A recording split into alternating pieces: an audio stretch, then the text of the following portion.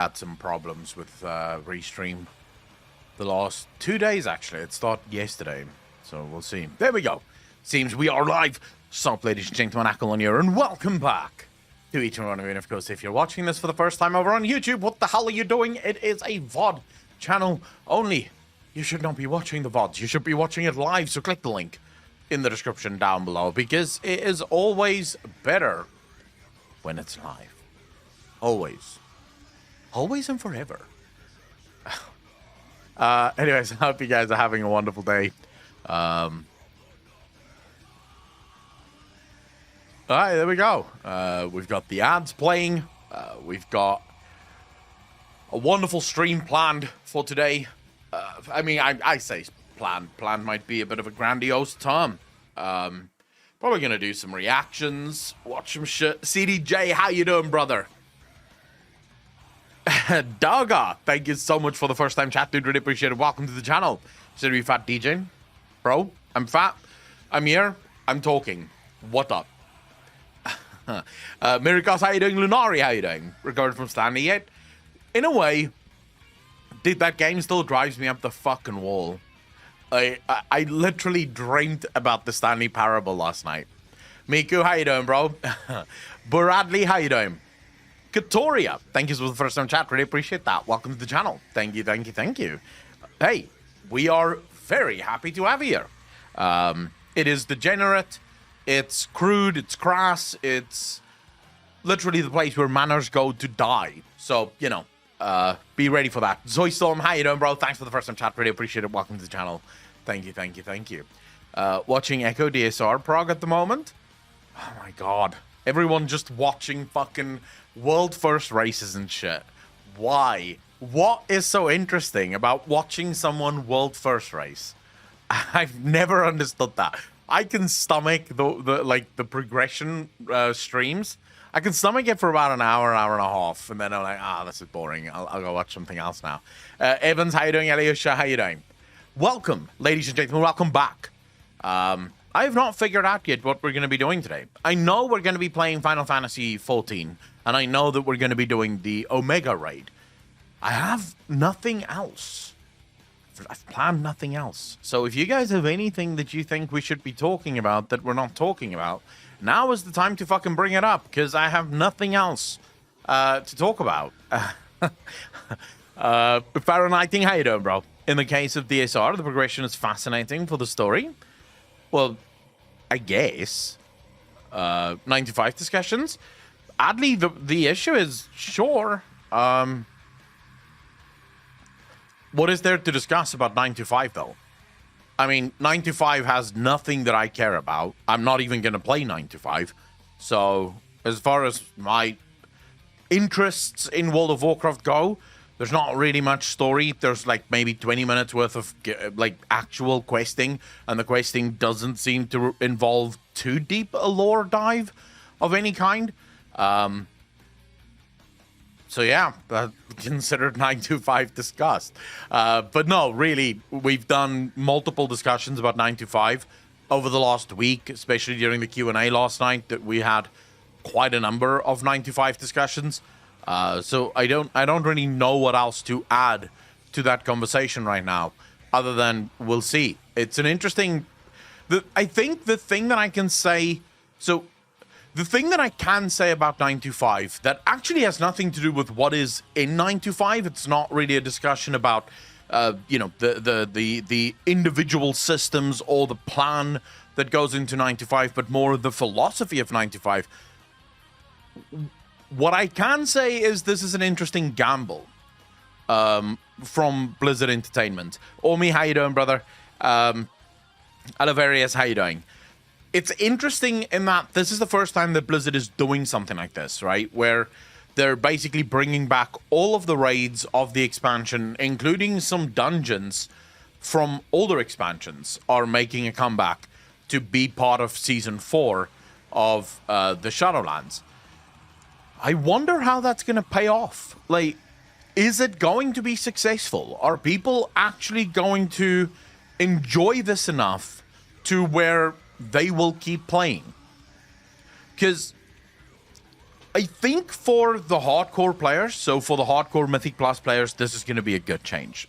They will most likely really enjoy being able to challenge dungeons that haven't been done in a really long time in a Mythic Plus setting. I think for raiders, this can be kind of cool. This idea of going back and sort of re-clearing all of the old raids, but, having all of the old raids give gear that is sort of comparable and interesting. I think for casual players, there's nothing in 925. So if you're a casual player, does any of this really matter to you? And I can only speak as a casual player myself. And I can say that there's nothing in 925 that draws me back to World of Warcraft in any way, shape, or form. Which is why I maintain that 925 isn't really going to bring anyone back. I think the people that are currently playing World of Warcraft will continue to play because they want to raid or they want to do Mythic Plus dungeons. But who else? What other player do you guys possibly think could actually be brought back? Why they removed them is a mystery to me. Supersider, so, I mean, it's just how... It's Blizzard's philosophy, you know? It's how Blizzard have always done their shit. Nothing in 925 for casuals? Not really, CDJ. I mean, there's about 20 minutes worth of quests in 925. And that's it. Right? People like Asmongold, literally. I mean, Asmongold have never quit, right? So, there is a distinct charm around World of Warcraft that few other games actually have, and it's that mindless sort of what I like to call the just chatting stream with images on the screen. That's what World of Warcraft is at its core. It's a mindless just chatting 3D image simulator. So if you're a just chatting streamer, you can play World of Warcraft and you can just chat whilst doing mindless world quests in the background, which is kind of what Asmongold does, right? He does world quests, he'll go after achievements, he'll farm a bit of mounts or a few pets, but even Asmongold, playing the game, and just to be clear, the way Asmongold plays World of Warcraft has never changed. Be it Shadowlands, be it BFA, be it Legion, the things that Asmongold in general do in World of Warcraft is still the things in World of Warcraft. Like, all of those things are still there, which should tell you just how far the game has fallen. When even someone like Asmongold now starts to notice the obvious holes, insofar as in the past, he could do all of the mindless stuff that World of Warcraft have always had, but then there are some new stuff that sort of gives a nice change up, right? So you can dive into something else if you want something new, something different for a while. But when you don't have that other thing that you can sort of dive into, well, what do? Because all you now have is sort of the mindless content that World of Warcraft have always provided in abundance. Lucidel, how you doing, brother? Haven't seen your streams in a while. We were here yesterday playing the Stanley Parable. Fuck me, that game. I never quit too. I have been taking a break for 1 year. Just taking a break, yeah.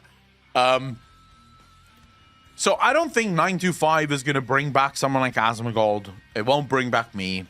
I think, but I do think I like what I'm seeing from Blizzard when it comes to 925. So I like the idea of, let's not forget that we have an entire game out there that can actually still be played. Like, just because it's a new expansion doesn't mean that there aren't really cool things in the old expansions that can be discovered and sort of repurposed in a way. The one thing that I think... So, chat, what is the one thing that you wish Blizzard would bring back from an old expansion? Like, if you could choose one thing that you would like to have brought back and maybe changed slightly to fix the problems that the thing had in its original iteration. So you think of... let's use Mage Tower as an example, right? Mage Tower, really cool. Everyone really enjoyed it. But the downfall of Mage Tower is, well, very limited in what you can do. Literally, if you've killed the boss, you've killed the boss, and that's it. But the other problem with Mage Tower, well, I don't know why I said but. The other problem with Mage Tower, obviously, if you don't have the legendaries, Mage Tower becomes a hell of a lot harder.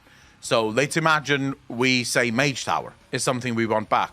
Well, what if Blizzard brought in the Mage Tower, added a couple more encounters to the Mage Tower, so instead of just being able to do your encounter, you actually do have the ability to do other encounters as well. Maybe drop the sort of restriction on encounters based on the class that you're playing and the spec that you're playing, and instead just give people access to all of them, but then also a little talent tree purely on the Mage Tower. A little talent tree that gives you some of those powers that you would need in order to clear the Mage Tower, all of the bosses in the Mage Tower. So imagine that, right? So when Blizzard brings something back from the old game, they do update it to fix some of the clear downsides of that. What is a system that you guys would love to see back?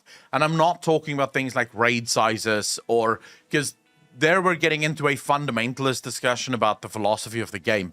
I'm talking about systems that existed in previous expansions that you would love to see make a comeback. Is there anything like that for you guys? Making mandatory sitting in hell. All right, so I see garrisons being something that people are sort of talking about. I see hard mode attempts, old 5-man, scale to your level. All right, so some of the old dungeons. I think, well, let's put old dungeons and raids in sort of its own category and say old max level content being brought forward for you to sort of engage in. Yeah, so that's something that I think a lot of people would love.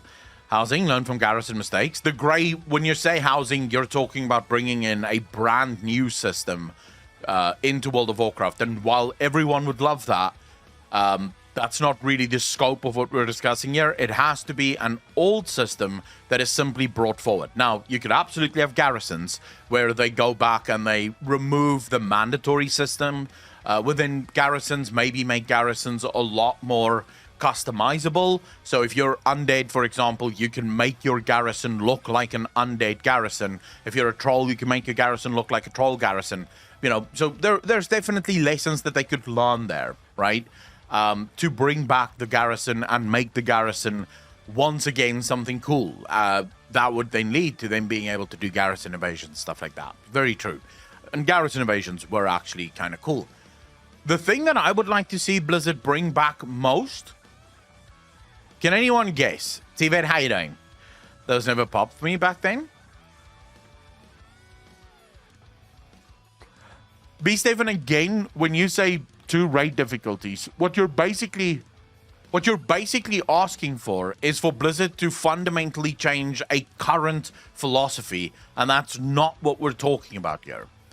Because that would fall into a wish list for a future expansion of WoW, and that's not really what the scope of this conversation is, right? Shamanita, Chocobo, yeah, but fucking hell, I would die if Chocobo racing became a thing in World of Warcraft. And it doesn't need to be Chocobo racing, just racing in general would be so much fun. I guess you want Sylvanas to return, Akko? No. Torghast. I want Blizzard to bring Torghast back in Dragonflight. Only this time, keep it entirely optional. There's no legendaries tied to it. Keep the system that they have with it now. You know, the talent system that you sort of, the upgrade system really, where you get more powerful the more you do it. Expand on that a little bit, and maybe add more floors and stuff like that. And I think Torghast would be super fun, because I'm actually one of those weirdos. I liked Torghast. I really actually fucking liked Torghast. I'm not one of those people that hated it. I hated the implementation of it. So I hated the fact that you are forced to do it if you want to play the game. But just doing Torghast, fucking loved it. I'm actually one of those where I played Torghast a lot. even when I had nothing to gain in there. Like, even after I've cleared all 8 floors and there was no more soul ash to gain, I'd still just go in and just do it. Because it was fun. It was mindless. And you could get super fucking powerful for no reason whatsoever. So, yeah. I would actually play the shit out of Torghast. Reza, pretty much, yeah. I know. But for me, Torghast is like one of the most perfect casual systems in World of Warcraft ever. Sadly, it was repurposed as a hardcore system, but if you keep it as just a casual system, it's actually great. And with that, you could bring back island expeditions. Do a couple of changes to the island expeditions to make them a little bit more interesting. Add more cosmetics to Torghast and the island expeditions, and bam! Casuals have 2 pieces of content that is entirely theirs. It has nothing to do with anyone else. Like, there's no reason for a raider to ever set foot in Torghast or do an island expedition. It is wholly just for us, the super casual, you know?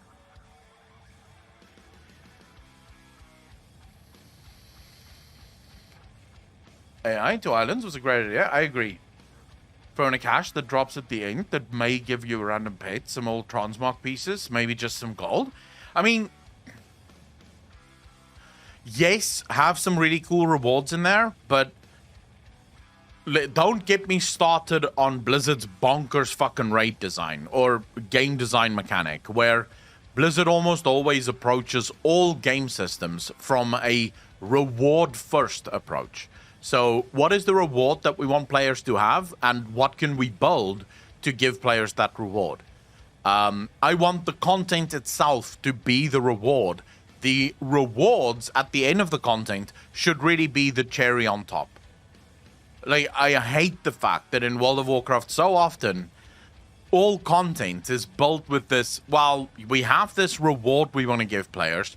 What do we have to build in order to give players this reward? How do we know that this is how Blizzard designs games? Because about 2 years ago, Ian Azikostas was asked, would you ever bring back the Mage Tower or redo something like the Mage Tower?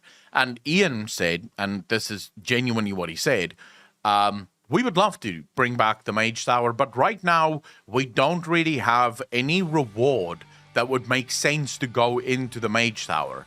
And I remember hearing that and thinking to myself, wait a second, what? I mean, people are asking for the Mage Tower to return because they had genuine fun in there.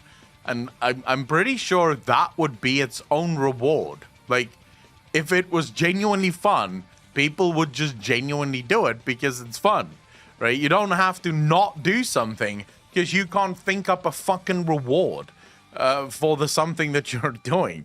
It makes no sense, but, you know, that's how Blizzard thinks about life in general, really.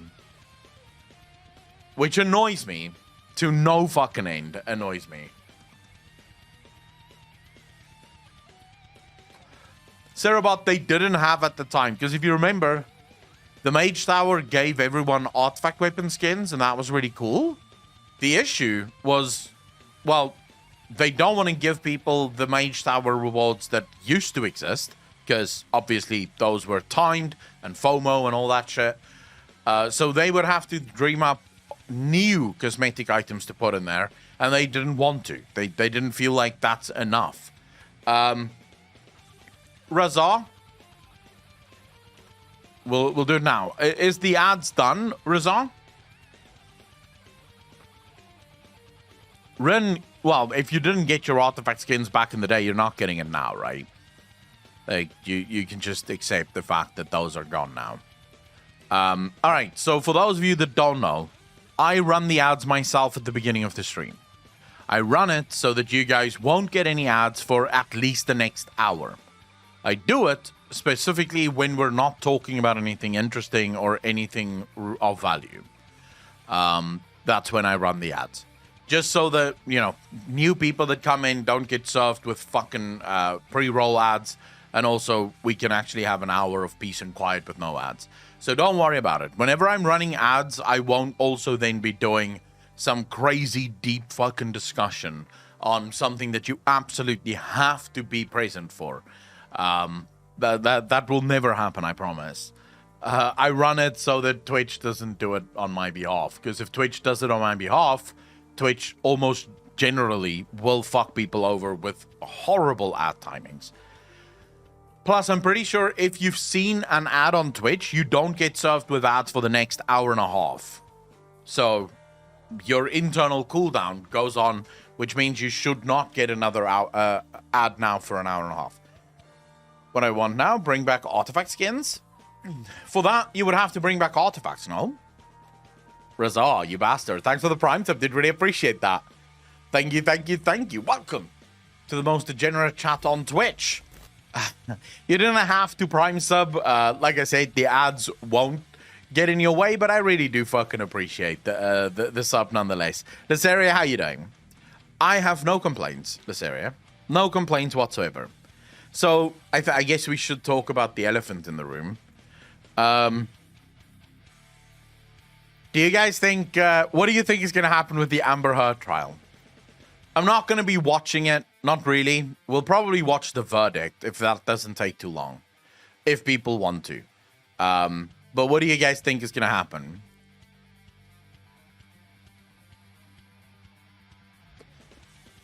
So, what, personally, I would like the artifacts to return anyways. I can't support with subs, so I support with ad watching. Evans, I mean, watching ads on Twitch is such a useless endeavor anyways, but I do appreciate the thought. I think he might win, actually. You think Johnny Depp can win? Interesting.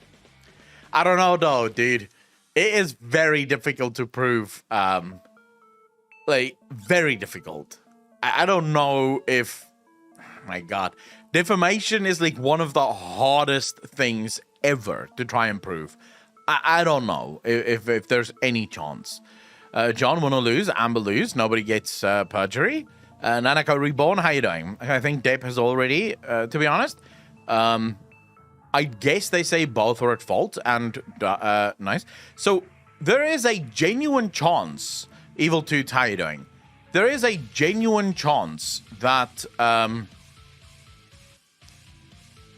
Amber Heard could actually end up in jail. Find another trial to watch. Ograth, how you doing, bro? I don't know. Like, I don't think people are that interested in trials in general. So what the fuck am I watching here? Johnny Depp wins. Mr. Depp, so you were saying Miss Heard was jealous of your career? Jealous would be an appropriate word. I would also add curious. She would have many perpetuously playful ideas that I was some sort of otherworldly creature, such as the time she brought home a trident, which I assumed was from her role in the Aquatic Man film. I love Pirates of the Caribbean. I hope Johnny's innocent so we can get another Pirates movie. Me too. They would have to let him back in it. They just would have to let him back in. You're right. But she had some sort of fascination that I was a fish creature, summoned forth many moons ago. I don't know if her lawyers were actually terrible, though. Carve my legs looking for scales. But of course she was left disappointed when she came to the realization that these Lovecraftian truths that she was telling herself were lies, fabrications. They left me, however, late for many dress... Dude, no, I can't fucking watch this. Come on. What am I watching? This is just a lot of talk about fucking nothing. Why did you link this, Evil Teeth? Like, what am I supposed to see here? He's talking about, like, her thing. This is not real. So, I don't think her lawyers were bad, by the way. There's just... What can you do, right? What can you do when you have a client that is so clearly perjuring herself on the witness stand, right? I actually watched the video last night of a lawyer diving into Captain Anguish by you bastard. Thanks for the tails up. Did really appreciate that. 6 months in a row. Thank you, thank you, thank you. The lawyer actually highlighted a couple of times where Amber Heard's lawyer asked her questions when Amber Heard was on the stand. The lawyer would ask Amber Heard questions. Amber Heard would then answer the question, and then you would hear Amber Heard's lawyer actually stutter. So actually be like, oh, okay, and then ask another question. And the lawyer said, this is unheard of in like all of the trials that he's ever done. When the lawyer is talking to their own witness, these things are practiced well in advance. So well in advance. You sit there, you go through it, and the lawyer asks you the same question a million times over until you get the answer just right. And then by the time you get to the court, you should pretty much know the answer off by heart, right? You should know exactly what the answer is. You're not technically allowed to coach the witness, but they coach the witness because it's their fucking witness. Why wouldn't they, right? And he said the only reason a lawyer would stutter after their client answered something is if the answer that was given did not match the answer that they had prepared for.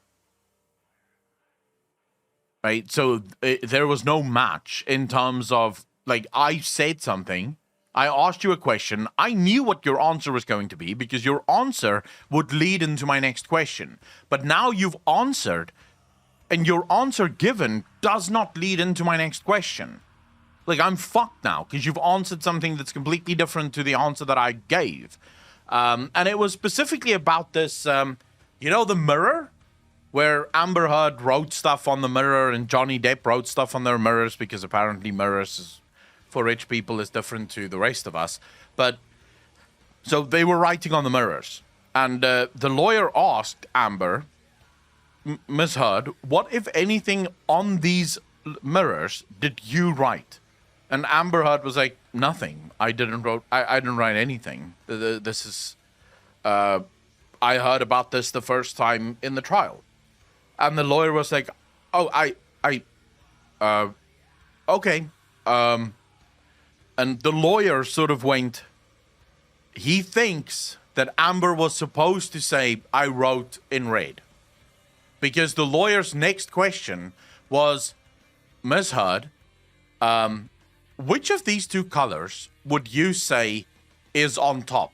And then Johnny Depp's lawyers immediately went, objection, calls for speculation.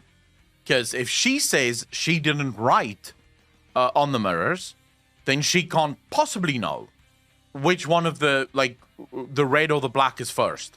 Like, because she didn't write it, right? She said she didn't write it. So he said, based on the questions that followed, Amber Heard lied on the stand.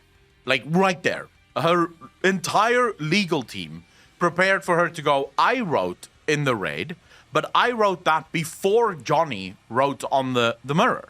So I wrote in the red just a message for Johnny. Johnny then wrote all this, like, black stuff on the mirror.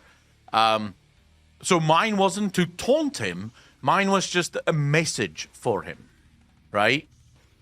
That was, he thinks, that's what was supposed to happen. So it's kind of weird. There's definitely weird shit going on. I'm just wondering what you guys think. Who's going to win this?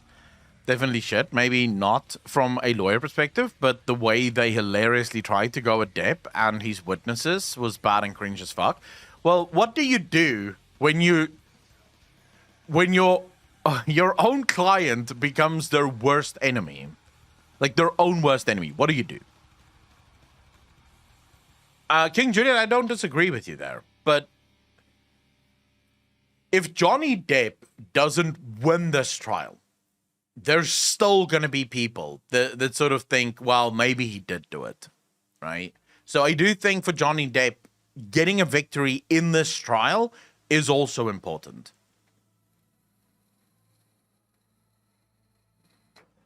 Yeah, but what does it help, Raza? This is a jury trial. So it doesn't help if the judge sees through it. The judge is almost guaranteed not going to interfere with the jury's... Hello, TV. How you doing?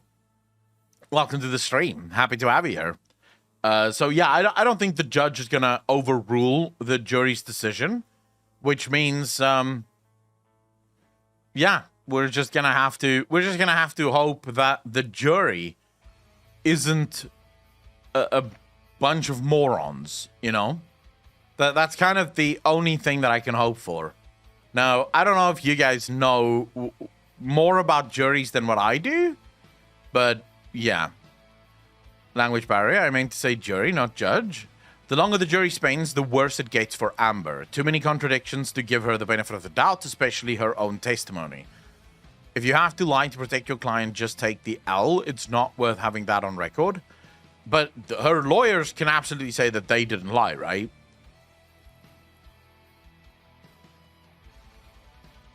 Don't I agree with that? Be a massive boost for his public perception, but I don't find it very likely. The only reason I don't find it likely is defamation lawsuits are almost impossible to fucking win. It's almost impossible to win. Covering judgment verdict, at least that's what stream title says. Well, I have the jury in a way. I have the stream open for the judgment verdict in case people want to watch the judgment. I'm okay with either. So if people don't really give a fuck about the judgment, then we don't watch the judgment. If people really want to see what the verdict is, we'll watch the verdict. I'm hoping the verdict isn't like another fucking 2-hour fiasco. Like, how hard can it be? Walk into the courtroom, go, members of the jury, have you reached the decision? The jury goes, yes, she's guilty, lock her the fuck up, and everyone goes home, everyone is happy. How hard can this be? This can be over in 5 minutes, bro. 5 minutes. But time to play some games. Domago, we never play games this early. So even if there was no trial going on, I would not start playing games until at least an hour and a half from now. It's very rare that I will have a stream where we literally start playing games at the moment the stream starts. Because I'm not actually a game streamer, remember that. No, this isn't the time, but if you want to see more dragon fun, check out the Dragoon storyline, a side quest line in the Firmament and the Moogle tribal quest line. Crafters only. For more Raskin encounters, check out the Summoner quest line. I mean, we will. I will eventually check those out. So that is definitely going to happen at some point. Still recovering from Standy? No. So I'm not actually I'm not a game streamer. And I don't want to be a game streamer.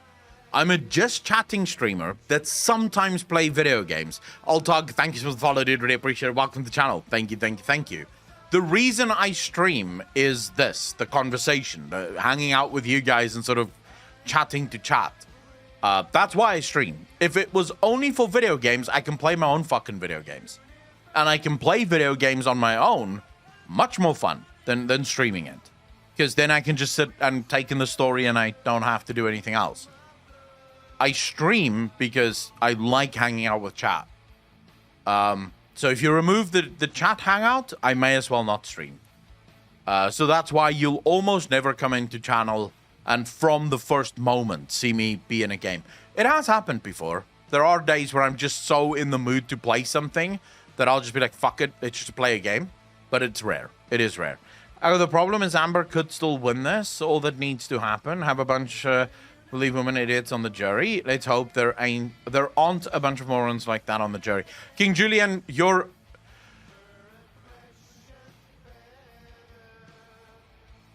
sentence structure is set up with an accusation that isn't necessarily fair. Because here's the problem. There are 6 counts pending within this trial. 6 counts in which Amber Heard claims that Johnny Depp harassed her and abused her.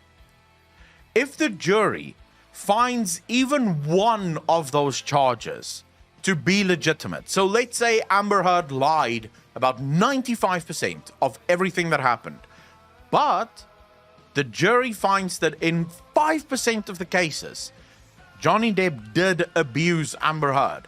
Even if it was slight, like a slight bit of abuse. It's over. Because as long as there is some truth behind like defaming someone. So if you're defaming someone and there is actual truth behind the words that you're saying, even if it is slight, that's not defamation. You've not actually defamed his character. You just made very truthful remarks. Or maybe less truthful remarks, but there was still some truth in it. So that's why defamation of character is so fucking hard to prove. Because you have to prove that the person lied about everything that they said. Not only that, but you also then have to prove that the person did so knowing that they were lying. So it wasn't that they said something that they thought, right, was true. It's that they said something that obviously wasn't true, and that they did so with malice. So you really wanted to get this person. So it is a fuck up. It's a fuck up to prove defamation of character. If that happens, there will be a new criminal trial. What makes you think that, Bad Gamer? For some reason, and the game felt hollow? Really, Rin? So which one are you planning to do today? The 8-man raid, the 24-man raid, or the trial series? So Omega. Are you planning to do today? The We 8-man raid, start with the Omega. 24-man raid, or the trial series? I'm doing it the same way I've done it for Heaven's Ward and the same way that I've done it for ARR. Which is, as soon as 0.3 patch is done, we do the normal raid, then we do the Alliance raid, and then we do the trial. Not the Johnny Depp trial, just the normal trial. The Final Fantasy trials. Those ones are the ones we're doing. The Johnny Depp trial, thank fuck it's over, bro. I am so ready for my YouTube feed to not be filled with Amber Heard Johnny Depp bullshit.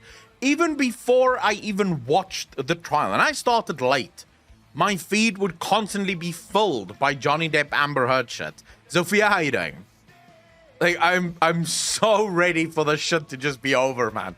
Like, let's just put this behind us and move on to the next scandal, right? Digimark, how you doing, brother? Because you know that it's just around the corner, right? The next scandal is coming. We know it's coming. There's no way to even hide it.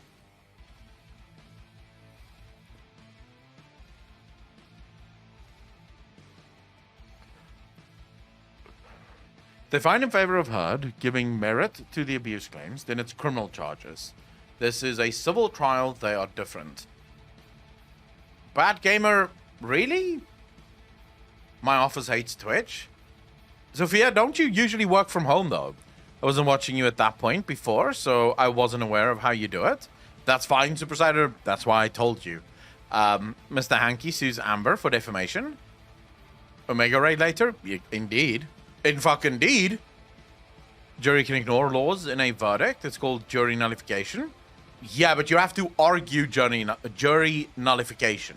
So, of course, juries can do it.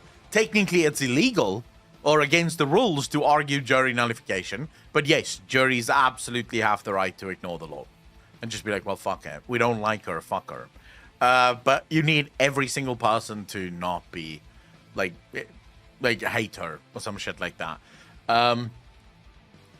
Bad Gamer, I don't know if it would turn into a criminal trial, because the jury... So here's the thing. The jury could find that there is a level of abuse, but psychological abuse is not against the law.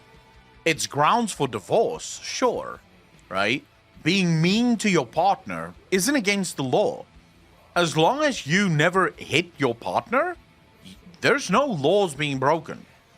So technically, it would probably depend. If the jury found that Johnny Depp had absolutely laid hands on Amber Heard, then maybe criminal charges might be brought. But I don't know if they could find that. Naomi, how you doing? Thanks for the primes. I really appreciate that. 6 months in a row. Thank you. You guys are far too kind. Do you have any thoughts on Scripe and Co. doing the ultimate? They seem to be getting wrecked. Not really, Bigman. I've not watched it yet, so I've no idea. No idea how it's going for Scribe and the others. I don't know. I think it was Scribe. I think it was Scribe who said it, but it could also have been another one of those World First guilds. But there was one of the World of Warcraft World First guilds did say that ultimate raids are the hardest raids they've ever done. So that has definitely been said before. It's sort of why everyone right now puts the difficulty scale in MMOs, right, as extreme trials. So extreme trials is difficult, right? But not necessarily that difficult because it's sort of first, right? You have extreme trials, then you have savage raids, then you have mythic raids, and then you have ultimate raids, which is like, so mythic raids in World of Warcraft. So we're talking WoW and Final Fantasy crossover here.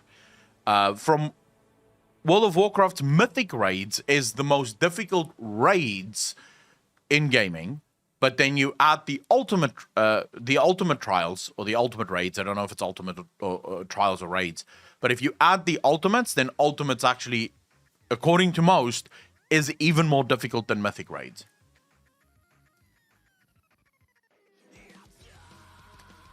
Restraining order. If there was any truth to the claims, he would already be in jail.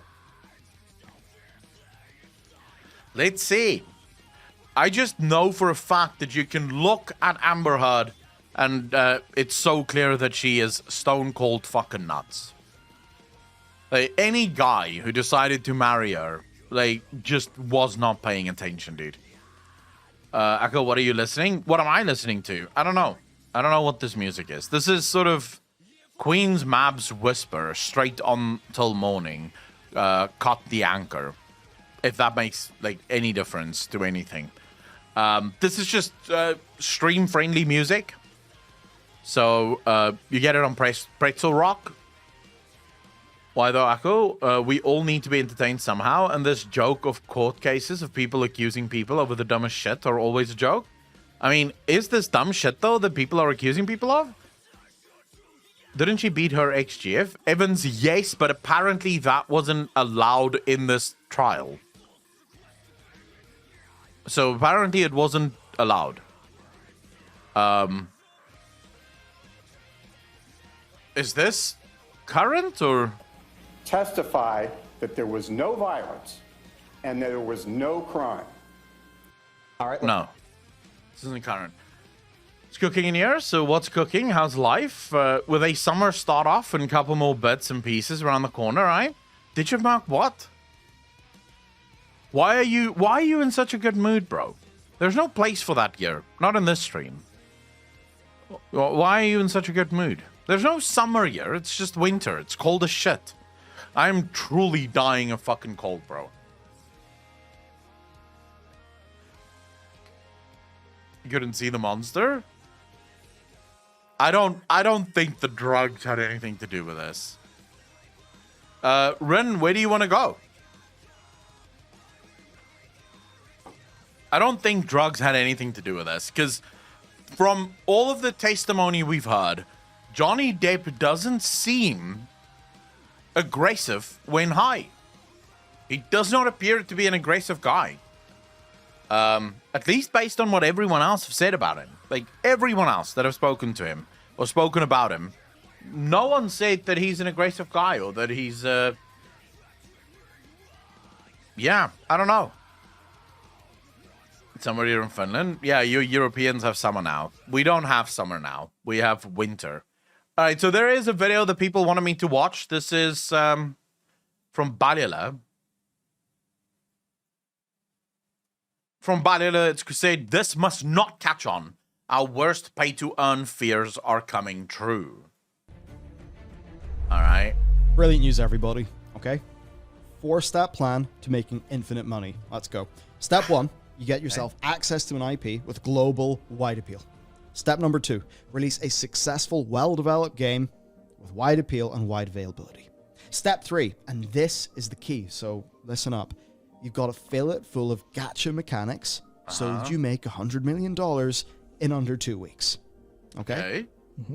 And then step 4, this is when you add in play-to-earn cryptocurrency mechanics.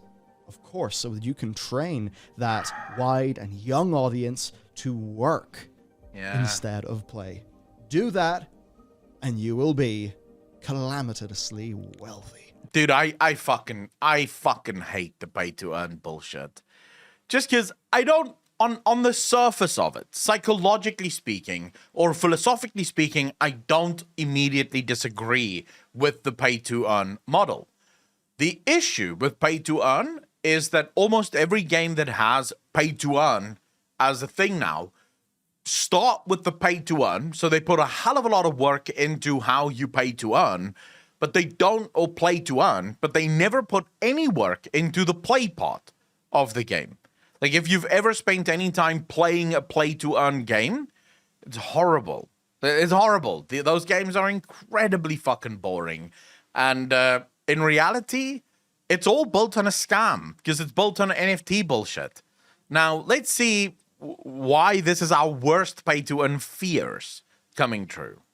Yeah, no, I wish we could present this as our plan, as our idea, as something that we're, not actually in the middle of doing, no, but would, could theoretically do. And maybe we could patent this plan and no one else could use it. But unfortunately, we've been beaten to the punch. This is what the Ni no Kuni developers are doing, which is, if you're not familiar, a fairly large IP in Japan, and it's Studio Ghibli and Level 5 working together on this beautiful child-friendly property. Yeah. Hayao Miyazaki. But it can't be child-friendly. Like, how can this be child-friendly? Like, in what universe would you ever allow children to play games like this? Play to earn is the biggest excuse for WoW Token, isn't it? Well, currently, WoW Token isn't really play to earn because you can't actually cash out the money that you make through the WoW Token. Blizzard can absolutely do play to earn if they allowed people to cash out their money from their Battle.net account to PayPal. So if they allowed that transition to happen, so you take the money that you're making there, cash it out to PayPal, and bam, money, then World of Warcraft turns into a pay-to-earn game, play-to-earn game. Because you play, you make the gold, with the gold you buy the token, you then sell the token for actual money, and bam, money. So yeah, World of Warcraft is basically one step away from being a play-to-earn video game. Play-to-earn cryptocurrencies. Match Put made in these heaven. things together. Perfect. Yeah, no, this is something, because obviously... The only... So to be clear, because I know there's going to be people, if this makes it to YouTube, there's going to be a shit ton of people being like, oh, well, to be clear, it would be a very low profit play-to-earn video game, because at its core, the whole point of play-to-earn video games, and as someone that have played play-to-earn video games, I can tell you how it works. I tried it out. I thought, let's give this a go. Very clear that the entire premise of play-to-earn video games is based on gambling. Gambling is not quite the right word. Let's say speculation. So it is speculative video games. So basically what people do is they start working on Nanako, by the way, if you wanna link anything and you're not subbed to the channel, link it on Discord. That way I can see it and the bot doesn't go fuck you. So yeah, link it to me on Discord. The way it works is, so you farm up your NFT, right? In the game that I played, it's basically like a Pokemon battle simulator kind of game. So you farm up your Pokemon, yeah? And then you breed it with a bunch of other Pokemons. And you, by the way, have to spend real money to do this. And then you have, every single time, you have a chance of breeding a very unique battle pet. This battle pet, you can then sell this battle pet on the store. Now, you can use this battle pet to win more battles, and then winning battles will get you... So the game that I played, I can't remember what the name was, but it had 2 cryptocurrencies. The one cryptocurrency is the in-game cryptocurrency that you get for winning matches. You use this in-game cryptocurrency to pay for breeding, to pay for storage space for more battle pets, stuff like that, right? You can buy this cryptocurrency with real money, and then sort of stake it in the game. That way you can use it to upgrade stuff. And then the marketplace has access to a whole different cryptocurrency that you can sell these battle pets for. So this is what people would do. They would basically spend a shit ton of money to start breeding their own battle pets. As soon as they get a very cool battle pet, they sell that battle pet on the marketplace. Now, what ends up happening is some of those battle pets would sell for like $150,000 to $200,000. I fuck you not. $200,000 for a battle pet. Who do you think looks at an asset in a video game and thinks that is worth $200,000? Well, kind of went to the point being a job for many people to even play at a decent level. Lucid, pretty true, yeah. Was saying pay to earn is kinda a thing already since you can cash out gold for Blizzard vouchers. Nanako, yes, but it's still different because you can't actually cash that out. B-Stephen, the problem is they're not even that super rare. You see, so a lot of people these days do not understand value. Value have sort of got completely lost in our modern world. If I ask you, the new iPhone, what's the new iPhone called? Is it iPhone 11 or 12 or some shit like that? What's the new Apple iPhone called?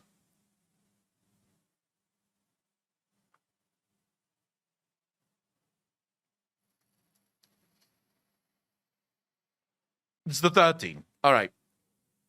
Do you think the iPhone 13 is worth, what's the current retail price? $1,000, $1,200, $1,300? What's the current? I know it was $1,000 a couple of years ago, but iPhone 13 price. Let's quickly see here. iPhone 13 iStore. So this is 17,000. This is about $1,000, right? Do you think the iPhone 13 is worth $1,000? And when I say worth, let's break this down.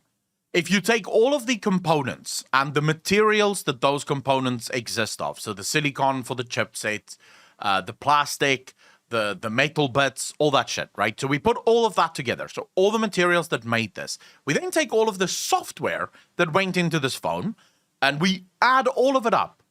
Does that come out to $1,000 fucking dollars? The answer is, like most of you said, fucking no dice. No chance. No chance. Is that $1,000? It's not even $800. It's not even $600. If you were to add all of that up, maybe you come across $250, $300. Maybe. But they can charge $1,000. Why? Why not? Because there are morons that will pay $1,000 for a phone because value has no meaning in our society. Another way of looking at it is the brand new BMW. A brand new 5 Series BMW. In South Africa, that retails for almost R1,000,000. Literally the price of a home. That's what a brand new 5 Series BMW will retail for. You can buy a 3-bedroom home in South Africa for the same price as a BMW. Do you think the value of a fucking BMW is the equivalent of a 3-bedroom home? No. The answer is obviously no. There's no chance that a car is the equivalent value of a fucking house. And yet we pay it because we don't care. Because we have lost touch with reality. We no longer think in terms of value. The only people that is willing to spend $200,000 on a digital picture of a thing in a video game are people who is speculating. They assume that by paying $200,000 for this thing, they can resell it for $400,000. And the person who buys that $400,000 pet thinks that they can resell it for $500,000. That's how this works. It's people that is speculating. There's no real value behind the thing that they're purchasing because the thing that they're purchasing isn't unique. there can be a million of them. But because this is the one that they have now, and they think that other people can buy it, and that's exactly what happens to most of these NFT games. By the way, the NFT games, they crash and burn all the fucking time. They crash and burn literally almost every month. There's like NFT games that crash. Why? Because everyone is willing to buy until one day no one is willing to buy. Because all of the prices have now become so inflated that no one actually thinks that those prices will go higher. So suddenly, you who bought this paid for $600,000 thinking that you could sell it for $800,000 can't get anyone to buy it for $800,000 because everyone actually knows that this thing isn't even worth $600,000. So you just lose all of your money. You know who doesn't lose all of their money? Wall Street.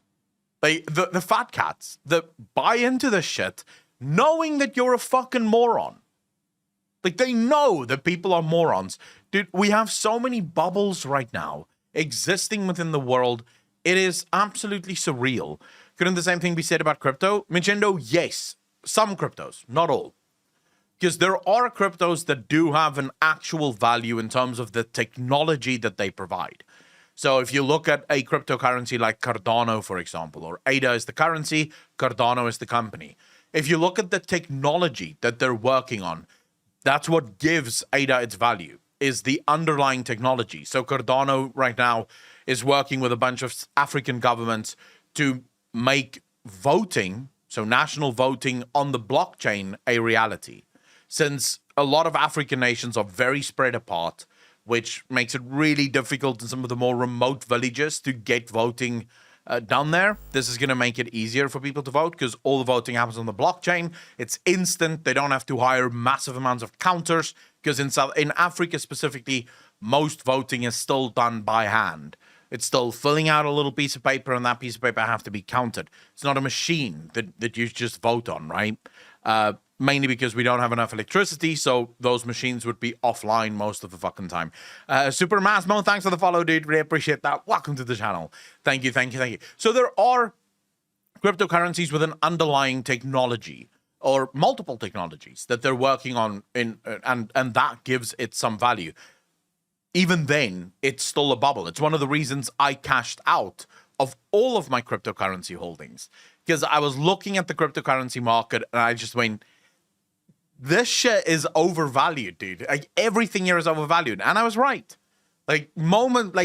Almost, I think 2 weeks after I cashed out, the entire crypto market came crashing the fuck down. So I made it, I ended up not losing any money off of crypto because I cashed out. But I knew that it's just overvalued. These are bubbles that is going to have to pop at some point, because even though there is underlying technology on some of those cryptocurrencies, are those underlying technologies worth billions upon billions upon billions of dollars?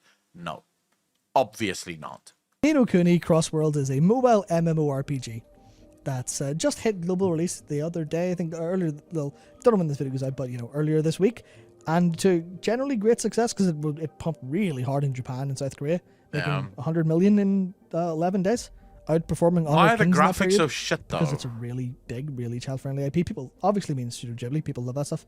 Yeah, absolutely. The Ni no Kuni games are not super stellar, but as far as RPGs go, fantastic level 5 RPGs, wonderful. As we discussed earlier this month, China's entire social and economic system is teetering on total collapse. When that happens, everyone else's economy will be doing backflips. Some will break ankles, others will land on their feet with applause. You think so? I don't think there's a single economy that lands on its feet after the fall of China. China have become the factory of the world. Without China, the world is fucked. So I was just literally earlier today, just coming home from the gym. I went to the store across the road, handed in my clothes to be washed at the dry cleaner, and then went into the pharmacy and also to the water store, I guess you could say, to buy water. Adelia, how you doing? Going into the pharmacy, I was like, standing there shooting the shit with the pharmacist. I bought some potassium tablets as well as magnesium tablets. So I'm shooting the shit, and I sort of look at her, and I'm like, oh, by the way, can you give me 2 allergy medications, please. Like the allergy medication, can you give me 2? And she's like, I can give you 1. I'm like, well, where's the others? She's like, well, we ordered about a month ago, and there's none in South Africa. There's none in South Africa. I'm like, wait, what? She's like, yeah, our shelves are basically empty. There's no medicine. Most of the medicine that we get comes from China. It's manufactured there. So since China can't send out the medicines, there's no medicines. Like, they're running out of broad-based antibiotics. They're running out of allergy tablets. They're just running out of fucking everything. Attended boss, how you doing, brother? So the world is coming to a screeching halt. I don't think there's a single fucking economy that lands on its feet, because America uses China as a fucking supermarket. Like, everything in America is made in China. Hundreds of hours of content. They're fantastic. And now Netmarble are just coming in and going. I should say, that's, by the way, what I think is going to happen. I don't think that the fall of China is going to destroy the world. I think the fall of China has a ripple effect that brings America to its knees. Because overnight, Americans are going to find themselves at a massive disadvantage of anything that you fucking need. Right? Overnight, everything just fucking stops. Like, suddenly, where are you getting half the shit that you need? Because America buys all of that shit from China. And now China is going bankrupt, so it's fucked. So America then gets forced onto its knees. Not necessarily broken or completely destroyed, just on its knees. What's the old saying? When America sneezes, the world catches a cold. That's the issue. If America is forced to its knees, suddenly Europe crumbles. Because without America, Europe is fucked. When Europe crumbles, what do you think happens to Africa, Australia, New Zealand? They follow. What do you think happens to Japan, Taiwan, all of these countries? They all crumble because the supply chain relies on a strong America and a strong Europe. Without a strong America and a strong Europe, it all fucking crumbles. And suddenly the whole world is fucked. When society collapses, we will either die or endure, so nothing really changes. Rapeseed of sunflower cooking well in Germany. Since Ukraine war is low as fuck, the restock is really or null at the moment. But luckily, thanks for Italy, there are still olive oil imports. But hey, they cost like 5-6 euro for a 500ml bottle.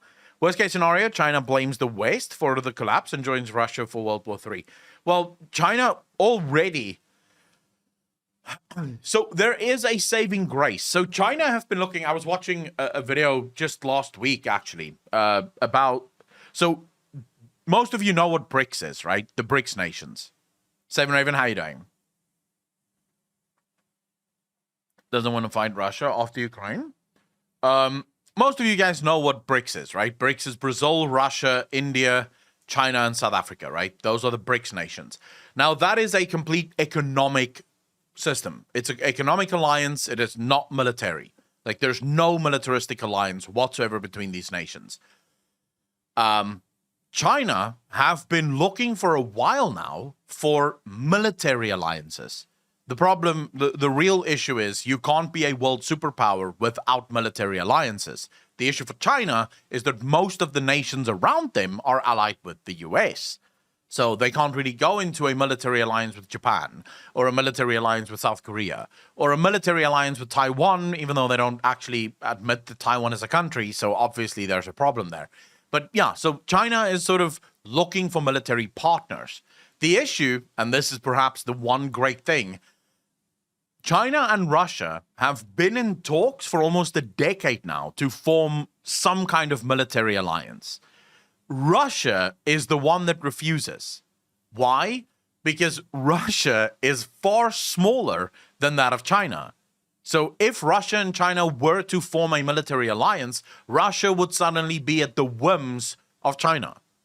If China wants something, Russia will have to play ball. That's just as simple as it is. So, and Russia doesn't want to do that. So China is pretty much left out in the cold. They want maybe an alliance with Pakistan. The problem is that Pakistan keeps making problems that China will have to ultimately solve, so they don't want to do that either. So China's options at the moment is very limited in terms of military alliances. Let's be cynical bastards and ruin this. Awful nice of them. Awful nice of them. Yeah, and I think as... you can tell why it's good. Yeah. Right? The Ghibli-ish art. It, like, you just looking at it, it's fucking appealing. It's beautiful. Yeah, That's the thing. I look at this and I'm like, oh. Do you guys look at this and find this appealing? Like, would you say, looking at this game, you think, fuck, I can't wait to play this? Because I don't. I hate these graphics. This is very Borderlands kind of fucking graphics, and I despise Borderlands graphics.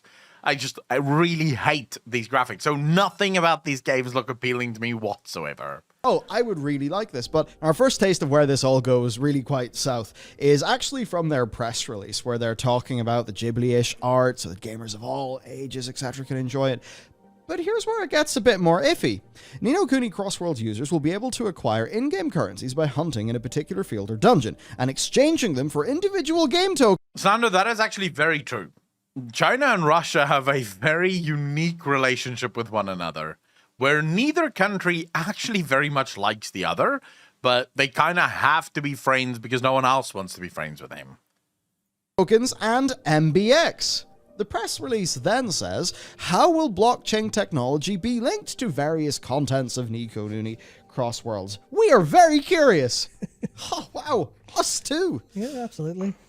From their website. You know it's going to be fucking employs smoss. a gameplay-based blockchain system, giving players who enjoy the game the opportunity to play to earn tokens through gameplay. Players can acquire 2 types of tokens in the blockchain system, and our team will do the best they can to preserve the token values. Dude, what for this fuck's is sake. anywhere mentioned on the App Store page if you go to download the global release today, like I did. Oh, it You is a just have mobile look. game. None of that's mentioned, none of the blockchain stuff, because it's not implemented. It's just planned to be implemented, and they have a plan, and they have the content there to implement it with. They just haven't actually pulled the trigger, so they haven't bothered to tell anyone who's going to play the game and, you know, maybe sink a little bit of money into the gacha for familiars or equipment. Or, you know, So get this will invested in be the game a fail as on well. release? Great MMO. Will it be a fail on release, though? I don't think so, because I don't think the West and the East have the same value system when it comes to things like pay to earn. The East is very happy with things like pay to win, and pay to earn is effectively another way of pay to win, right? It's actually pay to win to the extreme. I feel like this game is telling me my name is Jim. The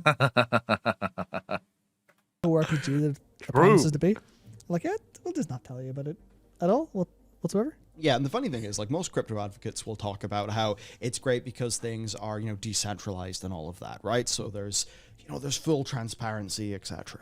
But the funny thing, as pointed out by this Reddit user, is that actually it's a proprietary blockchain with a closed ecosystem. The ledger and consensus mechanism is not decentralized publicly, and essentially everything is still owned by the company, and the company called the... So this company is going to have a shit ton of problems in the US, because it's basically what Ripple is going through now. Because Ripple is not decentralized, and Ripple's crypto effectively acts like a security, because it is the company handing out the crypto. The SEC argues that Ripple needs to come onto the stock exchange. It can't actually sell its crypto through like decentralized exchanges. So this is basically what's going to happen. People really misunderstand what crypto is all about, because cryptocurrency doesn't automatically mean decentralized. Cryptocurrency can be a million different things. There are some decentralized cryptocurrencies, but there are many more that is 100% centralized, run by the company, controlled by the company, and no one really gets to make decisions other than the company. shots on anything and everything. So it's really just the tech being used as well, it's like the technological way to implement the system they want for play to earn. That's all it is. Absolutely. So there's two. You've got Territe and Asterite, one from PvE. It's actually worse than a regular bank, the disco option, This is much worse than a regular bank because with banks, with an individual bank at least, the bank doesn't have all the freedom in the world to do whatever the fuck it wants, right? There are governing laws around the central bank. So the central bank makes the laws around what interest rates can be charged, what interest rates can't be charged. So in South Africa, for example, the current interest rate is something like 4 point something, right? Which means that the banks will lend money at 7 to 8% interest rates. A bank can't just go, well, you know what, fuck it, we'll give you 2% interest. They can't. The central bank sets the lowest amount that it can possibly be, and then you can charge anything higher than that, but you can't charge lower than that because that is the minimum. So there's at least some governing protocols within banks. This is a company that can cut their losses at any time. They can make any fucking decision they want, and your money could disappear overnight. Like overnight, you can have $1 million just wiped out because the company decided to mint more coins, for example. So let's say there is a basic supply of 1 million coins. Now, your coins that you have is worth $1 million and you have 100 coins. What happens to your $1 million if this company decides to print another 10 million coins? Taking the total number from 1 million coins to 11 million coins. Well, suddenly your money is worth fuck all, right? Your $1 million have just been wiped the fuck out. Who are you going to talk to? What are you going to do? There's nothing you can do. That's just that they have the right to do that. You signed the fucking, you signed the ledger, you signed the TOS. They have the right to do that because the consensus lies with them. One from PvP. So here it is. Earn Territe by hunting monsters in Chaos Pretty fields. much description. You can earn more Territe by hunting monsters in higher level fields. The Territe energy available inside the Chaos. The only reason these companies are doing this is to avoid legislation. That's it. Because if this was using normal currency, so in Europe it's using euro, in the US it's using dollar, in South Africa it's using rand, suddenly lawmakers come to you and they're like, excuse us, what are you doing? Like, we can't just like sell things. There's rules, right? There's regulations that you have to adhere to. Suddenly your players can't just play. They have to go through, in South Africa, it's called Know Your Customer. So they have to submit their records, their ID documents. So there's a whole list of things that you have to go through.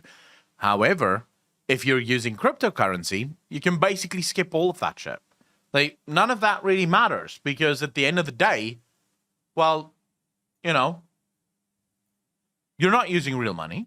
Chaos field accumulates every day up to a week's worth. There is a very high chance of obtaining Territe until your accumulated Territe energy is fully exhausted. Yeah. Oh no! And then you can pay for more energy. The maximum amount of Territe energy accumulated daily increases according to your class guide, which increases according to your character level. Yeah. So it is quite a literal, hey gamers, go work the fields. Literally, yes. That's pretty much. So that's also funny. Now, Territe can also be earned by doing some dailies in-game. And then users can exchange Territe for Territe tokens! Yay. NKT! Alright, Territe into the token, into your Marblex wallet, Yeah. and then just put that in the crypto exchange. Dude, this is Money so for playing a fucking game. Oh, perfect. skamos, man. That's it. That's it. Oh Just my put it into whatever meme. Because the extra steps is usually where they get you. It's those extra steps. Because having Territe means they can basically print as much Territe as they want. Because Territe is not the actual currency.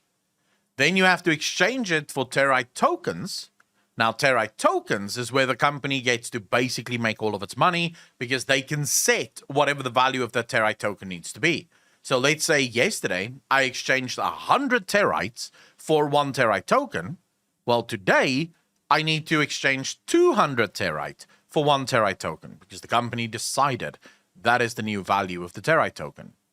So they can effectively maneuver this as much as they want to ensure that either more money comes in or more money stays out. This is basically the SCAMAs. It's like the company scripts of old. There we go. Something for the crypto pros. Meme coin you want. But of course, the great news is, everybody, that this implementation is getting deeper and thicker. Yes, because Q3 of this year, they're adding a staking system that will return a portion of the game's revenue back to the players as MBXL. Fantastic. So that is, Of course. or just doubling down on the whole work, everybody, get your stake in this. A bit like that one that's popping off. Well, to be fair, so staking is where you take your money and you invest it into the company. So you basically promise the company that you will not use the money that you've made, and instead you will give the money back to them to do more things with that money. And then they obviously pay you a percentage of whatever you staked, and that will accumulate over time. So it is sort of trying to keep all of the money within the game rather than have the money just sort of flow out. Off now where you buy sneaker NFTs, and there's a whole thing going on.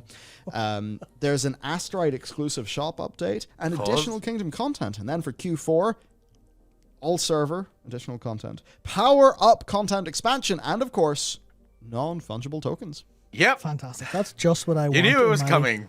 Gacha mobile MMO RPG that probably shouldn't be playing because it's gacha. But also Ni no Kuni, the great game that's never probably going to get an actual fully fledged console RPG release again because they're making more money doing this than with their two previous releases, NFTs and Play to Earn. Fantastic. This is It's what's going to happen. This is what people are afraid it's natural order of things. Now, of course, you then look at, say, the Axie Infinity TUSD chart, and that went down a bit. But but there's a thing. That can't happen to this game because they're preserving the price. They promise to keep your investment completely sound. Which but does it's make you not. wonder, what's in it for? My issue is, how do you keep a price stable when there's no actual real product of value? Stripe and Roger Brown on the verse of snapping. Finally something I can invest in when my monkey JPEG gets stolen again. True. Ni no Kuni 2 was awful. Wouldn't want another sequel anyways. Why the fuck people trying to invent new currency all the time? Lucidal, because it's to make money. This is the natural progression and the natural evolution of the video game industry. Video games are massive, massive cash cows for people that only give a fuck about money. Right now, the video game industry is worth more than the music and movie industry combined. So you take all the money that the music industry makes, all the money that the movie industry makes, you put that together, and it's still not even fucking close to what the video game industry makes. This is just a way to make that even more. That's all it is. Just more. It's all we want. We want more money. And if that means that fuck our players, so what? Because the argument right now is it's basically a race to the bottom. If everyone have pay-to-earn mechanics in their video games, then, well, if you want to play video games, you have to accept the fact that all games are now play to earn. For them, then. Farian, sadly, yes. With all these different systems, like it's all, it is quite literally its own little economy. Yeah. So will an Axie Infinity price, destruction, will that happen? I can't really say, to be honest. But what we can say is that this shit's ghastly. And greed is not the problem. It's unchecked greed. It's when people have, so much greed, and there's no one that holds the people to account for their greed. There's no one that steps in and says, hey, not the fuck, not on my watch. And in an ideal world, I would want that person that steps in and says, not the fuck, I would want that person to be the players, the consumers. But we're not in an ideal world, right? Seiji, thanks so much for the first time chat. Really appreciate it. Also for the follow, really appreciate it. Welcome to the channel. Thank you, thank you, thank you. In a perfect world, the consumer needs to be the one that says, nope, not on my watch. We don't live in a perfect world. So the only other group that I can see stepping in is government. Now, government right now seems more than interested to step in and shut down cryptocurrencies. The only reason that's true is because cryptocurrencies are removing power from the governments. Because if the government, the only thing that really gives the government legitimacy is the fact that the government controls the money source. And whoever controls the money controls society. They make the rules. This was actually a famous quote by Rothschild, I believe. They asked Rothschild, what do you want to be? And he was like, look, you can be the president. You can be the leader of the military. I don't care. Make me the leader of the bank. Because he who prints the money wields the staff. That's it. Whoever owns the money is the leader. They make the rules. And right now, the government doesn't like cryptocurrency because, well, cryptocurrency means that they no longer own the money. Other people can own the money too. As soon as those two things merge, which I can see happening at some point, as soon as government and crypto merge, it's going to be a fucking free-for-all, bro. It is going to be a free-for-all. And also very much in the belief that they're doing this in a gacha game for a reason. Yep. Right? Whales are almost sort of celebrated in the gacha community for being the people who actually pay for the game to exist, which is a funny little thing. Jesus. Right? So your average, basically your median and average amount of user spend, I imagine, looks very different in a gacha game, right? Most likely, where, yeah. you know, the average is going to be pulled up by those whales, whereas the median will be a lot lower because those whales are subsidizing the vast majority of the player base. But the thing there is that that's all operating this like sort of almost deep cultural level, this super deep investment. So what is the next step there? Well, God, it's not just Hungary. It's literally the world. There's not a single country in the world that is competent when it comes to money. They're all incompetent fucks, just doing whatever the fuck they're doing. So believe me, I don't think there's a single country right now in the world that is being spared this. The only economy I can think of that probably doesn't have these issues would be Switzerland. And the only reason Switzerland would probably not have these issues is because the Swiss government can't do much. Like, the way Switzerland is built, the government doesn't have that much power. So it's very difficult for the government to actually fuck things up. So that's probably the only country I can think of. That and Singapore, probably. The NFT. And then there could be a situation where it's like, look, you get the NFT, and then ownership of that NFT perhaps allows you to earn more Territe, right? Maybe it increases the Territe energy you've got. Maybe there's some other system. But then the point is, well, okay, you get the NFT. Now you're earning even more of this currency, which is like what the virtual sneakers thing is. It's like purchasing the axolotls in Axie Infinity. It breaks my spirit so much. The other currency by using them, and then there ends up being as a an weird advocate against this, where the fact that this exists in the world kills me, dude. So that's what they want to do. The difference is that they're trying to apply it to gacha whales, and I think we can all agree that if there was one slice of gamer. Cyanogen, thank you so much for continuing the gifted sub. Really appreciate that. Welcome officially now to the most degenerate chat on Twitch. Thank you, thank you, thank you. You're far too kind. This is pain. I am in physical fucking pain as I'm sitting here because I'm so against money destroying what is, in my opinion, one of the most pure entertainment feature or industries in the world. There's, in my opinion, there isn't a single medium that comes anywhere close to being able to do what games do. And to see it just be subverted in this way fucking destroys me, dude. Thanks. I just watched a YouTube video on Mog and wow, just wow. Why does that article need to exist? I have no idea. I have no fucking idea. But it is a stupid fucking article. Because we can talk about the tech bros, or maybe Seth Green, who gets his Bored Ape, and then his Bored Ape is stolen, and now he can't put his Bored Ape in a TV show that he wanted to do or something. There's that, right? There's all the .eth people on Twitter, oh, yep. right? But within the gaming sphere, Your average gamer, I think, is probably looking at this and thinking, ugh.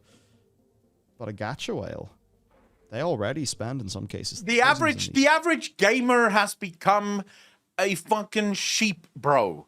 They're a sheep. They don't think, they just think, oh my god, this is so cool and forward thinking, man. Like, fuck yeah. Why not, bro? Like, why does it matter?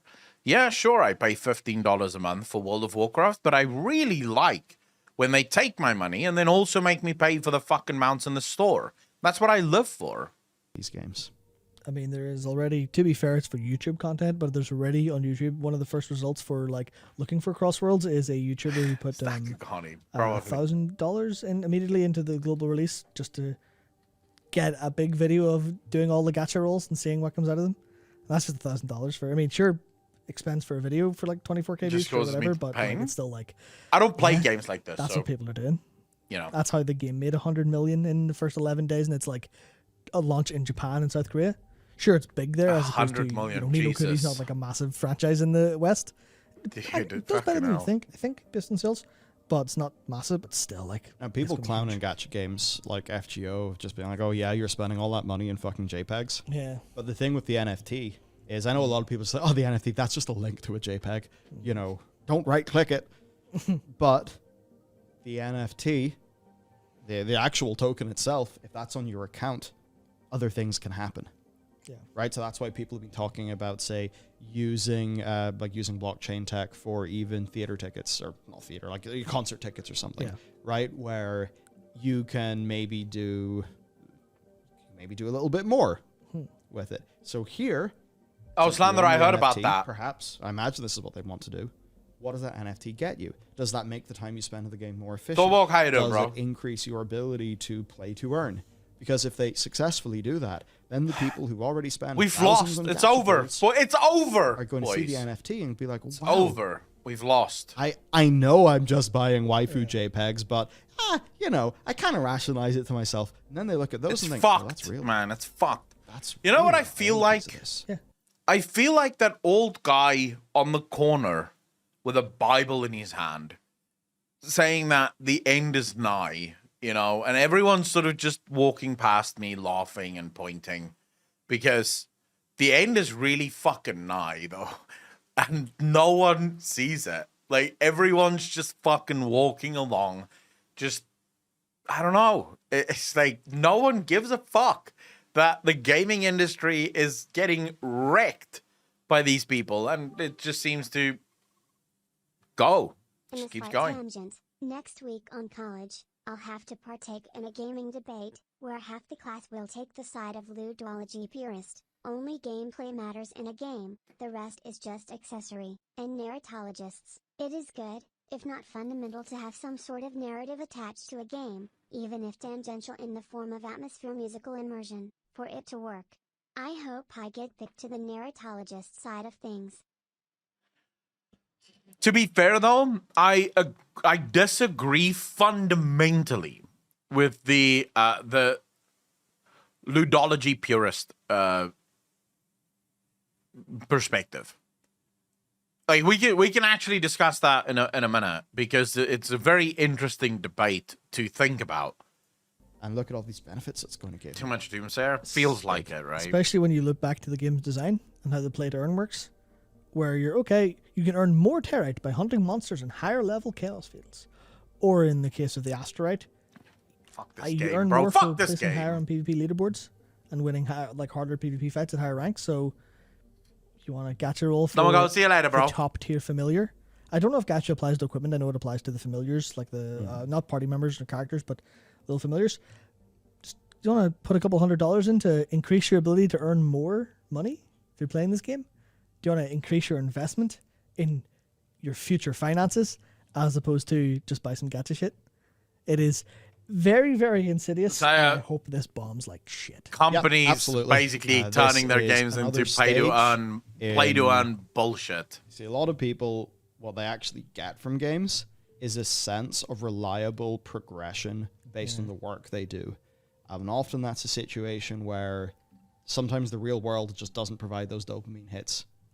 And there's a lot of things we could talk about there, but we won't today. But that is why some of these, what me and Matt would generally call virtual work games, a lot of MMOs fall into this. Yep. Just those games where they're very grindy, and it is kind of like virtual work. This is the next stage of that. These companies are WoW is coming for the fucking NFT markets, bro. Really well. Like, get your But then legendary you know, okay, now well, a lot of players in an think NFT, and then sell now it that on the virtual work is marketplace kinda transformed. for billions of dollars. I would then say you're going to completely demolish people's intrinsic motivation, and this could be extremely damaging to video games. I think it's also probably decently predatory. So Pal makes an interesting point there. So we have two types of motivations in every human being. So every human being falls into one of these two categories. You have the extrinsic motivators, and then you have the intrinsic motivators. So extrinsic motivators are people that do things only for the reward. So they don't, if there's no reward to something, they will not do it. And intrinsic is the reward is myself. So for example, whilst doing this thing, I will gain new skill, and therefore that's why I'm doing it, right? Because I want the skill. So I don't really care about whatever the reward is, and the reward is fine. But what I want is the skill that I'm going to master whilst doing this thing. The entire video game industry, at least from what I can tell, is doing away with intrinsic motivations for video games and moving more and more towards extrinsic motivations. I don't know what effect that is going to have on humanity as a whole. But what effect that's going to have on gamers? Because someone like myself, I'm very intrinsically motivated. I don't care much for the reward in games. Like the rewards in video games don't mean much to me. It is the journey that really, more often than not, is the reward for me. It's being on that journey. It's discovering the story. That's what's important to me. So I couldn't care less about the mount that I'm about to get or the piece of armor that I'm about to get. None of that shit motivates me. I won't play a video game. That's one of the reasons I don't really play looter shooters. Because looter shooters, the entire motivation on a looter shooter is extrinsic. It's you play the game, you do mindless, boring shit for rewards. I hate that gameplay. And exploitative. I think that's almost certainly the case. And really, this is just a whole bunch. I think for a lot of these games, it's fake. Lucidal, I played WoW. While I was playing WoW, raiding for me, for example, was literally the skill of taking down the boss. That's why I played WoW. I loved raiding because as I keep doing the boss, I hone my skills, I become better, and I eventually take down the boss. And I fucking love that. Never cared about the purple pixels. The story, it was about discovering the story. It was about seeing the story and seeing the story unfold in front of me. Diablo, another good example of where my intrinsic versus extrinsic sort of motivations lie. I played Diablo until max level, and then I quit. Then I was done. All the seasons and bullshit that they kept launching, all the sort of gearing up, and you have to go through massive amounts of gear in order to get the base gear. I had no interest in any of that bullshit. None. As soon as I hit max level, that was it. I saw the story. I was happy. I don't care anymore. Economy. Like, I know it is its own little economy, but it's human effort that's not going to fucking anything. Because it's not like this is doubling down and creating a really unique, cool, fun, transformative experience that somebody, you know, they're finished the game. Like, wow, I'm so glad I experienced that. So just how you doing? No, it's just, you spent 8 hours or whatever it is farming Territe. Just do your dailies, like? Do your dailies for money? What is that putting into the world? The answer is fuck all. Yeah. It's basically capturing people so that they can play to earn a minuscule amount of money. Yep. All to line the pockets of the big company who just wants to trap people in this virtual work ecosystem. That's what's going on. Absolutely. So It's basically, great. I hope this absolutely fucking tanks. I don't think it will, though. No, it's not going to If it's going to tank, it'll take probably a while because it's a big property. People want to make money out of it. It's very unfortunate that they managed to get this nice Studio Ghibli dress up. It'll for it, go the same because that route is as almost all of the other genuinely NFT beautiful games. world, It will genuinely eventually beautiful series of tank, games. but I mean, And look it at some just of went, if you pay attention to some of the smaller NFT games out there, they managed to last for a good 2-3 years before they finally tanked. So, yeah, it will almost definitely tank, but it's going to take... The company is going to make their money before it tanks. Let's just put it that way. The company is going to walk away billionaires, multi-billionaires, before this game finally tanks. And by that time, they'll probably have the next game ready to just continue the trend. Because new and shiny, people completely forget. That sounds like an opportunity for exploitation. Fantastic. Go fuck yourselves, Netmarble.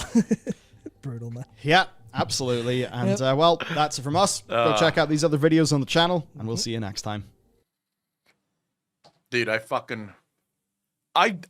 the way, I bought V Rising. I have not played it. Is there anyone in chat that's played V Rising? It's a very good video, by the way. Very good video. Well done, Bal. My favorite part, FF14, was doing a quest line for the crab people that snowballed into rebuilding their lands. I had no idea it was going to be that cool.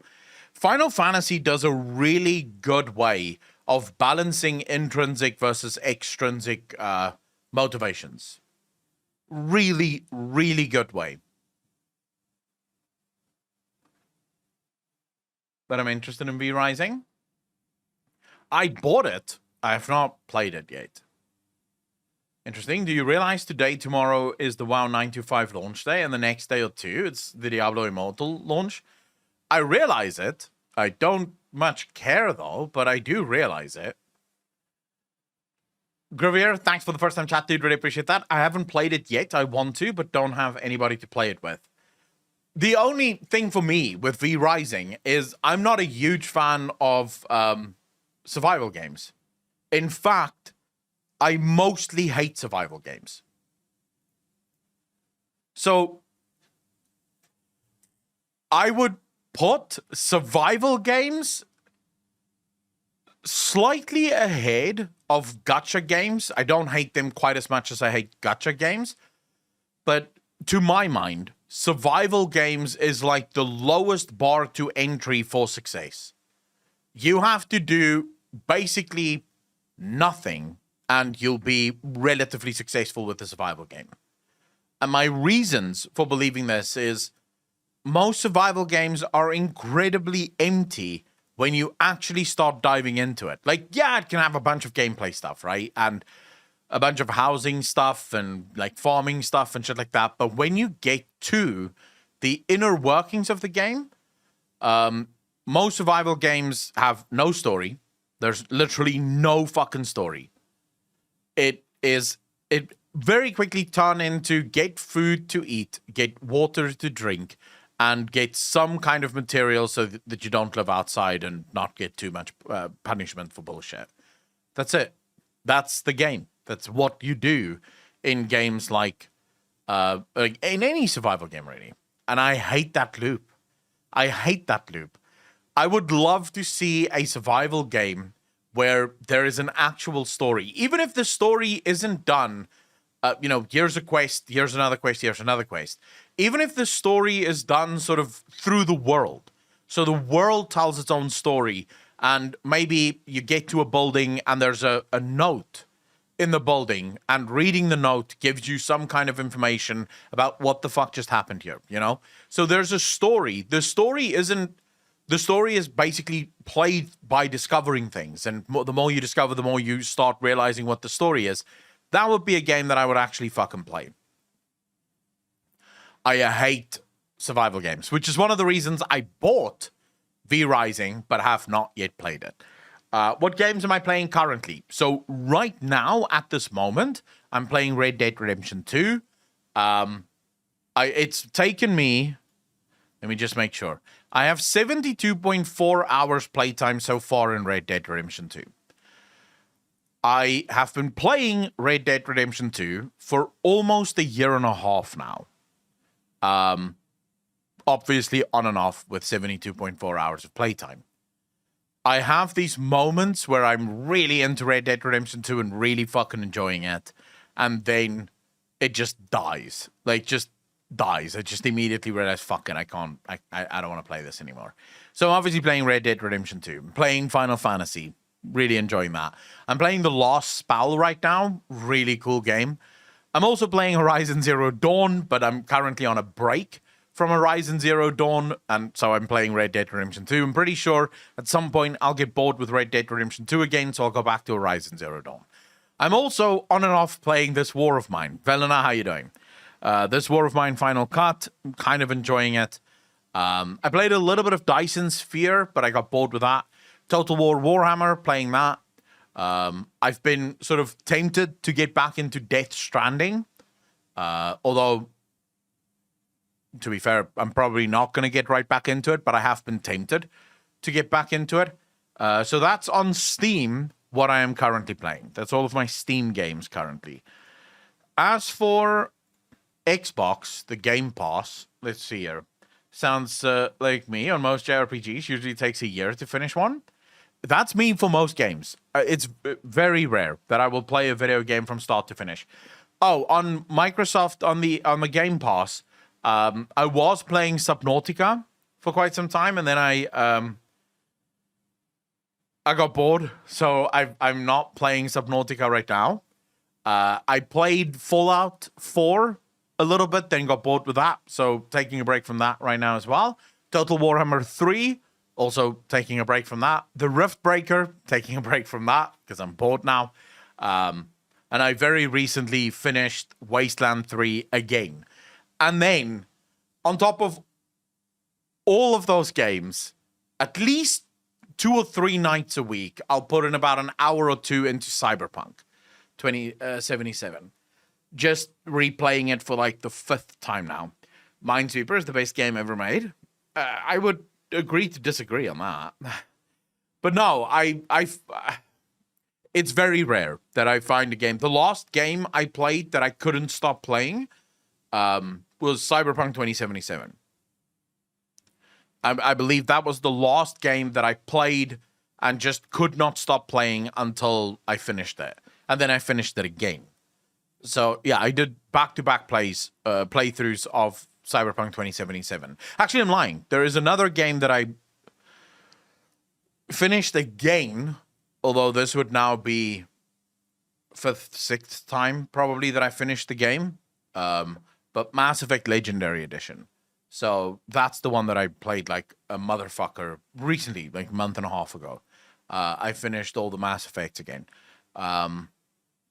So I'm very fickle when it comes to video games. I will play for a couple of days and then I'll be like, hey, fuck this, I don't want to play anymore. And then I'll pick up something else and I'll play that for a couple of days, get bored of it, go play something else. And then maybe in about 2-3 months, I'll circle back to some of the games that I stopped playing a few months ago. Lucas, thanks for the follow, dude. Really appreciate it. Welcome to the channel. Thank you. But yeah, ultimately, I think looter shooters, survival games. I'm trying to think what else. There's a couple of games that I find just absolutely fucking skamos, dude. Perspective on the lootology purist versus narratology discussion, if you feel like it talking about it. I think you'd bring some nice perspective to it. Mighty Random, all right. So, I think the ludology purist perspective versus the narratology perspective is a good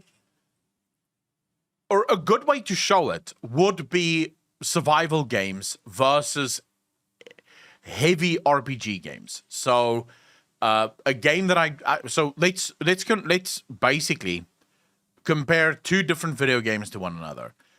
For this, we'll take the king of survival games, which is what's it called again? Dude, I actually have the fucking game. What's that game called again? It's basically like existed for years now in early access. Like it's never left early access.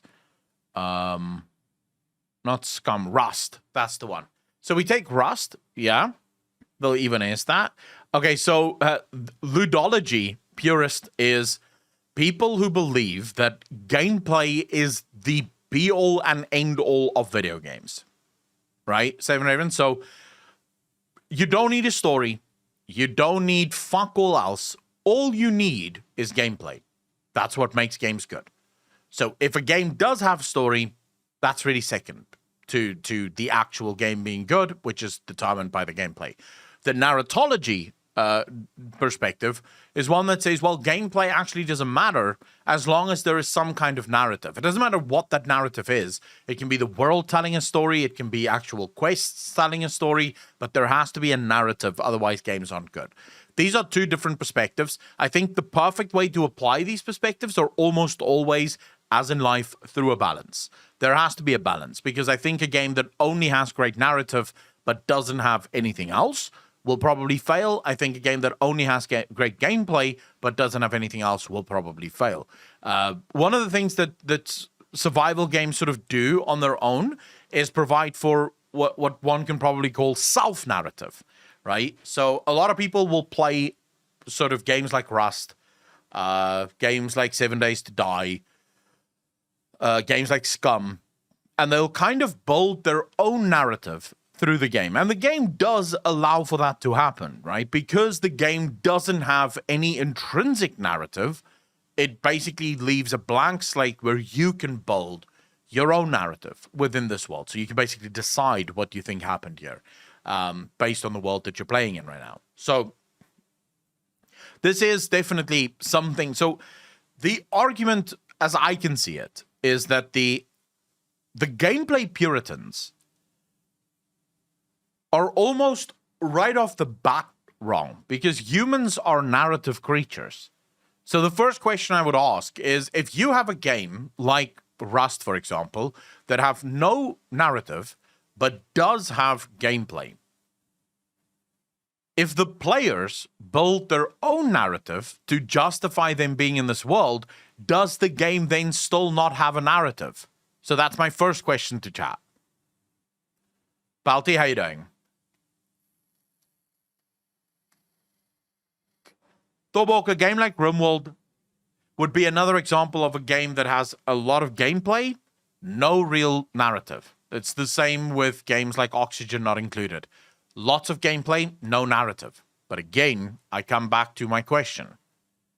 If you have a game like Oxygen Not Included, like RimWorld, that doesn't have an intrinsic included narrative, but the player builds their own narrative, does that game then still not have a narrative? Near balance, yes, but I value narratives slightly around 40-60 would be my perfect game. What genres does this not apply to, and why not? I think all genres will have this to some extent. A great example, actually, of not really building your own narrative would be something like Oxygen Not Included. The game itself is about solving puzzles. Whilst playing that game, I don't remember ever having a narrative attached to the game. And I played the game for almost 600 hours. And not once did I have any narrative, because the game is about problem solving. You couldn't give two fucks why you're there or what you're supposed to do there. So that would probably be a good example of a game that is 100% gameplay purist or pure versus a game like I'm trying to think.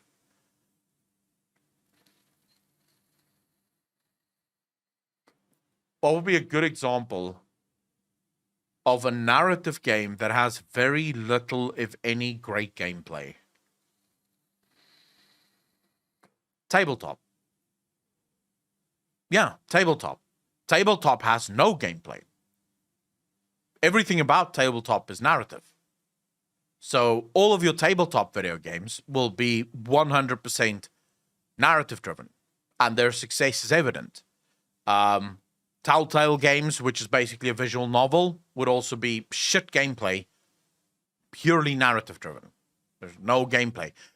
Actually, looking at games here that have that, Beyond Two Souls, Detroit Become Human, these games are very popular. Why? Story, right? It's all narrative. The gameplay actually blows dick in Beyond Two Souls, and yet still a great game because the story is really good. I think fundamentally what you want is a mix, but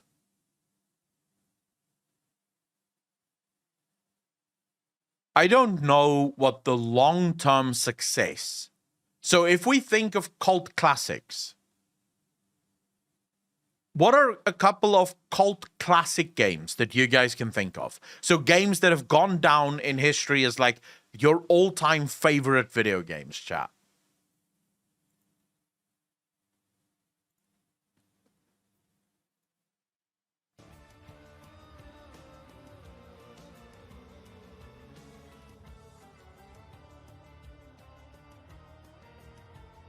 Is it fair to say that the vast majority of games that anyone thinks of when you think of your all-time favorite video game is going to be a narrative game? It's going to be some kind of story. The story sticks with you. You just remember the story being absolutely fantastic. And that's why you still regard the game as just an all-time best game ever. I don't think gameplay sticks with us the same way. I don't think a game like Rust is going to go down in history as one of the greatest games for anyone. I think a lot of people enjoy Rust, and a lot of people play Rust with their friends. But I think if in 20 years from now, people look back, no one is going to go, you know what, my favorite game of all time is Rust. I don't think that's going to happen.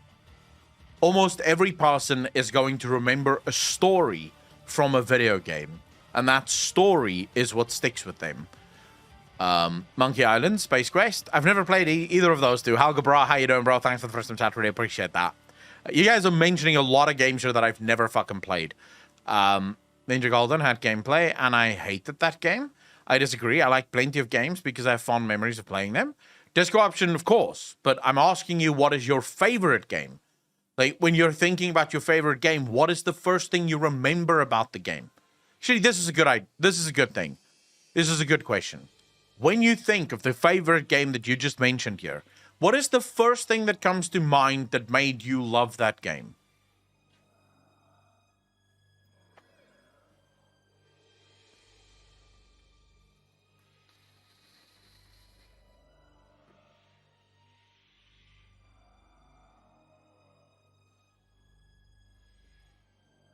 Because for me, it's story.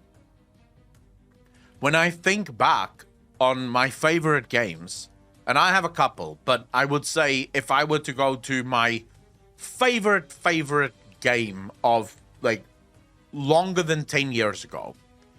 So I don't want to use my favorite game right now because that would be Witcher 3, but considering the fact that I've played Witcher 3 not too long ago, I don't think that counts yet. But if I were to go to my favorite game of the last 2 decades, more than a decade old at this point, it would be Baldur's Gate. And when I think of Baldur's Gate, I think story. I think of the feeling I had whilst being in that world and traversing the story and figuring out what happened to me. You know, who is this person that claims to be my brother? Those are the things that stick out to me as things that I remember, as moments within the game that I remember. And those are the reasons why I will go back and play it, is to once again see that story. It's never gameplay for me. Never. So I don't know if I can make a sweeping statement and say that gameplay is just useless for everyone, and that gameplay sort of have a shelf life, because I think there might be people who would disagree. But I do think I can make that statement for myself. For me, narrative is far more important than gameplay. I can play a game that has shit gameplay as long as the story is good. Which is how I played World of Warcraft, by the way, for a very long time. I loved World of Warcraft only for its story. The gameplay fucking bored the living shit out of me. But I liked the story, so I just continued playing.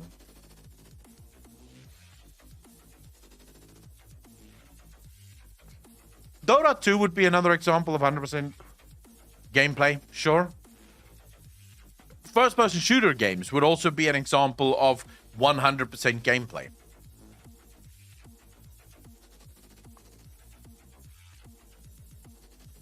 that is also true, Razar. Stories are sort of ageless, right? There's no, like, we still have stories today that was created 100 years ago, 200 years ago, 500 years ago, 1,000 years ago. If we go back to, like, one of the first big theater plays that people still go to today, it would be Oedipus Rex, right? Oedipus Rex was written in, like, ancient Greece, and it's still, to this day, considered to be a phenomenal play, right? So stories are ageless. They never die. A great story, the story of Baldur's Gate is great today as it was 20, 25 years ago. It's still the same great fucking story. Gameplay-wise, though, Baldur's Gate sucks monkey dick. It was great gameplay at the time. Nowadays, when you play it, it's clear that this have aged badly, poorly. So there's just, by the nature of it, there is a sort of a shelf life on gameplay. Because gameplay will always get better, will always get smoother. There'll always be another level to gameplay. I think gameplay just loses right off the bat. Tier 1, thank you very much. Wildfowl for the Tier 1 sub. Really appreciate that. 2 months in a row, 4 months altogether. Thank you, thank you, thank you. Survival, exploration is why I like playing Fallout 4. See, Fallout, I have a very big love-hate relationship with Fallout. I want to play games with my eyeballs. What do you mean you want to play games with your eyeballs? Don't you play all games with your eyes, though?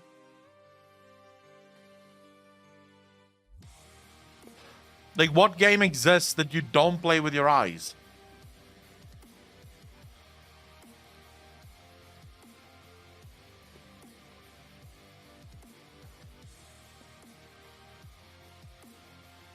But yeah, no, I guess that's the side that I'm coming off on.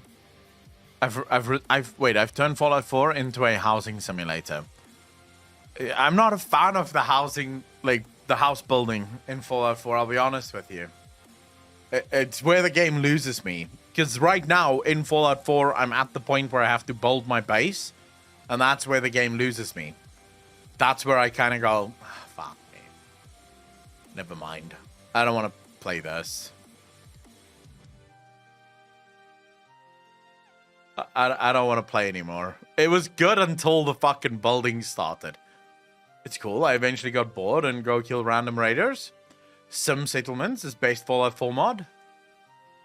I don't mod my Fallouts, so because I play it on the Game Pass, and Game Pass doesn't allow for certain mods, so not all mods work on the Game Pass for some stupid reason. But yeah, so I'm not really playing, I'm not really modding my games from Bethesda, at least not right now. All right, let's get to it, chat, shall we? Let's get to it. It's about that time of the fucking day. It's about that time of the day. Radioactive creatures and humans. I mean, I think the story of Fallout can be phenomenal, and I really do think there is a world in which Fallout could be one of the best games ever made. I just don't think that it's today.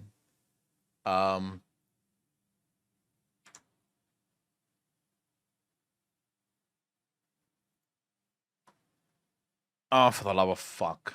Yeah, let's just fix that. Let's go home. Dude, I literally almost typed into category home. Literally, where it asks what game are you playing now, I wanted to type home. And then I was, wait, that's not actually like a fucking game. It's not gonna work. Stalling Ultimate, how you doing, brother? I have to mod Bethesda games? Why do you have to? You don't have to do shit. Am I though? Like, am I really? Mike, how you doing, brother? This is gonna be loud as shit again. Or will it? Maybe it won't be. Nope, not loud at all. We're good. We're good, chat. We're fucking good. All right, now you guys are gonna have to explain to me, how do I get to this raid? To the Reach, go to the Hunt for Omega quest.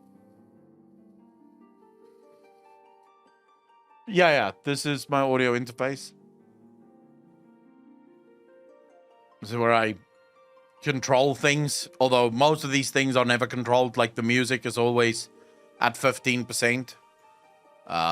Sound effects are never changed whatsoever. Voice chat is pretty much always there. The only two I really change is system and browser.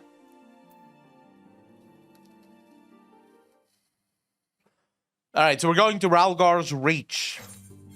All right. I can't pick up that story right now because, well, that's not how this works. So we teleport. Let's travel. Travel. Teleport. Now I have to find Ralgar's Reach. Goethus. Travania. Girabania. Here we go. I did something like that. Thanks for showing me. I gotta show my thanks. Ren, you're very welcome, bro. Very welcome. Oh, shit. Thanks for the subs, dude. Really appreciate that. 3 gifted subs. Ladies and gentlemen, can we get some hearts in chat? Money have been given. Therefore, thanks is expected. Yeah. Absolute chat behavior right there. Big dick energy is what I like to see. When it's 3+ playthrough mods are just free, extra sum of which is as good, if not better, than the official stuff. Well, isn't that basically Fallout games in a nutshell? Better than the official stuff. So which one of these starts the quest for me? Wedge. It's gonna be Wedge, right?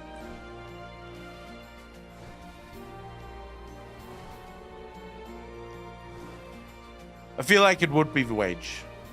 They were part of the previous raid.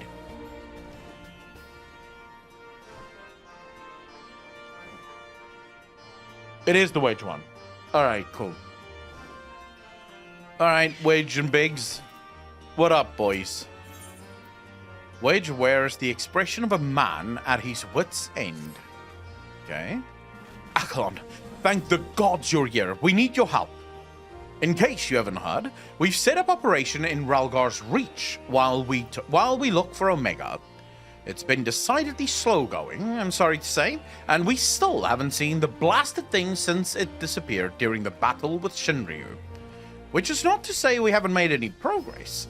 We know now that Shinryu ended up in the Imperial's hands, and that it was shackled with some very distinctive-looking bindings when they found it. Obviously, only you-know-what could have done something like that, and the fact that the restraints were still functioning suggests it didn't shut down when the chief instructed it to either. Anyway, we were getting close to identifying Omega's whereabouts when we encountered what you might call a problem. Mayhap it would be best if you came to the workshop and saw for yourself. Alright, why not? Not gonna do that raid, I'll pass. Why? Alpin, what's wrong with the raid? Well, it's always a lot of fun. Oh my god, Nero is already here. Alright, I'm here, boys. Let's get this let's get this show on the road. Isn't Omega? Everyone says Omega is like one of the most fun raids ever. It's fucking Nero, dude. I still don't trust the bastard. Surprised? Aye, so are we. He has been brought in as a consultant, believe it or not. How many times do I have to tell you? You will play no part in this investigation. Your motives were dubious from the first, and nothing you have done since has served to make them any clearer. Out of necessity, I agreed to take part in Omega's activation, but that will be the extent of our cooperation. Passing judgment without due consideration, openly disparaging colleagues. Not very chiefly of you, Chief. I'll have you know, I'm a sensitive new recruit who thrives on encouragement. Dude, I hate this guy so much. I have no time for Nero as a character. Then I trust you'll thrive elsewhere when I encourage you to piss off. I will not have him on our roster, Jesse. Never mind anywhere near our work. His employment is to be terminated effective immediately. The thing is, Chief, we've already paid him in full. And it wasn't exactly a pittance either. 4/5 what you get was the agreement. Wow. Fuck. Look, whatever disagreements you might have had in the past, the fact is, we could do with his expertise now. Let him earn his keep at the very least. Is she also Imperial? Why does she have that thing across her head? Is it to hide her third eye?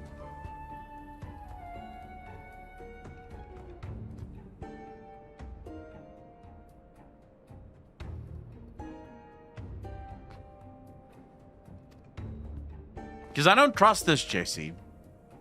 I don't believe this. You claim my wholly justified ventures represent an unsatiable risk to the ironworks, and then pay him a sultan's ransom in advance? Him? Give me strength. This has been the way of it for a while now, on account of which we've had to put the investigation on hold. Of course you have. Let's investigate by ourselves. Let me know how it goes. I'm leaving. Yep.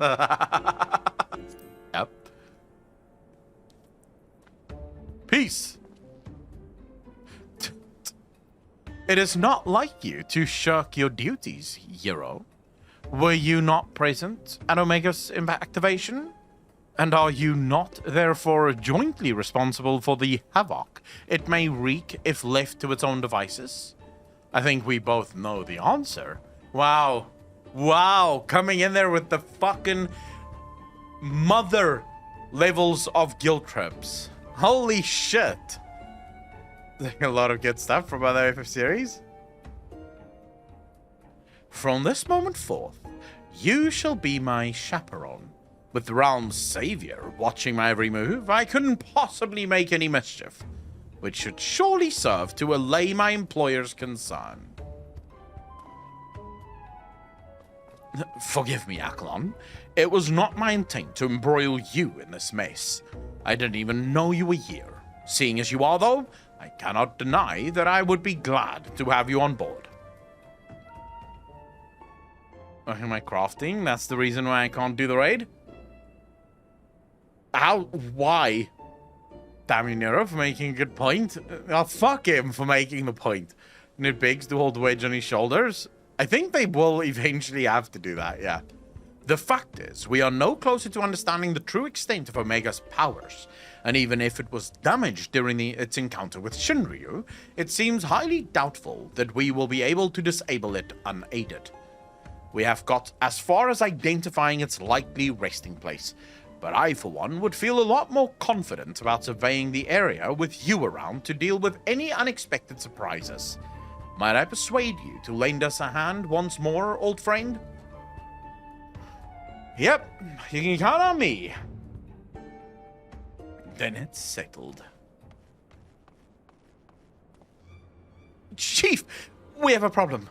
The etheric concentration levels at the Yawn are soaring.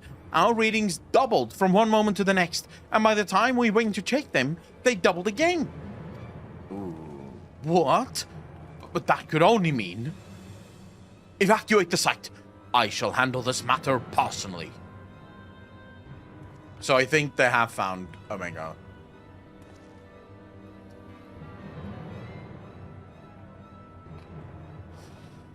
Yeah, I mean, but Miracos, isn't that the same for every single Final Fantasy raid? Because even the Alexander raid had like a shit ton of story before you ultimately open the raid, right? So I sort of expect that. Biggs, Wedge, Akalon, I need you with me at the Yawn, to the south of here. That's where we believe Omega came to rest. All right, Chief. Jesse, hold the fort while I'm gone. And, if possible, continue surveillance from a safe distance. All right, Chief. Watch yourself out there. Nero.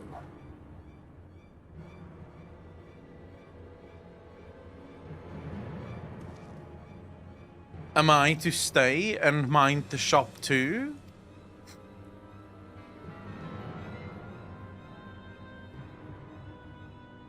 Oh no, I'm not letting you out of my sight.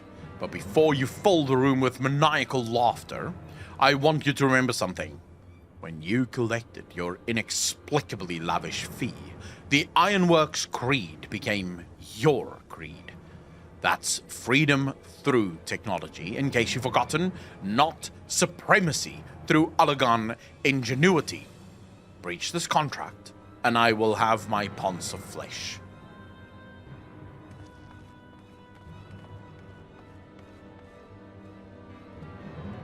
I can already see this is going to be a fuck-up. How do I know this is going to be a fuck-up? Because Nero is involved. And Nero loves to play us. Like, fucking loves to play us.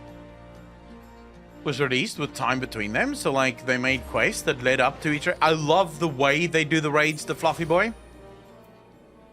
I love it. I love the fact that every single thing in Final Fantasy comes with a massive story. Wow, this thing really drilled the fuck out of this hole. Can I go into this? Or will I die if I go into it? Is this toxic? You cannot go in there. Well, fuck you too, bro. Nero told Skaven, Master Engineer, easy. Where the hell am I supposed to... Oh, here we go. Alright, Sid. It does look amazing, though. Alright, let's see this. The only thing I hate is that the raid quests don't have any voice acting. I don't remember Alexander having any voice acting. Did it? It didn't, though. Did it?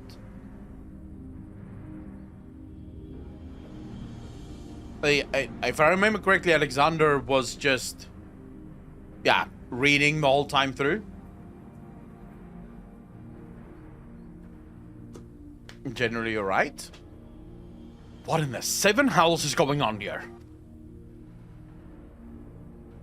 A veritable sea of condensed ether. Our precious has been busy. Is that good? What villainy is this? Oh, shit. Midgard Somer.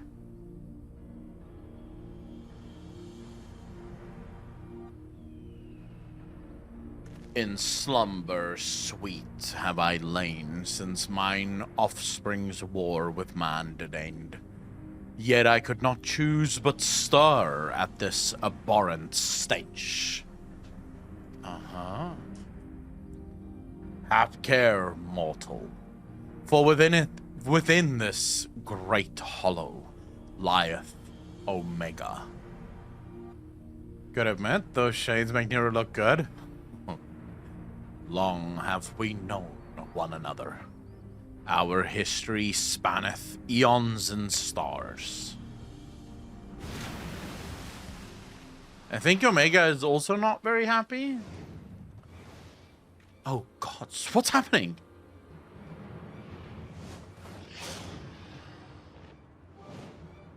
What exactly is happening? Surprise, Midgard is involved here.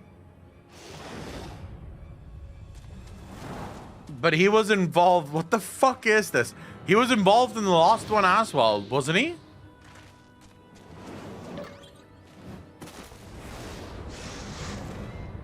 Chief, get out of here. I mean, the dragon is completely useless. You're not dead. No. Apparently not. It passed straight through me. As if it were some sort of illusion. It is some sort of illusion. 'Tis one of Omega's creations. Omega is a weapon, wrought in a place beyond the reach of thy kind, capable of weaving ether into life. Omega was made by the Allagans, correct? At least that's what they believe. Midgard Somer is now claiming that Omega is a weapon wrought in a place beyond the reach of thy kind. That serpent is yet unfinished, but doubt not that it will become a corporeal threat ere long. Oh. So Omega can actually create life. Huh. Dude, this game is going to be mindfucky as shit if we find out that the Allagans didn't actually create jack shit. They too only discovered things that had already been created.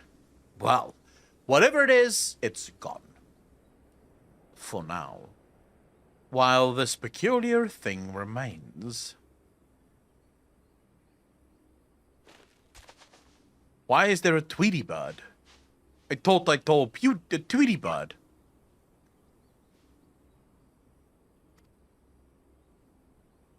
If it looks like a chocobo and quays like a chocobo, I'm thinking it's probably a chocobo.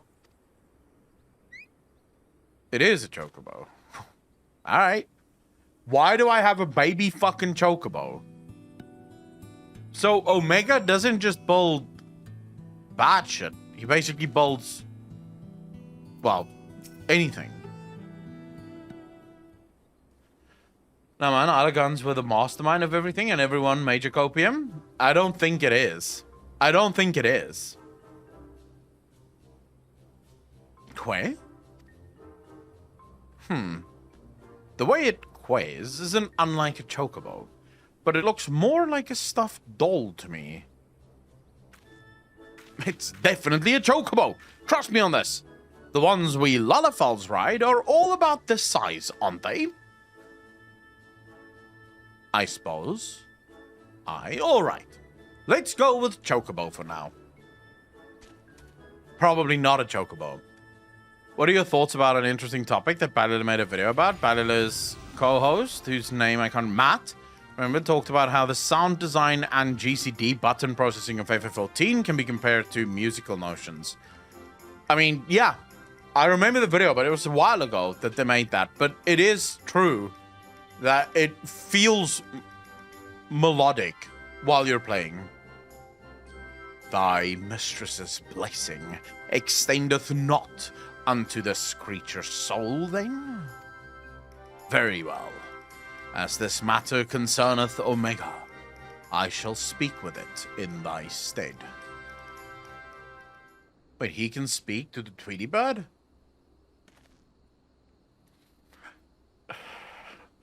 I mean, if Wage were to try, that would be a fuck-up.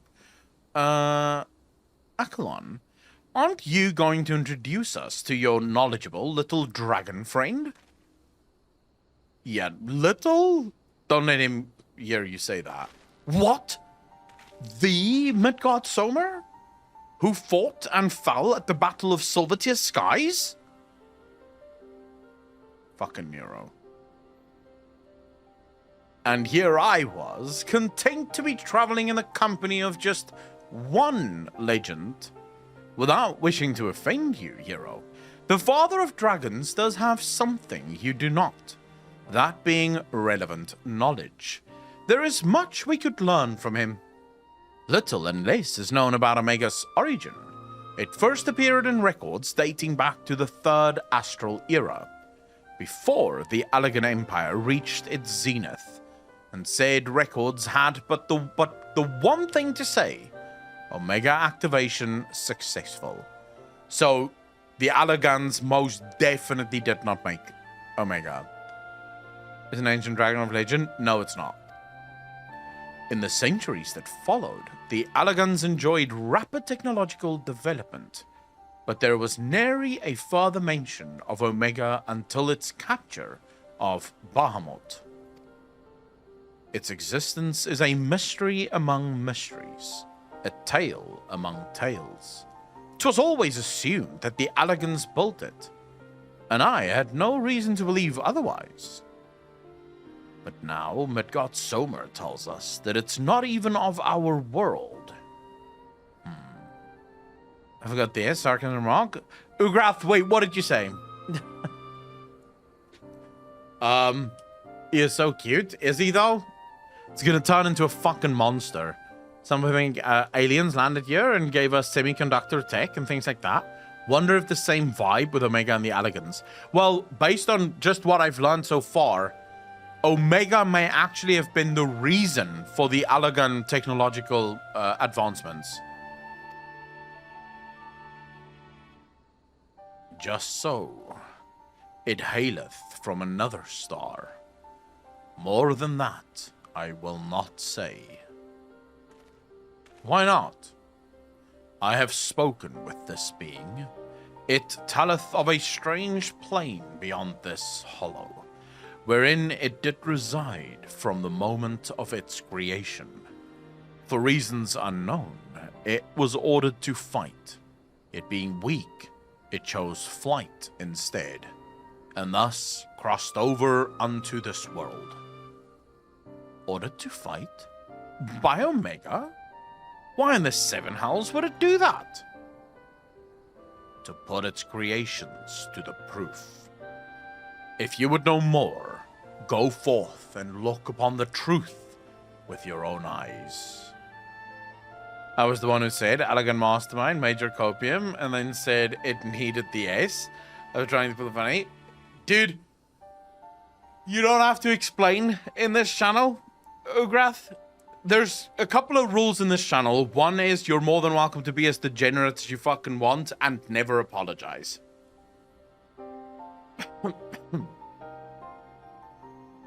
What do you mean you can't see us? If you would know more, go forth and look. Wait. You're saying we should jump in? You have naught to fear from the fall.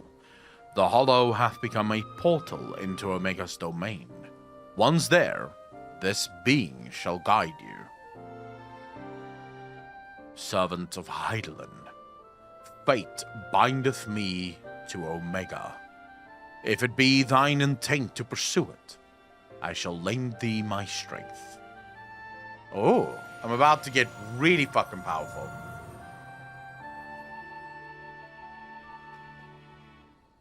A man of culture, I see.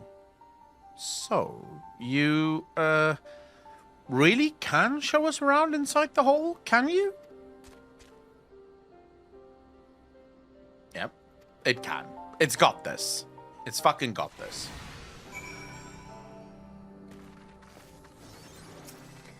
So saith the wise Aliando. Wasn't that Baldur's Gate? Baldur's Gate 1, just before you get into the game, there's like a quote, and then at the bottom of the quote it says, so saith the wise Aliando. There you go. Acklon entering random holes with the boys. You know it. It's what we live for, bro. It's what we live for. You see a hole, you gotta fill it. Well, I doubt any of us imagined things would have come to this. But the Father of Dragons has given his assurance.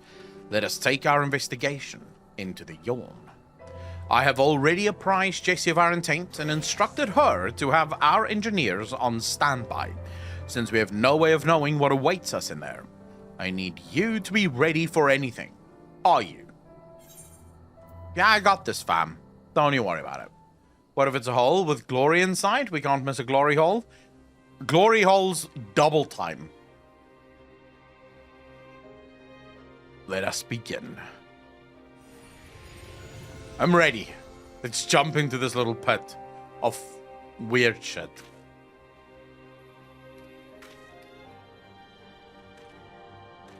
I would have said, let's send like one person in first and then check. Last thing you want is everyone jumping in at the same time and then everyone dying at the same time. 4 patches in one day yesterday, so I'm... But cool. Dragon Saber, how you doing, brother? Wow. There's like a blank slate area. What is this place? And what's wrong with us? I can see straight through me.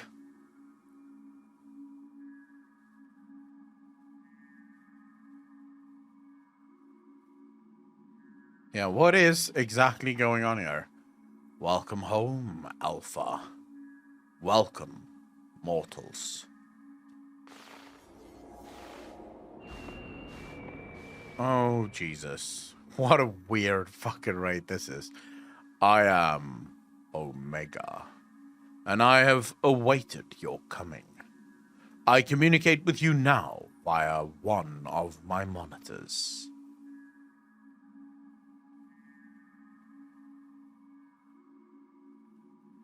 You stand in the rift between two dimensions, where a vital experiment is presently in progress. Your participation is appreciated. Please indicate your consent. Experiment? If you want our participation, you'll have to tell us a little more than that.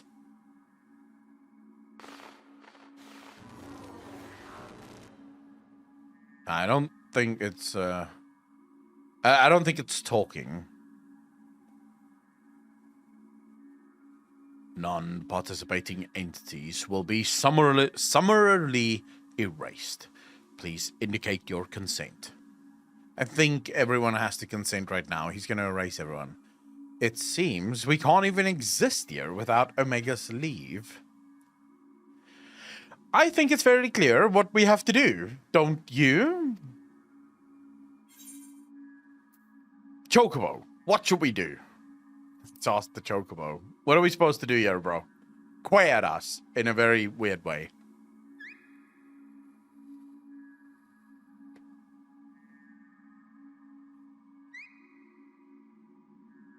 I think we just consented. Thank you for your cooperation. You are provisionally assigned to the Alpha group. I do like the baby Chocobo. Of course I do. But what is this experiment exactly?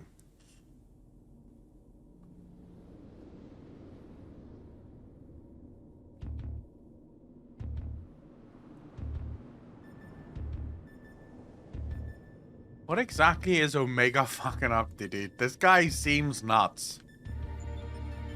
All these spheres, though. Eggs.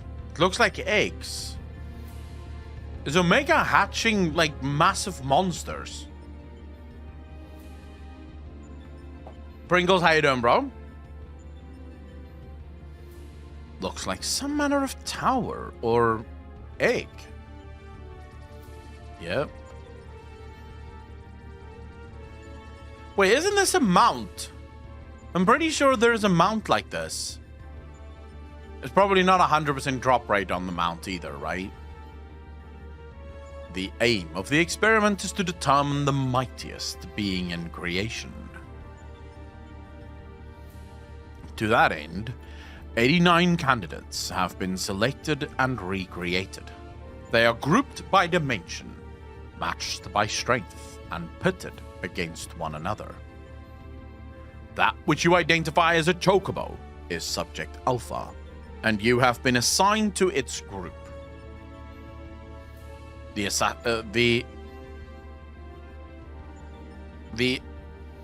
assignation is tentative, however, pending an assessment of your fitness to serve as fully fledged test subjects. Your combat capabilities will be evaluated shortly.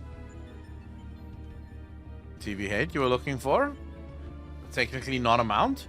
Well, I saw something that looks like this, and that was a mount. So, what the fuck is the mount thing that I see people running around with? Combat capabilities? You mean you want us to fight?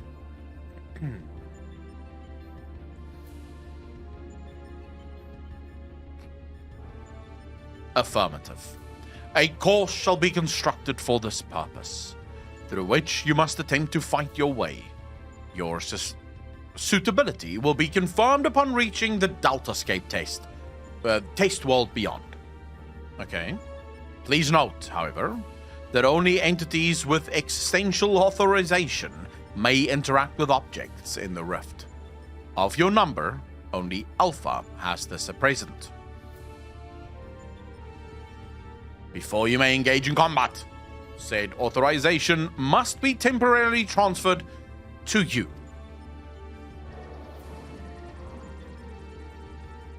Dude, who the fuck would build a robot this smart, though?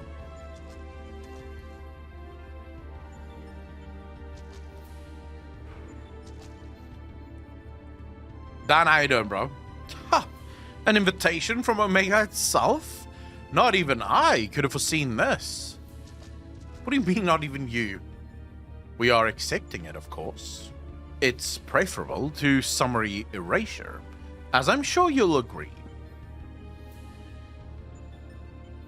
I do agree, yes.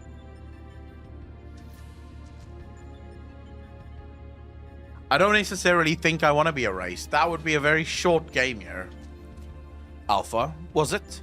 My colleagues and I are minded to participate in Omega's experiment. Will you transfer your authorization to us? Give it to me.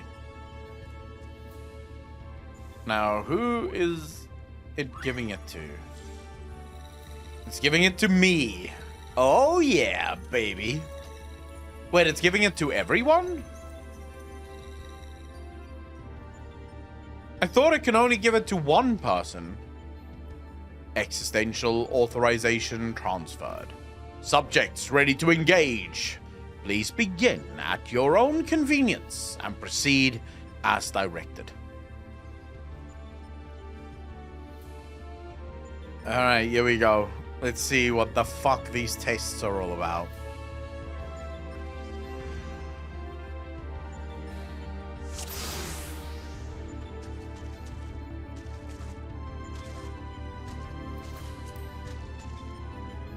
So, where did we go exactly? Would help if there were a path. Pretty sure there will be a path. Okay, can't jump over there. Dude. What is going on here? So Omega thing is building something, but what exactly is it building?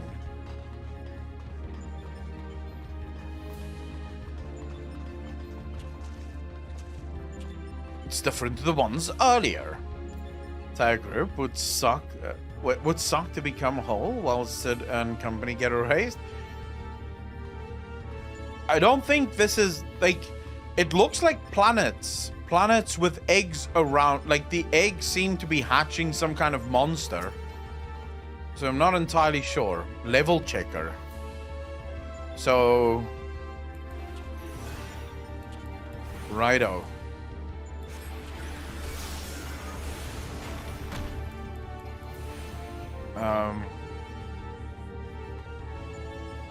I suspect we're about to find out. If we'll find what out? No good. It's protected by some kind of barrier. Okay, but there has to be barriers. My speciality. I'll have this down before you know it. Wage is gonna cause a lot of fucking troubles now. Wait, did he just whip out a toolbox? He whipped out a toolbox. I feel like the cube has to be sort of hit into the level checker.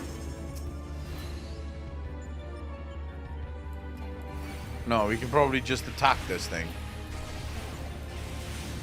Oh, I'm attacking alone, am I? No, Papalimo didn't die for this. Papalimo died for the fate of Alamigo, and since we've already saved Alamigo, Papalino's death is 110% fine. Like, we've already avenged Papalimo's death.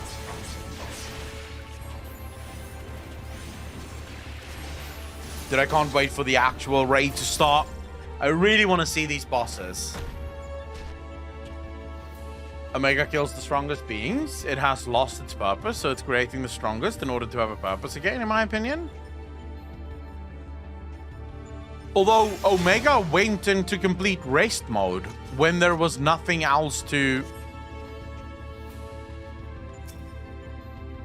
When there was nothing else to fight, Omega went into rest mode. So it's not obvious to me that Omega needs to fight the whole time. If there are no strong beings around, Omega doesn't have to fight, right?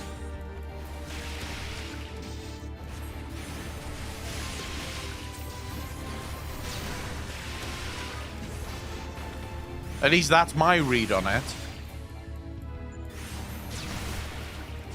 Okay, so this is effectively just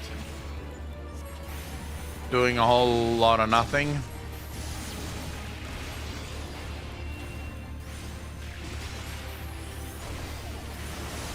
Wasn't it because it was in stasis when you woke it up?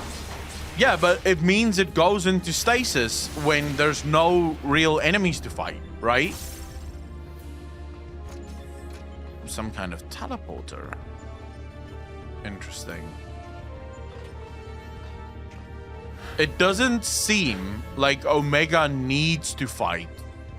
Wait, dude, what the fuck? Relook at point 2.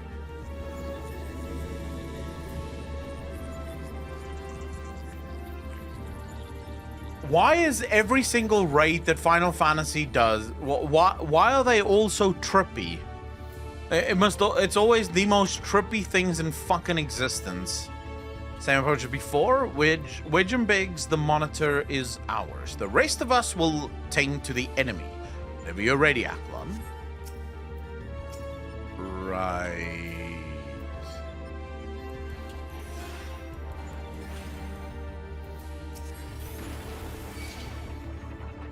Get on me, get on me! And I think I'll do... No. Oh my god, oh my god, oh my god, oh my god. Let's do a flare. Flare should be fine.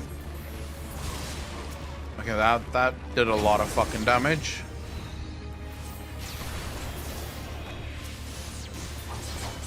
Oh shit, there's more?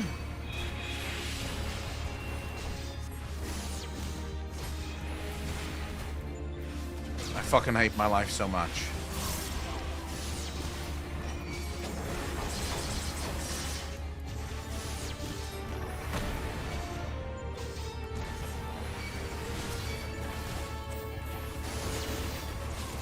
Okay, I can probably... No! Oh, fuck me, bro. Fuck me! I just screwed it up. I screwed up my entire fucking rotation, man. We'll just do a couple of flares here, just for funsies. Oh, for fuck's sake. No! God damn it, dude. This is bullshit.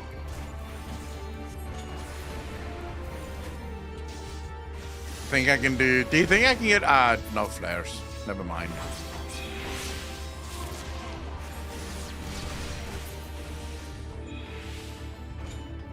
As long as they die, it do be like that. Why are FF8 so freaky? The devs need a plot excuse to toss us at crazy shiny.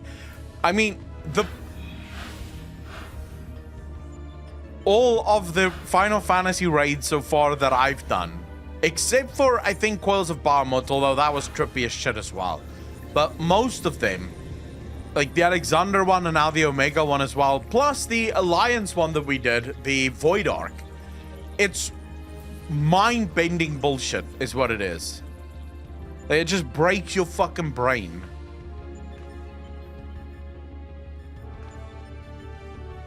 Ten Gil says there's more than one cube.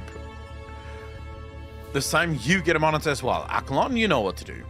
Yeah, I've got this, fam. Don't worry about it. I think I can handle it. But yeah.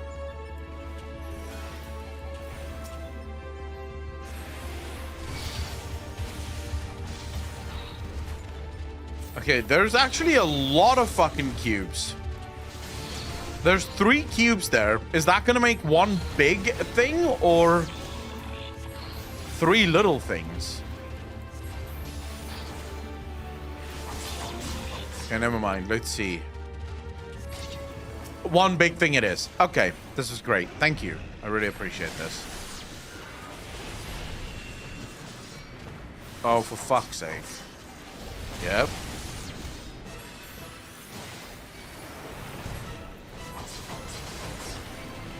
You're kind of a visually overloaded game. Wait, you can't have a visually overloaded game without matching it with a trippy story? I guess that's true. Dude, is this thing never gonna let me cost anything? Like, what the fuck? Are you seriously telling me that this thing will just not let me cost?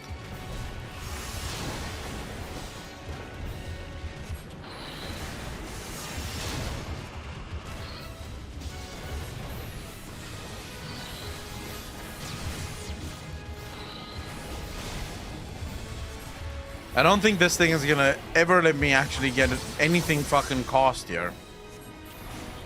Okay, now it's doing like big boy moves.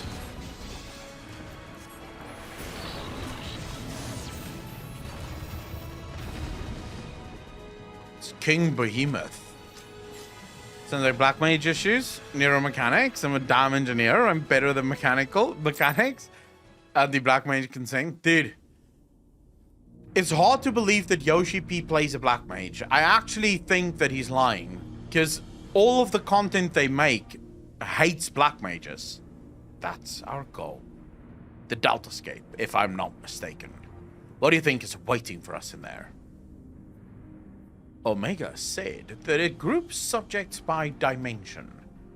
If the creatures we fought on the way were merely intended to separate the wheat from the chaff, it would seem certain that far greater challenges await inside these egg-like objects.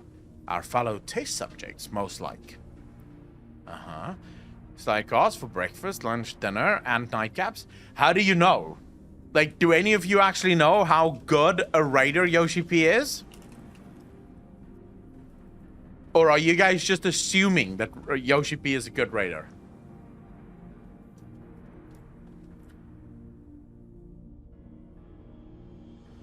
Yeah, Xenos would be in his fucking element here.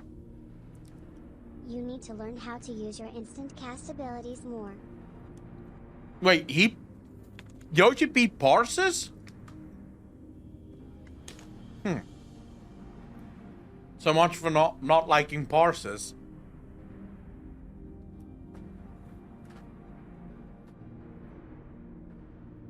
But I'm not certain what to make of that castle. Could it somehow be connected to the subjects? Gozer, how you doing, bro?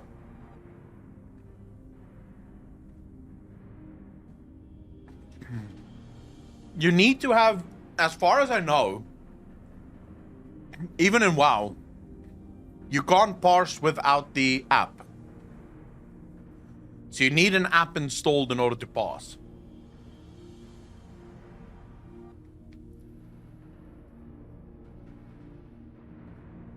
Is bugged with him kept logs? That would make sense if another player runs the app and therefore passes, right? But this would be the thing where Yoshi P could just go, so you parsed me? Well, ban. Not allowed to use add-ons, bitch. Easy.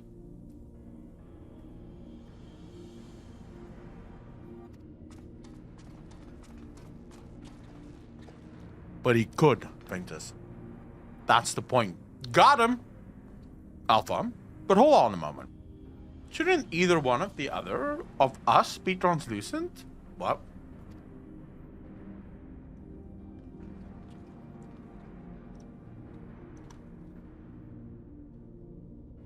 Subjects confirmed to have arrived at the Deltascape. Analysis complete. Well, we'll see, right? I think it could have been any of the other 7 players in the raid, so unless you ban them all, he can't do anything. Ban them all, bro.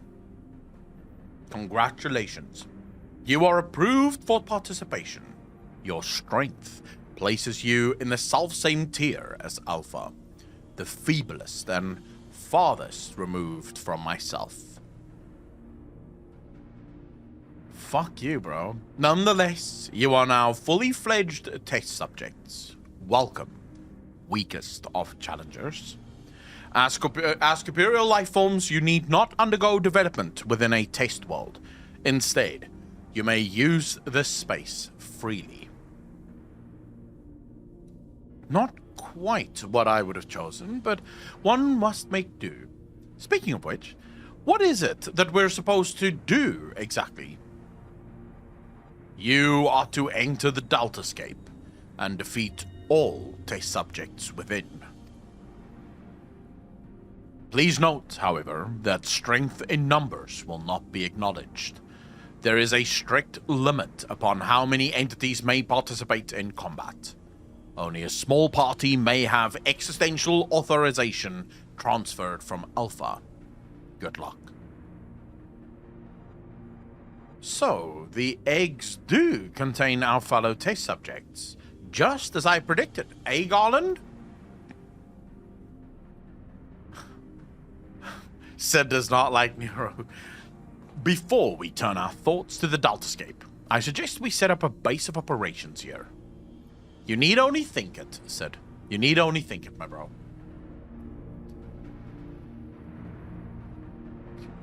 So the good is a fucking good player. But then again, it would make sense. He makes a lot of this, so he understands the raid mechanics at a fundamental level. Because he made it. Or at least he knows the guy who made it.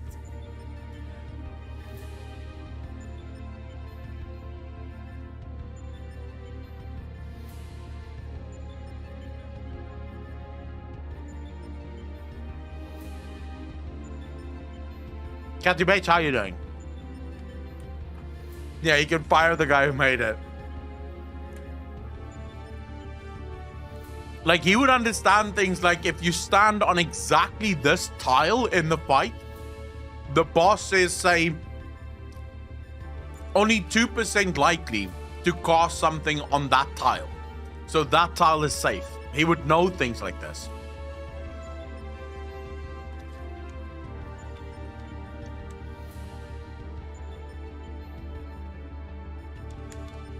No, I have no doubt that he's a great player. Am I in time for peak fiction? I think so. Might be.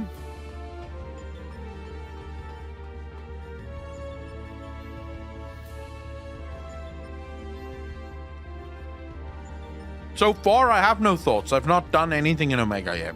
I just did a bunch of intro quests. Let me tell you after the first wing. It's somewhat cobbled together, but this should suffice as a base of operations. Take heart, old friend. Though every step we take seems to raise more questions, we will wade through this mire of mysteries eventually. Of that, I have no doubt. You hear that, chat? Sid has no doubt. Sid's got this. That content can be cleared with the game as vanilla, no add-ons mods, so he runs the same content as everybody else. It's the clear difference between devs who play their game and devs who don't. I do like Yoshi P. You guys know how I feel about Yoshi P. I wish Yoshi P would work on all my favorite video games. Like, I think he has the time for that. Like, he could make World of Warcraft, and also Final Fantasy, and also the new Mass Effect, and maybe even the new Dragon Age. That would be me very happy.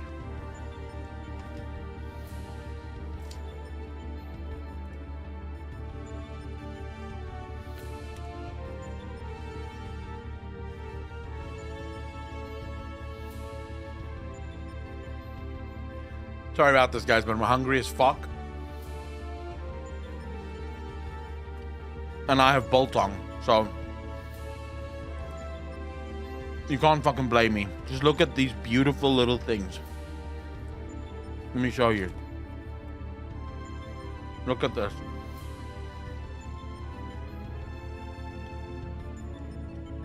Isn't that just the most beautiful thing you've ever seen in your life? Huh? Look at that fat, nice ring of fat right there. Still quite wet.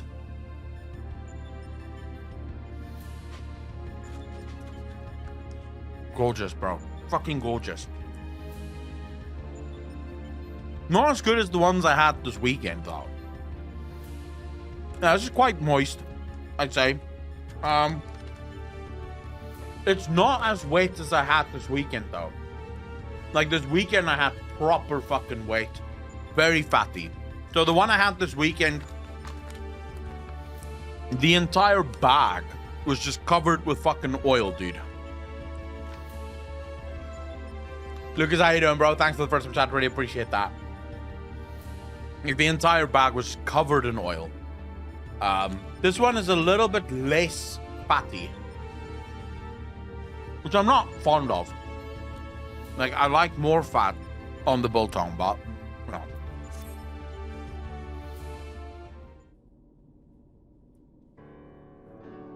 Very oily sack, yeah.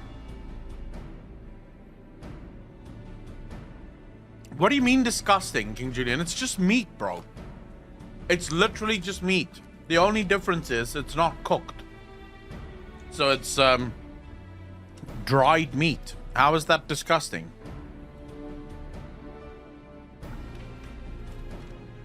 In South Africa, this is a fucking delicacy, bro. I've not met a single person in my life that doesn't eat this shit.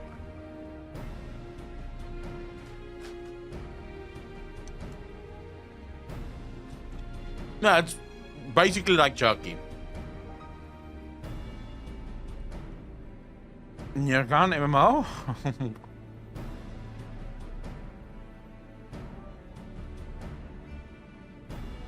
This is the place where an ex-WoW player named Quinn embarrassed himself by getting killed and blamed the healers after dying.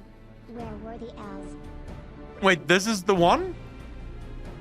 But wait, didn't Quinn boost it, right? Why would he do this raid if he boosted? There would be no point in like doing this raid. I mean, he boosted so that he could do the new things. So this is the raid where Quinn got really angry.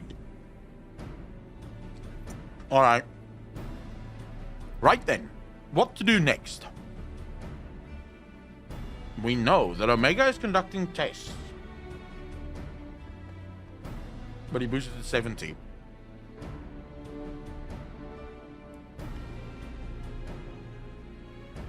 Ah.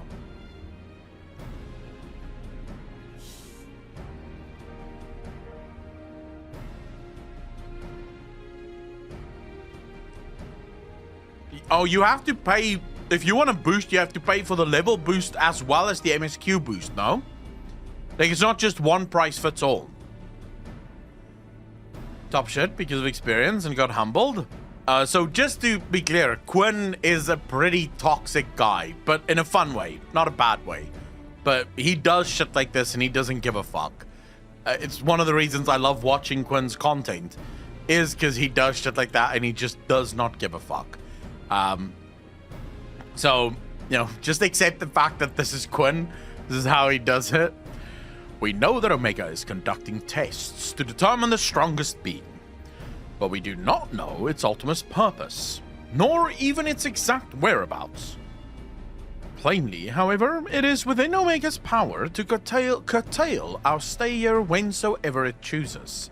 Accordingly, we have little choice but to proceed as bidden and defeat the test subjects waiting in the Deltascape. True. Lord Kenyo, how you doing, brother? What was his reaction to that? Well, Alpha certainly seems keen, though it might be best if you left the fighting to others, little one. Yeah, I think so too. Just chill the fuck out here. I'll take the fighting. That is, of course, assuming others are willing. What say you, old friend? I love to fight, bro. I don't speak, I don't make speeches, but I can fight. This promises to be a most entertaining foray, and I would not dream of missing any part of it. You may rely on me to provide you with remote support. Of course. With commendable foresight, I took the liberty of borrowing the various monitors that were lying around, and shall extract all the information I can from them. Zugoju Mazalan, can't talk? True. Kinky shit, bro. That's what I am. My character is into some very kinky sex.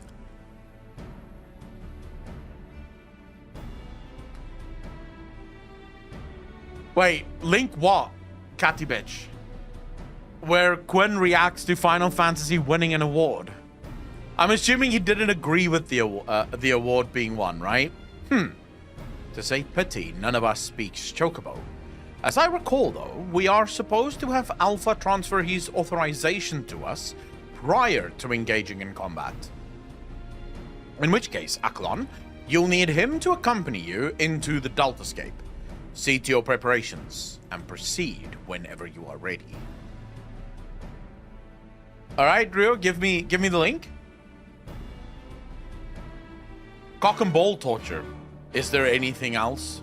Like, isn't that just the best thing ever? Of course I am. Who wouldn't want their balls to be fucking squished? And the game award for the best ongoing game goes to... We love Fortnite.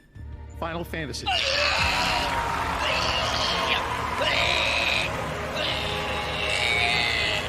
Tonight, Final Fantasy XIV Online also wins Best Community Support. Oh, fuck off, mate. Wow. Holy shit, bro. Best community? My fucking... What is this fucking sham of a Game Awards show?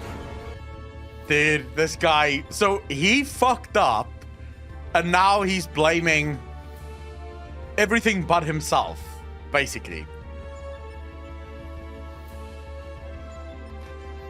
Just to be clear, though, like I said, this is what Quinn does. This is what he does.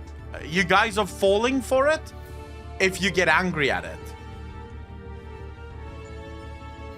On brand for Quinn. It's what he does. So Quinn, there was another thing that happened a while ago. It was like a massive thing on Twitter.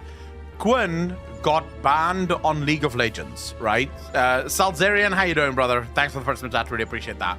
So Quinn got banned on League of Legends, yeah? His ban was absolutely legitimate.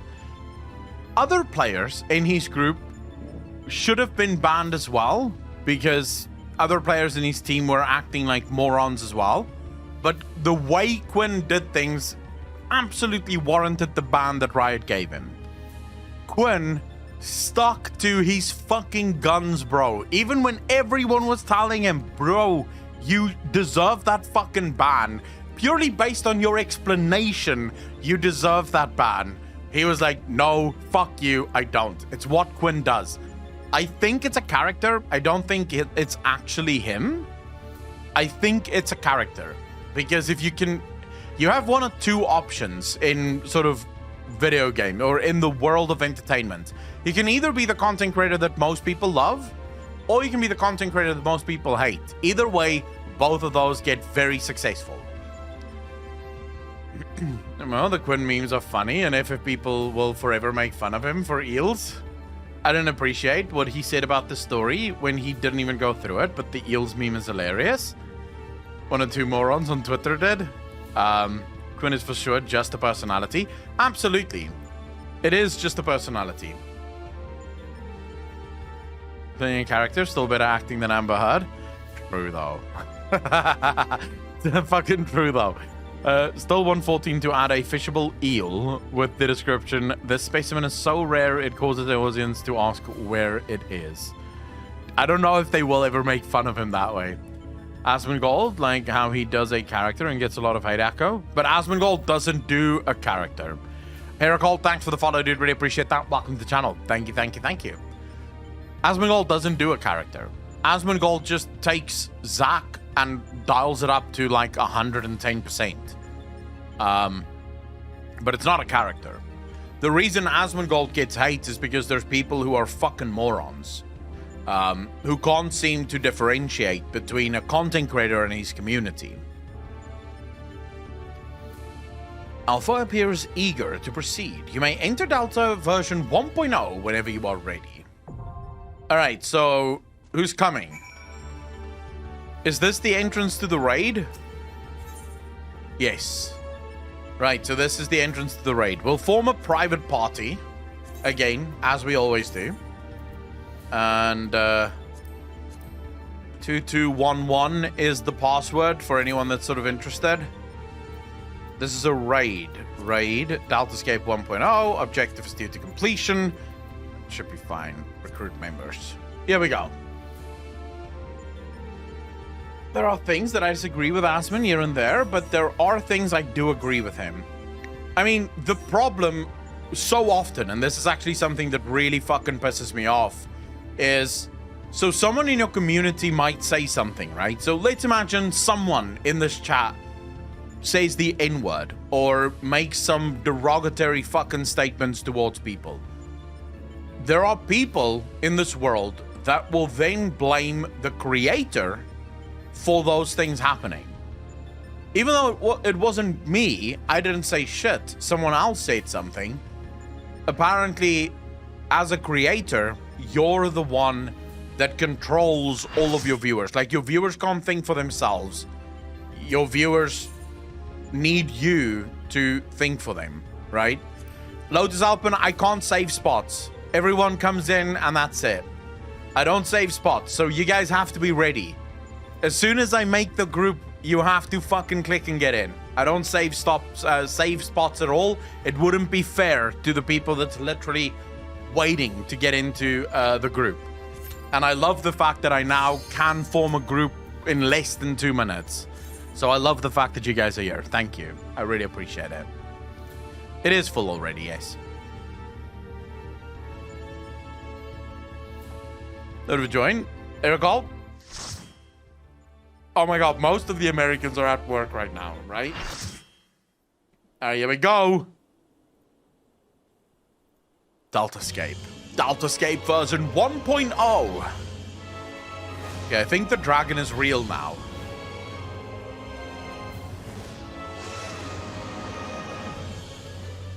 Akalon, do you hear me? Your opponent is called Alteroite. No idea what the name means. Alright. Alteroite. I don't know how to pronounce that even. Omega's not good at naming. So I'm fighting this boss. Interesting. Let's see what this raid is all about, motherfuckers. Let's see what this raid is all about. Everyone get going on and on about how cool the new raids are. So let's see.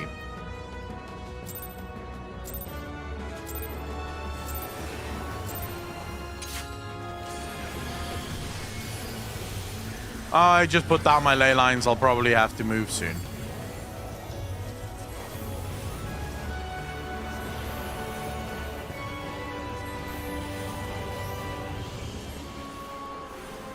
Right. So far, pretty tank and spank. Okay. Big flame things. Big flame things. Am I supposed to... What? Why is everyone here?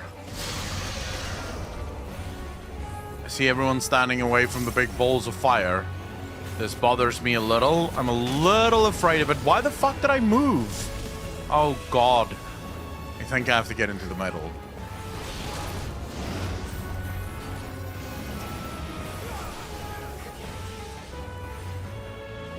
Okay, more balls. This might be the wrong place to have stood, but never mind. Okay, we're good. We're good, chat. We've got this, chat. We fucking got this. I got this anyways. Like, don't worry about it, chat. This is it. This is it. I can feel it. This is the one. One shot. No questions asked. Just a quick one shot and then we're done. Okay, that was the worst thing I could have caused there.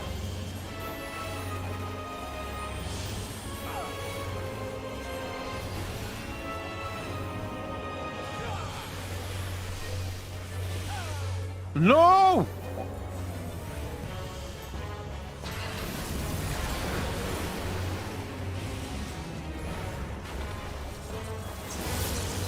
Shit. Shit. I think everyone should be spreading, like, just a little.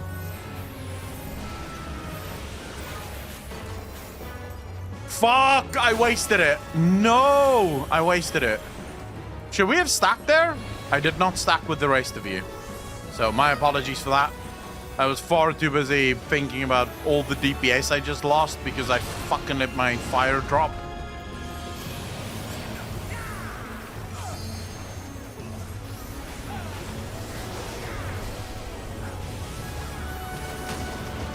Why am I in melee? I'm a black mage. Black mages should not be in melee. Okay, fuck those fireballs.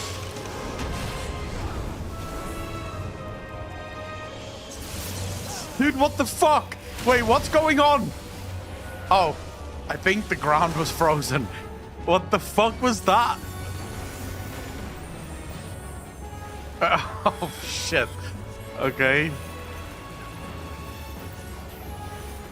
I did not even... That was the first time I've ever had frozen ground. Like, how exactly does this work, though? Like...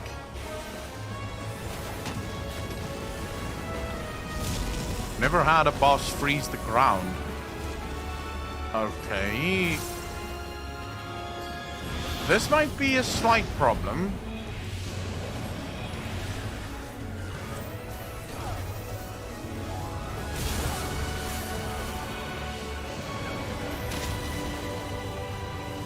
Wait, how do I have vulnerability stacks? I don't think I should be there.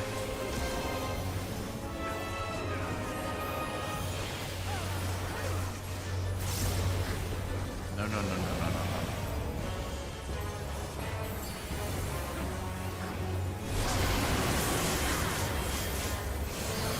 Oh my god, big damage, no!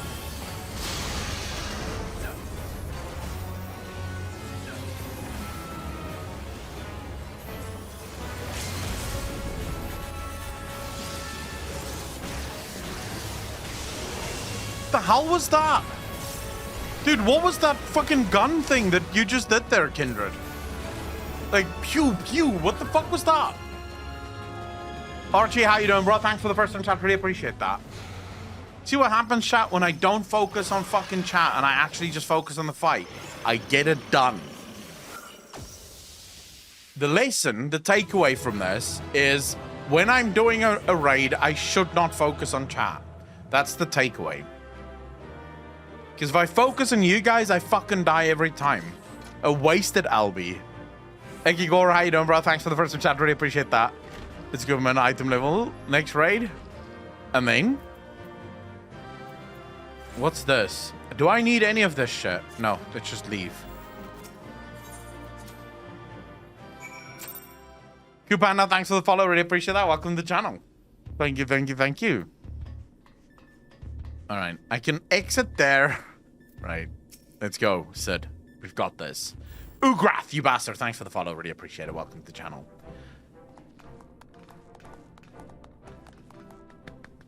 We won. Well done, my friend. We were lucky enough to witness every moment of your struggle via the Deltascape's various surveillance devices. I dare say we had a better view than you did. Gaining control over them was the extent of our accomplishments for this outing.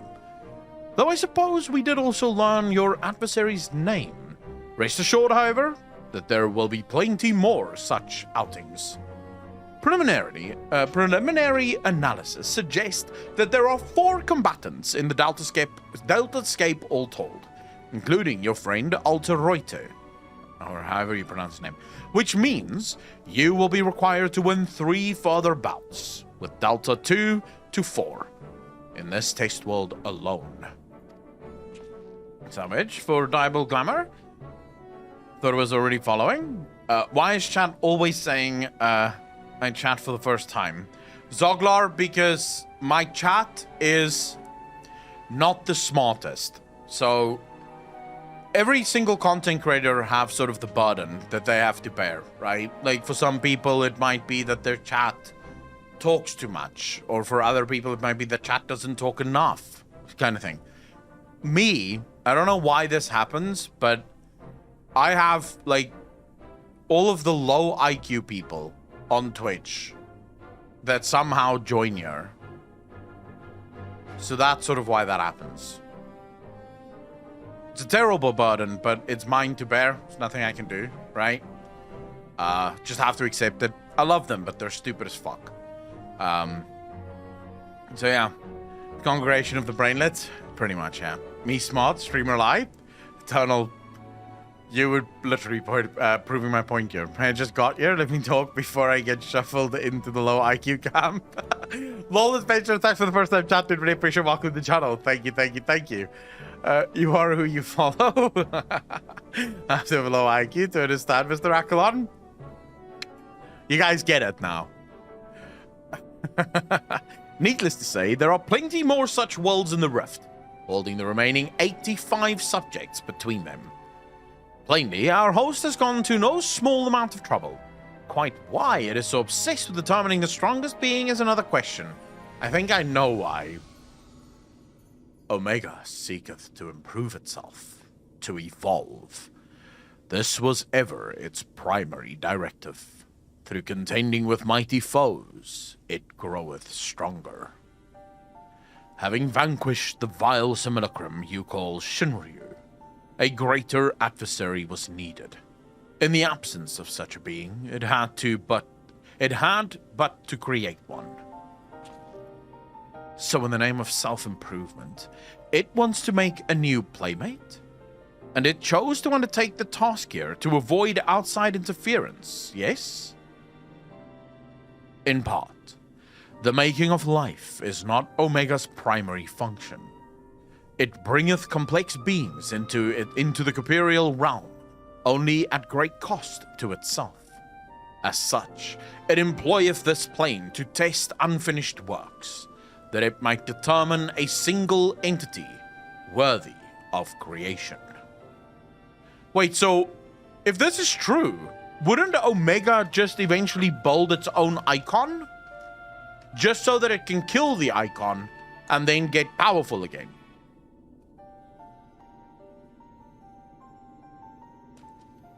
So what happens if Omega builds an icon that it cannot destroy?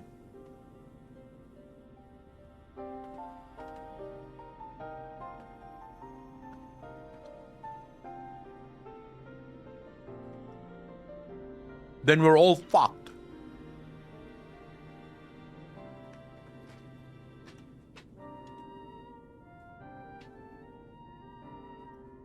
Although so far, it doesn't seem to struggle with any.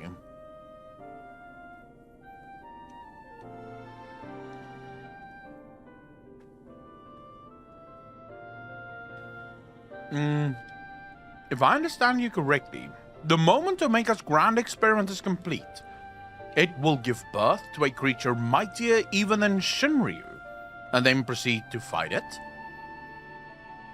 Gods help us all if a battle of that scale should come to pass. The powers unleashed would be enough to bring about another calamity.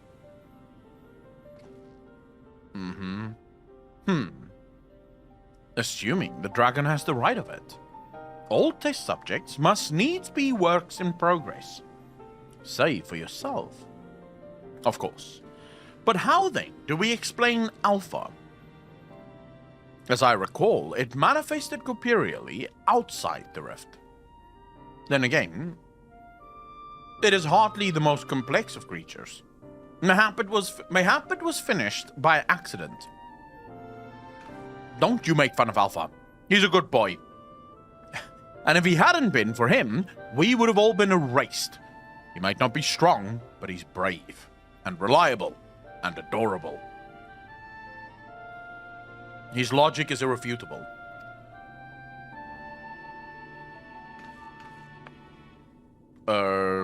Changing subject for a moment, Chief.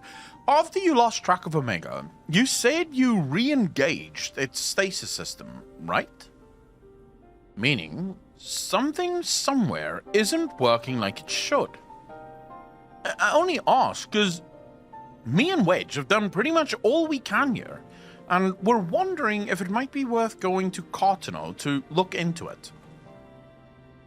That would be a great help. Nero and I can handle things on this end.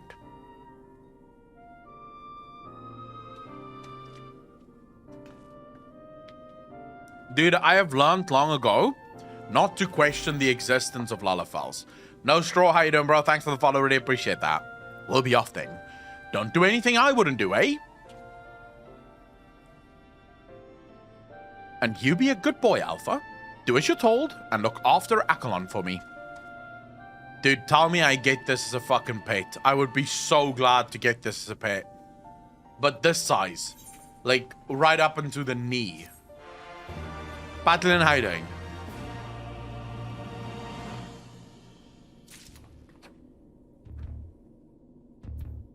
Alright, what's the next one here? We must pray that Biggs and Wedge are able to prepare the stasis system. If they can't, we will have little choice but to see Omega's experiment all the way to its bitter conclusion. A tall order, I concede, and one that would require you to prove yourself the mightiest being in creation. I can do it. Well, we must hope for the best and plan for the worst. Which in this case means pressing on with the tests. Are you ready for the next foray? One moment, Chief. My analysis is yet incomplete, but it would seem Subject Delta 2 is capable of manipulating gravity. How fortunate then that I but recently chanced to assemble something which might mitigate its effects. An anti-gravity gimbal. May it serve you well. Right. I guess I'm ready. Quack. Okay. Are you shipping Nero instead at the moment, Rumiko? 1G, 10Gs, 100Gs, gimbal your way through insurmountable amounts of gravity amongst tendrils of untold horrors. 10 deaths, you guys say. Wow. So you guys have no belief in me. Fuck all of you. Like, just fuck you guys. Maybe I won't die. What happens if I don't die?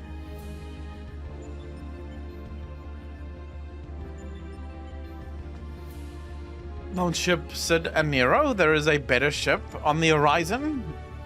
I'm definitely going to die. Good luck figuring this out. I win $20. All right. Wait, who isn't ready? Can we get everyone to be ready?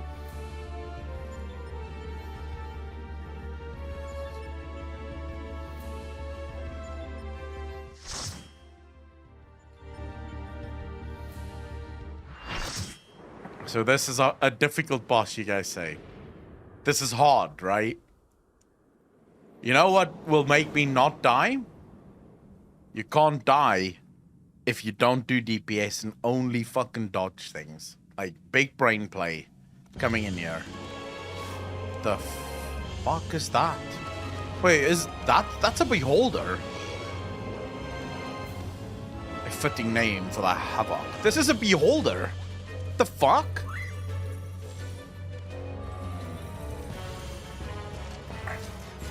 Alright, I'm ready. I'm fucking ready for this. So I have to use this minute to spell levitate using... Okay, so when it pushes me up in the air, I have to use this. Or to float, rather. Yeah, you fuck.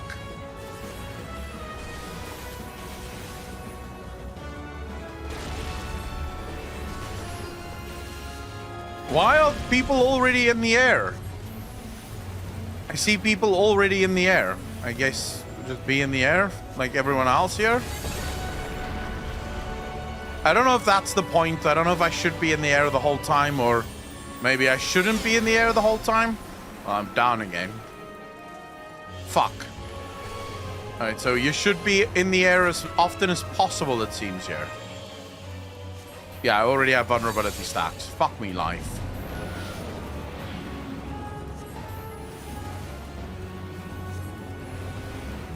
Okay, what's the purple shit? What is the purple shit? I'm supposed to be worried now, right?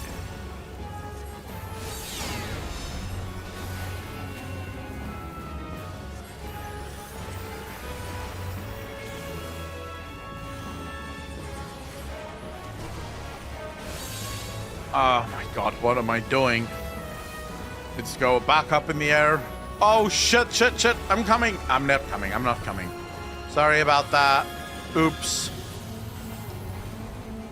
But you guys got this. Don't worry about it. You guys survived. Good job. Back to my ley lines.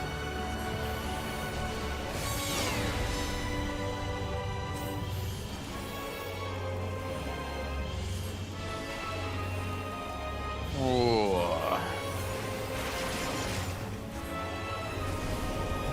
Oh shit. Apparently there's tentacles now. What the actual fuck? Maybe get up in the air. Just in case. What am I supposed to do? God! Guess I'll just stand anywhere everyone else is standing. I'm not sure what I'm supposed to do. Is there a reason why we're stacked up on these eye things?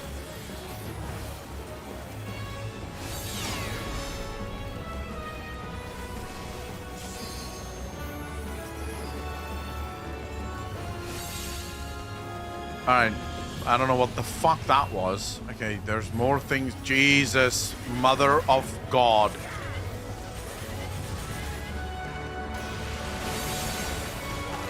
Oh, I dodged it.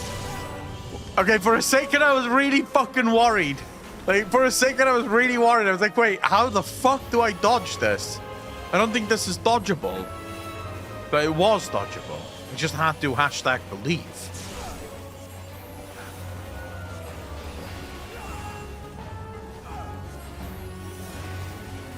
I still don't quite understand why I had to run to... Okay, now there's things... Oh, for the love of all things that's fucking holy. How do I jump down? How do I get down?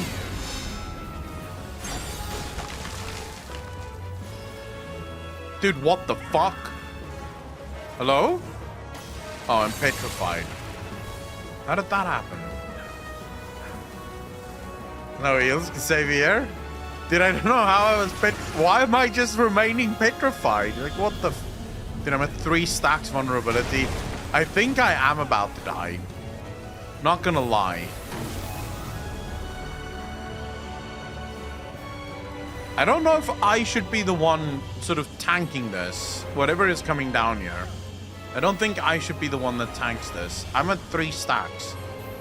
There's a good chance I'm getting fucking slaughtered here. Yep. 4 stacks now.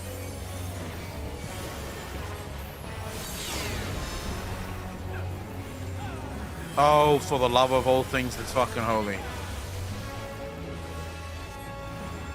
How do you drop down, by the way? Is there a way to drop down?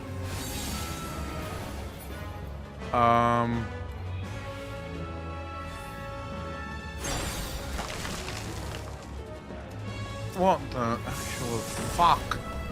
Wow, I'm taking so much damage, dude. So much fucking damage. Like, if you're levitating, is there a way to not levitate? To unlevitate yourself, so to speak?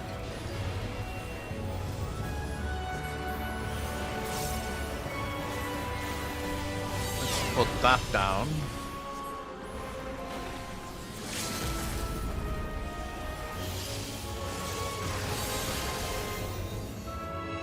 Is drop down when you die? Yeah, but I mean without dying, of course.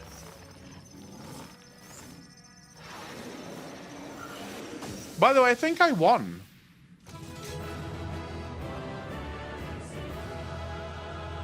Is this like another Cape Westwind sort of joke?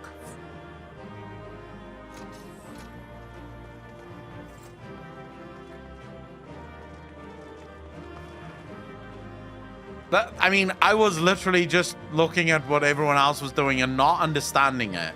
So... You know those now that I've done the fight, can anyone fucking tell me? You know the tentacles that come out of the ground? What are their purpose? It looks like something hits there, and everyone should sort of be tanking that shit, right? Somra, thanks for the first chat. Really appreciate it. Welcome to the channel. Thank you, thank you, thank you. So someone needs to sort of be in that, I guess, so that it doesn't do a whole lot of damage.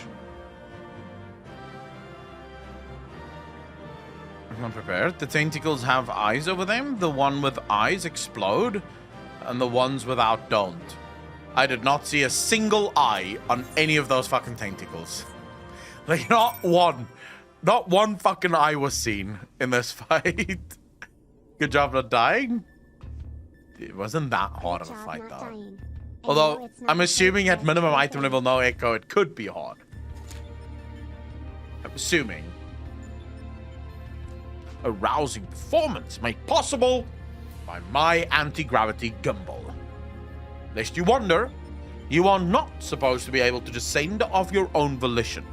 The device worked quite as intended, and it just wasn't intended for use on living. Well, let's just say it wasn't exactly its intended use.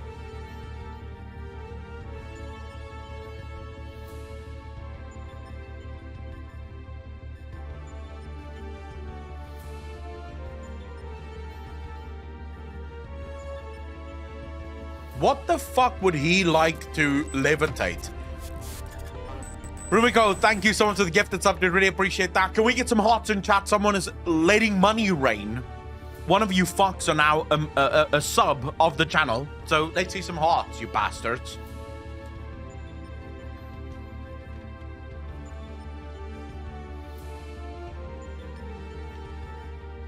Someone, but what can't he lift?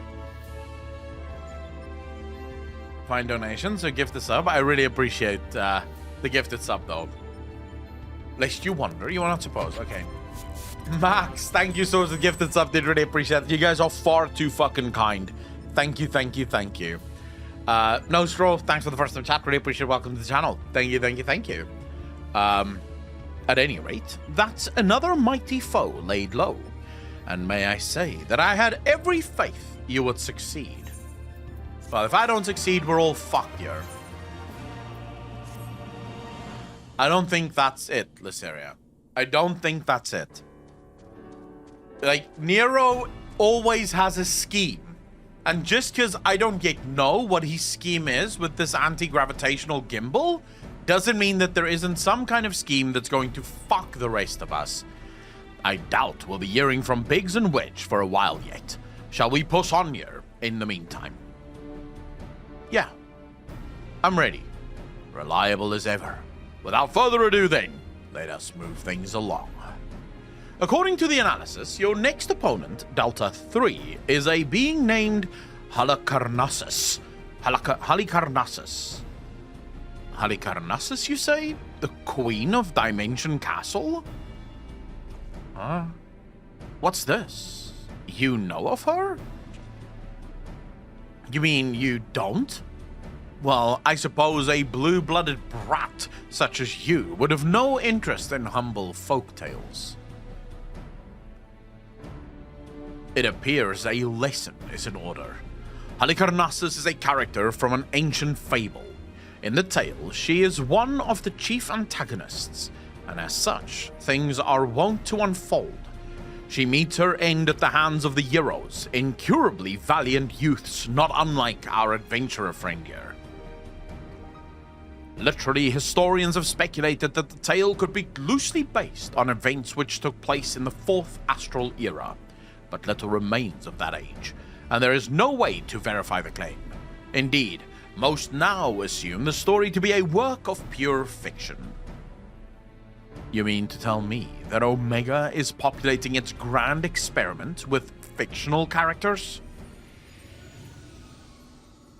Alright. 'Twould seem your understanding is yet lacking. Scant grasp have I of that which men know and know not. Mark me then. Omega hath no soul, no mind's eye in which to envision a rival. To bring forth new life, it must needs draw upon that which hath already been, its every creation being another's conception.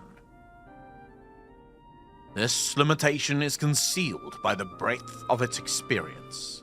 It possesseth the means to retain the knowledge of entire eras, and not only of this reflection, yet it perceiveth not this knowledge as we do. Fact, fiction, The distinction holdeth no meaning for Omega. All is equal in its eyes. If a thing is logical, it can be created. Such a wondrous weapon should exist. It surpasses my wildest imaginings. And they were wild indeed. And players, you can already have so much massive effect that you don't even see the fight. So imagine now in a 24-man raid, or when you make a hunt and you are 100. What do you mean, Kiranor? Next one, go mina level. For the next one, we should go minimum item level. I mean, we could do that. But I gather not everyone shares my excitement. What's the matter, Garland? Lost your nerve? Quiet, Nero. We adults are thinking. But mayhap now is not the time. Achelon said he was ready to continue, and so am I. Let's deal with this Halicarnassus. In fact, you can reduce the effect of spells. The visual effect?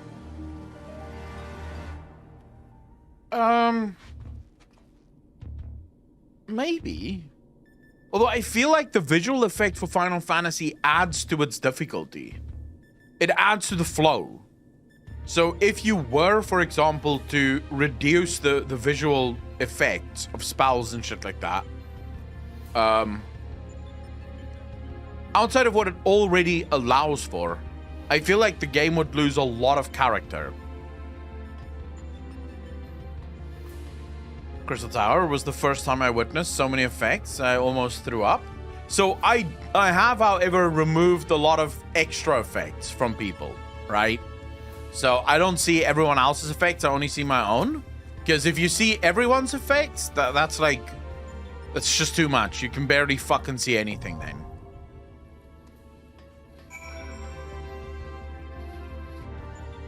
It gets hard if all effects are on. Oh yeah, like, I mean, even if there's no, like, nothing else that you need to focus on, all effects would be just, what do they call it?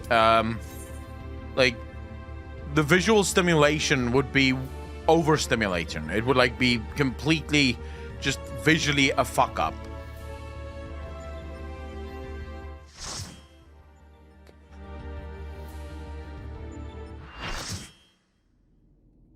Yeah, definitely have others turned off. Oh, shit. Finally, a human kind of enemy. Halicarnassus. Huh. Really human, although looks a little bit like a gesture.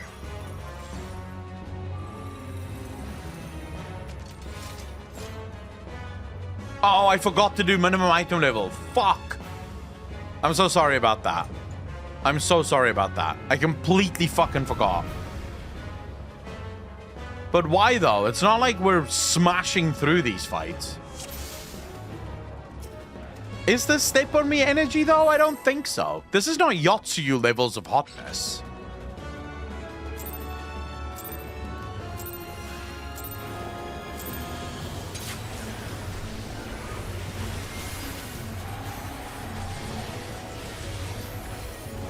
I mean, Yotsu is step on me energy. Oh my god, did I just... What the fuck? Dude! No dice, bro. How the fuck did that turn me into a toad? I don't know what I'm supposed to not do. What was I doing that I wasn't supposed to do? I think I got hit by the tank ability, and that's what fucked me. It was definitely the tank ability. Shit.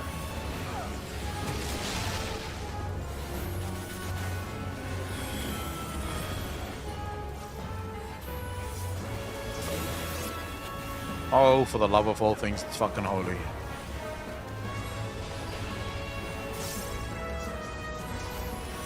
What in the actual fuck? Dude, there's no way. How? How was I supposed to dodge that? They explain how the fuck you dodge that.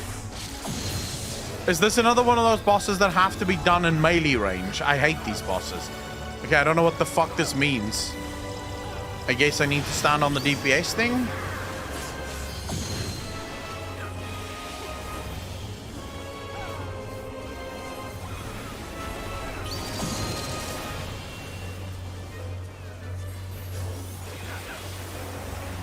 Alright, does anyone have any ideas what's going on here? What the hell is this weakness? Oh yeah, I was raised. That's why this is happening.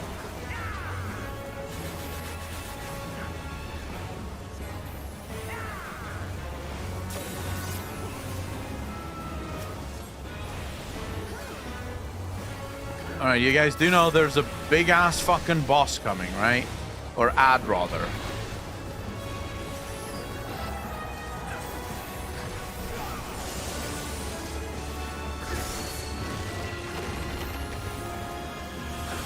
I'm only assuming I know what the fuck I'm doing here, because I'm pretty sure I don't know what I'm doing here. Standing on the blue thing seems to make the most sense. So, it's kind of what I'm doing.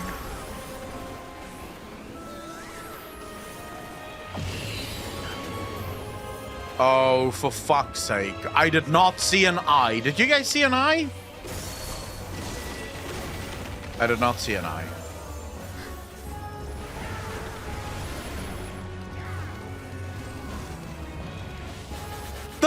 Dude, what the hell is going on here? What is this game? I don't know what this game is. Oh, for the love of fuck. Oh, for the love of all things fucking holy.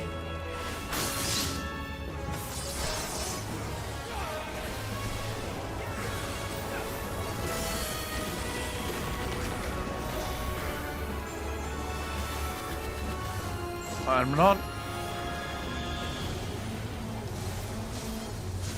Let's play an escape game. I don't know if I want to. You're a bit crazy, bitch.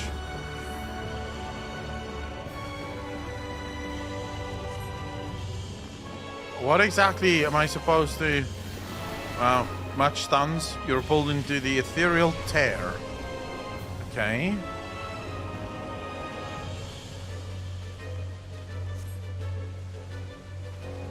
So you have to escape. You have to get there. Huh.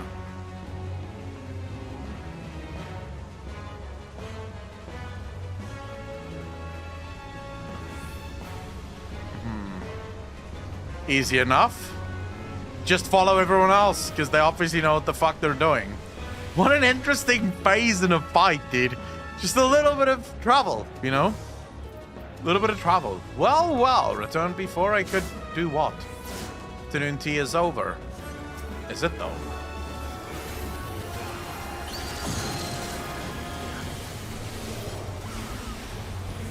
I think I'll put down some of those, and then you'll cause something on me that fucks that up.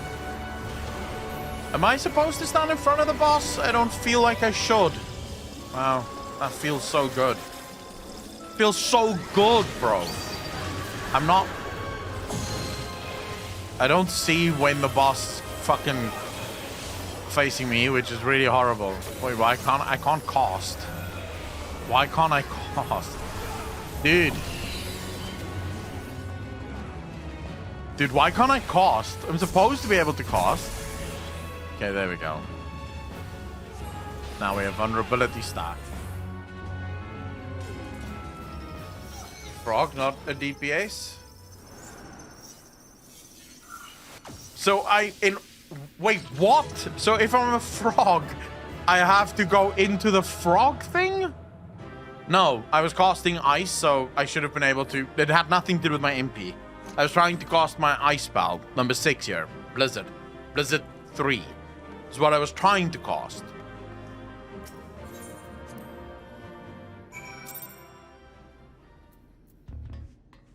Dude, that's bullshit. If the game actually needs that, that is bullshit. I'm glad you're safe, Akalon. For a moment there, I feared you might croak. Forgive me, you deserve better than that. Thanks to you, we are but one victory away from clearing the Deltascape. Take as much rest as you need, old friend. You've earned it. Bananas Blue, how you doing, bro? Thanks for the first time chat. Really appreciate that. Have I done it? What have I done? So far, I've been carried. I'm not even going to lie about that. I'm not even going to sit here and pretend like I'm helping. I've been carried like a motherfucker in the last 2 fights. Half the time in this fight, I was a fucking toad, and I still don't know how I get turned into a toad. Is it because I'm standing in front of the boss? Is that what turns you into a toad? Rafaelian Heart, thank you so much for the follow, dude. Really appreciate it. Welcome to the channel. Thank you, thank you, thank you. Frog tile phase if you don't burn her so fast. Ah. Alright. Carry throughout your entire playthrough. Not true. I carry the story, bitch. Shouldn't that was cast? Boss has a cone AoE that turns people to toads? I didn't even see like an actual visual for that, to be fair. The next battle is with Subject Delta 4, the Taste World's final resident. From what I've been able to gather, your opponent is, and I quote, a great tree born of an agglomeration of evil will, which assumes the form of a dark mage, all of which I suggest you ignore. His name is Exdeath, and he plays the role of chief antagonist in another ancient tale. Though I was unable to glean the specifics of his abilities, he appears to command the power of the void, as indeed the story states.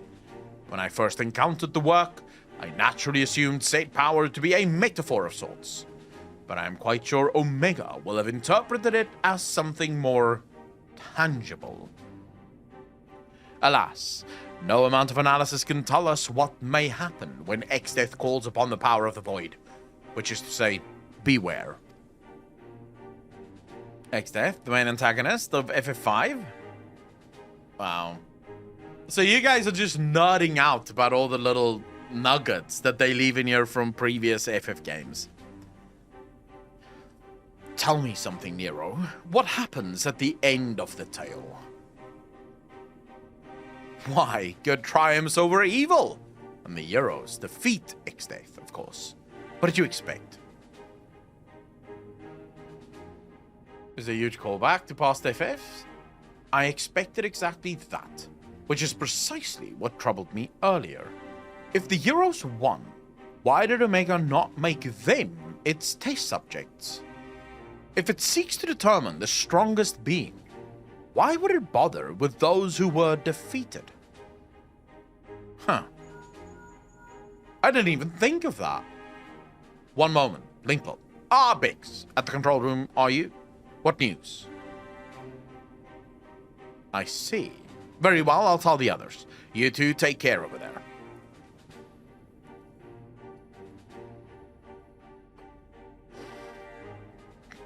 Sorry for the interruption. That was Biggs.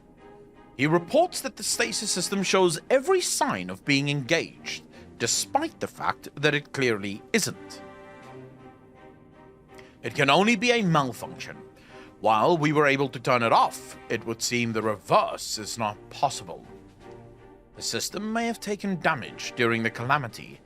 Does it look like it can be repaired? No. Hard to say. They tell me it seems complex, even by elegant standards. While they may be able to fix it, there's no telling how long it might take. Well then, we must keep on fighting the good fight here, must we not?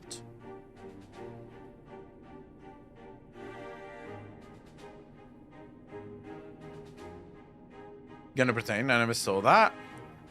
The good thing is, you don't need to have played all those games to enjoy 14. I mean, yes. That is the one thing that actually... like, one of the things that stopped me from trying FF14 in the first place. So first, it was my ill-conceived idea that FF14 is indeed a weeb game. And I didn't want to be a weeb. The other part of it was, I've never played any of the other FF games, so I will be completely lost. How am I supposed to follow the story? And then someone said, wait, Final Fantasy games don't follow each other.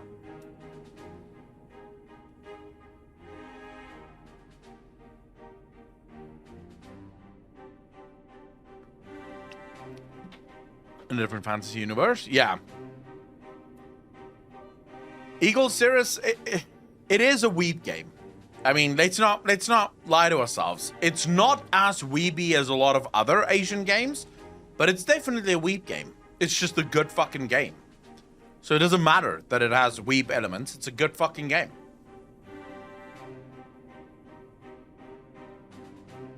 All the references did was make me go back and play the old FF games after. Arako, you are Akko weeb, embrace it. Am I a weeb though if the only weeb thing I do is play Final Fantasy XIV? I still don't watch anime. I still have never played another JRPG. So if I am a weeb, I'm probably the worst weeb in the world though. Is a spectrum as anime itself can go as kiddie as Pokemon or as adult as Berserk? I think a lot of people take the word weeb to mean like something bad for some reason. And I don't understand why. Why is it so? I know that the origins of the word weeb is supposed to be insulting, but I feel like the word weeb have been repatriated as a way. Like, I think a lot of people have taken the word weeb and just sort of made it part of their personality anyways. So is it still a bad thing? Do you still need to defend it whenever you hear, oh my god, it's a weeb game? I go, no, it's not a weeb game. What the fuck? Just embrace it. Like, who gives a fuck? Like, so you like Final Fantasy, so you like anime. Who gives a shit? Just like what the fuck you like. And if someone wants to call that weeb, then just go with it. Does that make you like it less? No. So then just fucking embrace it. Jesus. Nero has the right of it. At this time, focusing on X-Death would seem to be our only recourse.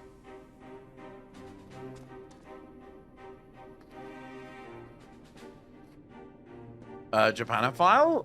Now it's like Nerd Geek? Yeah, I would say it... You still get the sort of weeb or weeaboo, whichever one you want to say, that is sort of a Japanophile, right? But I feel like there's a lot more weebs these days that aren't really all that interested in Japanese culture. They just really like JRPGs and sort of Asian games in general, which isn't really necessarily, it doesn't have to have anything to do with Japanese culture. It can just be that you like the games that they make.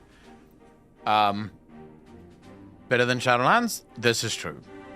I thought it was really an insult to people that were really too much into the Japanese culture.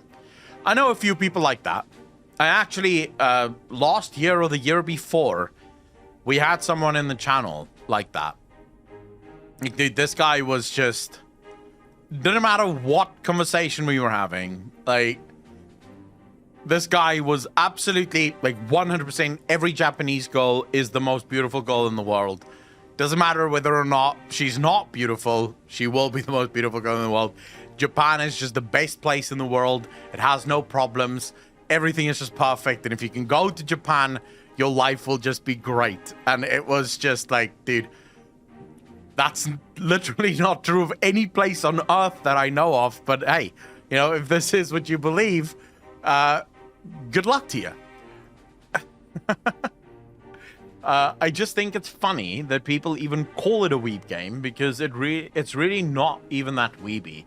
If other people think they're above FF14, then that's their problem. It's more weeb than ESO or World of Warcraft. So it is definitely more weeb than that. It's not as weeb as a lot of other games coming out of Japan specifically, but it's still more weeb. Like I said before, I think Final Fantasy sort of sits right on the center of the bridge between Western and sort of Japanese games. It's literally right in the center. It has enough callback to Western games to get the Western audience really interested in it, but I feel like it also has enough callback to the weeb genre to also get weebs interested in it. So it's nestled quite nicely in the center between those two elements, which means it's basically a game that anyone can play, which is good, right? Because I want more people to be able to play it. Japan is like every other place you visit as a tourist. Great as a tourist, pain in the ass to live there as a resident. I don't know. I've never been to Japan. I'm not much for travel. I hate travel. The only place I've ever been to outside of South Africa was England. I was there for 2 years. And I liked it. But I won't go back. Not because I didn't like it enough. I fucking loved it there. But then I think, fuck, I have to get on a plane. I have to fly there. Fuck that. No thanks. I don't want to do it. And then I think flying to Asia. And I'm like, fuck that. That is a long time on a fucking plane. I'll just look at the pictures. If I want to see Asia, I'll just Google it. I'll look at the picture like, oh, this is cute. And then I'll fucking go back and just play video games. There's no way I'm getting on a plane for like 20 plus hours from South Africa just to see another country. It's like, what the fuck is the point? I don't want to fly that long. That's just bonkers to me.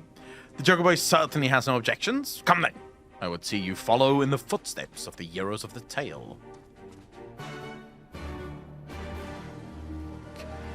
King Julian, I don't agree with that. So the statement, Asian girls is the best, makes no sense. It's logically impossible. Do you get beautiful Asian girls? Yes, you do. Are all Asian girls beautiful? No.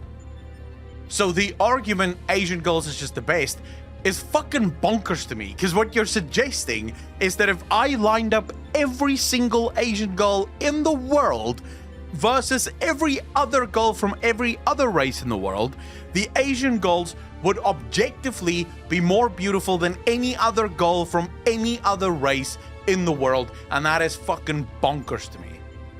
That is just obvious bullshit. Like, just obvious bullshit. I don't know how you would even get to that conclusion, because I have seen Asian girls that is absolutely phenomenally beautiful. I have also seen Asian girls that is not beautiful at all. I have seen white girls that is absolutely beautiful. I've seen white girls that's not beautiful at all. I've seen black girls that's very beautiful, absolutely gorgeous, and then I've seen black girls that's not that beautiful.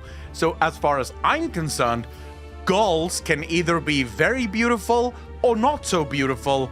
I don't think the race has much to fucking do with it. It's bonkers to me that you would say Asian girls is just the best. It's like, how? How are you making that estimation? You could say, I prefer Asian girls. That's a whole different discussion. Because this means that if you saw a beautiful Asian girl and a beautiful whatever other race girl, you would prefer to date the Asian girl. More power to you, bro. But I don't think you can fucking make that statement. It's such a sweeping statement. It makes no sense even to say that. Jesus. Paper bag is the ugly negator. I don't think that works, dude. In my case, for example, if you had a paper bag, that still doesn't hide the fact that I'm fat. Unless you have a really big paper bag. That could probably work, right? If you had like a fucking, like an industrial sized paper bag, you could probably hide that too. But Pretty Woman, and then there's Kate Beckinsale. That is the one thing everyone can agree on. Kate Beckinsale is fuck so hot. I prefer a sorry girl, Zako. Hey, I'm not judging. A lot of Westerners have Asian fetishization. It's fucking weird. I don't know how to answer that, because I happen to be one of those weirdos that just like beautiful girls. I don't really give a fuck what race they are. If they're beautiful as far as I'm concerned. I don't really know how to answer that. I mean, if I'm to... Let's try and rationalize this, okay? The obvious fact is that most people prefer their own. That's like the obvious fact. How do I know this? Because when I look around me, when I look in movies and TV series, wherever the fuck I look, most black people will date other black people. Most white people will be dating other white people. So the obvious fact is that most people prefer their own, right? Whether that be through racist means or just based on preference, doesn't really matter, but that's sort of the conclusion that I draw just looking at it. The same can be said of just different white people. Most German people prefer other German people, right? And where the same is true. Most Spanish people prefer other Spanish people. Do you get Spaniards that date Germans? Yes, you do.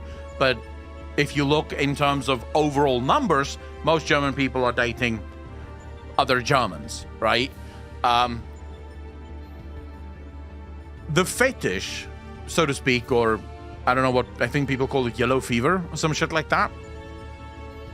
I wonder if it doesn't have to do with what's the exotic, I think.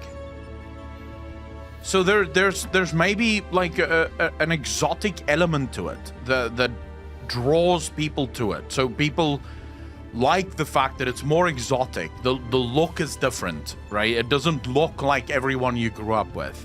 So if you're a white guy, you probably saw only white people most of your life. Your mom's white, your sister's white.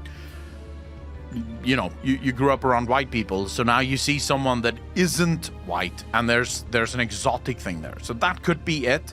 But then again, we would have to crunch the numbers again, because on average, how many white people date black women? Like, how many white men date black women?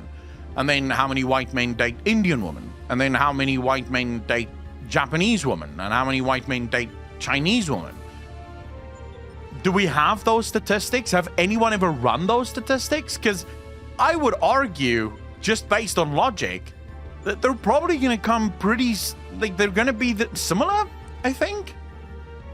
They're probably going to come out to about similar, depending on, like, so let's say 5% of white men will date black women, but then also 5% of white men will date Asian women, or whatever the case may be, 10%, 20%, 30%. Doesn't really matter, right? But I would think that it's going to be similar across the board. It might just be that we celebrate certain fetishes a little bit more than others. And someone said that I have a fetish for beautiful women, and you're right. This is true. 100%. The preferred aesthetic. Different cultures have different styles anyway. So the thing that I like naturally most is like extremely feminine women. So really small. I don't like tall women at all. But at all is a fucking lie, because I've dated tall women before. But if I'm thinking perfect woman status, shouldn't be tall, should be very petite, very feminine. It's kind of what I like, right? And in that sense, Asian women would fit that bill more often. So you could argue that that's why a lot of guys like Asian girls, because they fit that aesthetic, and that's the aesthetic that they like. The only difference is I don't give a fuck what race the girl is. As long as she has some of those aesthetic beauty things, I'm kind of happy with it no matter what. I think it's strange that women now don't dress like women. Dress insanely feminine. It's like weird. Big Men and Slapper. Is that true though? Like, I agree with you. A lot of trans women look absolutely phenomenal and very fashion forward. But I would say most women do too. Like most cis women do too. I don't like on TV, sure. On Twitter, yeah. Like there's a bunch of people that dress like morons. But normal people, just normal fucking people, I would say most girls still dress like girls. Be it trans or not trans, doesn't really matter. They still dress like girls. At least in my opinion, from what I can tell. But then again, I wouldn't call myself an expert on this. So, you know, don't take that with a grain of salt. I'm definitely not an expert on this.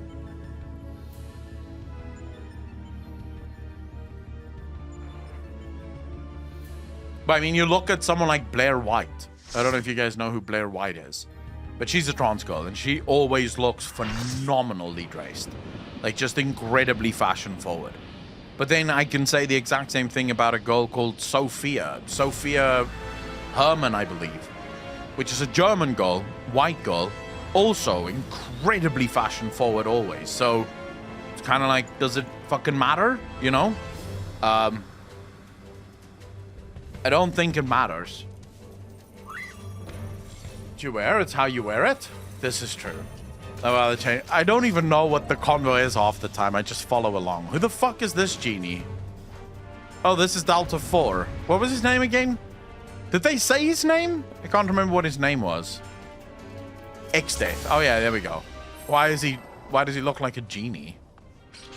Alright, minimum item level. I'm probably gonna get fucked here. I love how chat just enjoys me getting shat on.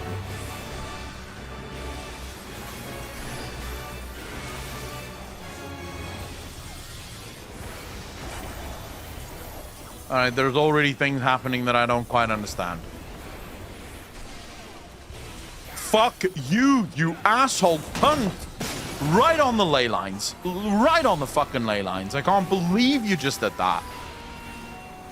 Always on the ley lines. Why always on the goddamn ley lines? I don't get it. Okay, there's things on me. You guys need to get the fuck away from me. There's things on me.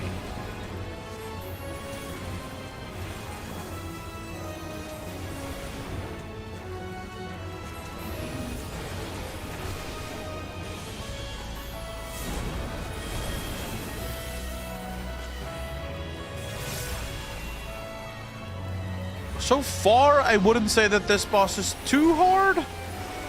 I mean, I could be wrong though, and things could still pick up speed. At least for now, it doesn't seem to bother me too much. Fuck. Yeah, I screwed that up. If you don't stand in ley lines, he won't put an AoE there. Yeah, but that doesn't make much sense, does it? Like, don't stand in the ley lines, forehead. But then I'm not standing in the ley lines, so then why even put the ley lines down? Wait, dude, that's not even possible. Alright, apparently I've collected a nice little vulnerability stack for myself. When did I fucking get hit by something that I could have avoided? Did I get hit by something? What? Oh, you mother of all things, that's fucking... I hate you so much.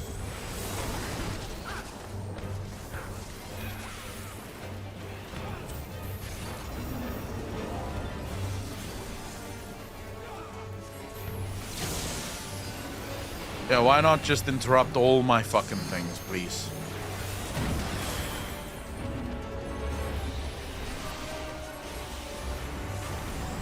Okay, it's going super, like, oh shit.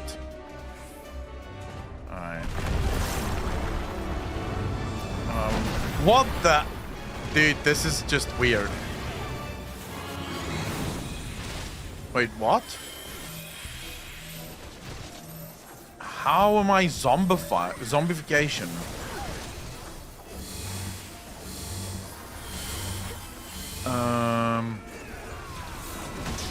Yeah, that was not fun at all.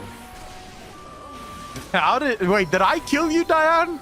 I am so sorry if I did kill you. I have no idea what the fuck just happened there. I'm gonna be honest with you. I have no idea what I just did there. Maybe I shouldn't stand there. That seems like a very dangerous fucking place to stand.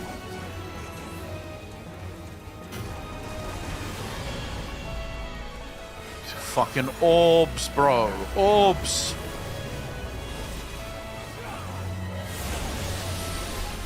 How though? Oh my god, bro. I don't know. I don't know how this works. This is such a busy fight. I'm pretty sure black mages can't really do this fight.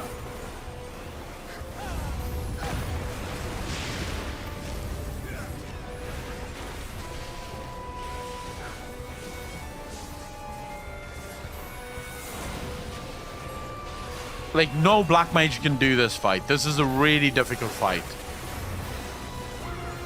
You can't be max, like, DPS on this fight. Not as a black mage. It's not possible.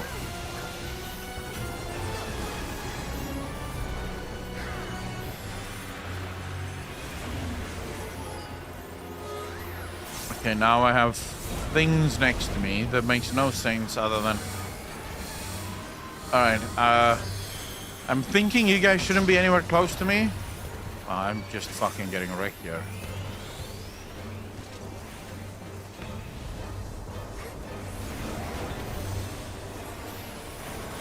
Did I use a shield? What's that? Oh, I just restored some of my own health.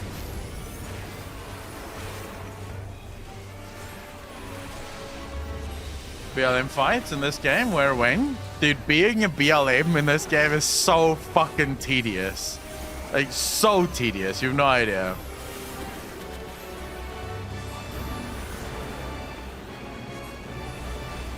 Okay, there's tree stumps now for the lava part. Of course. Yep. So avoid the face of this thing. Don't look at it. It's horrible. It zombifies you. And then fight this guy again.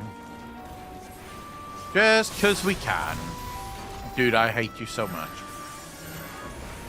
I'm coming, I'm coming, I'm coming! I'm trying to!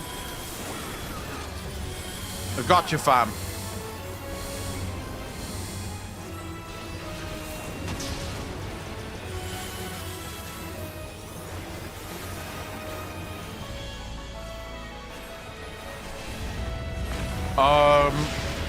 Christ. Oh, that is not scary at all.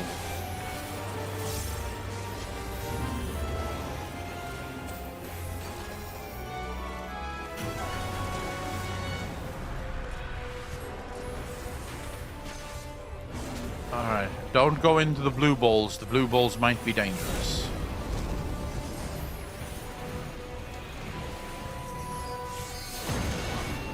Oh, for fuck's sake, bro.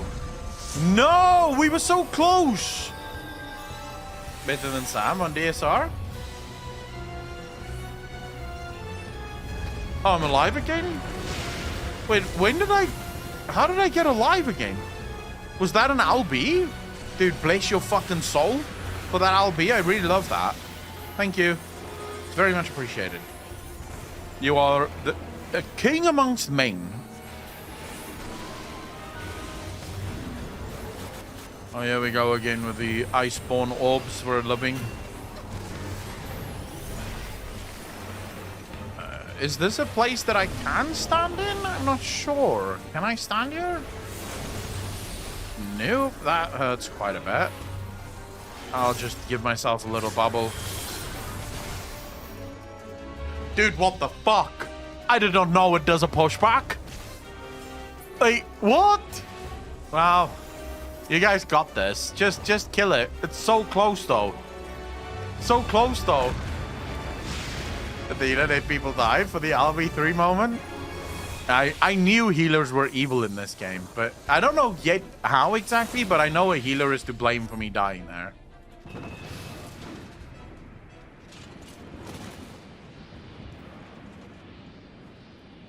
Fuck you, Genie. Why? The void was mine to command. No, it wasn't. You're a little bitch. How could it? Peace, bitch.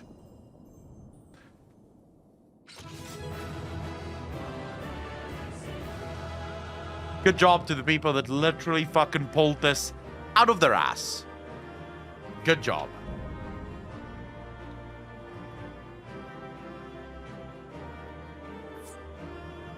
Wait, you what? You died twice? That's not good, bro. It's not good. Wind up X Dave. Yeah, I'll take that. I'll take that too.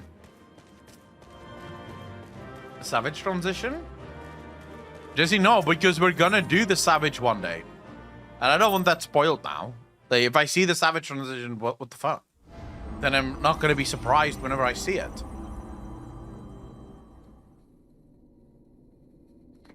So we just killed one of their worlds.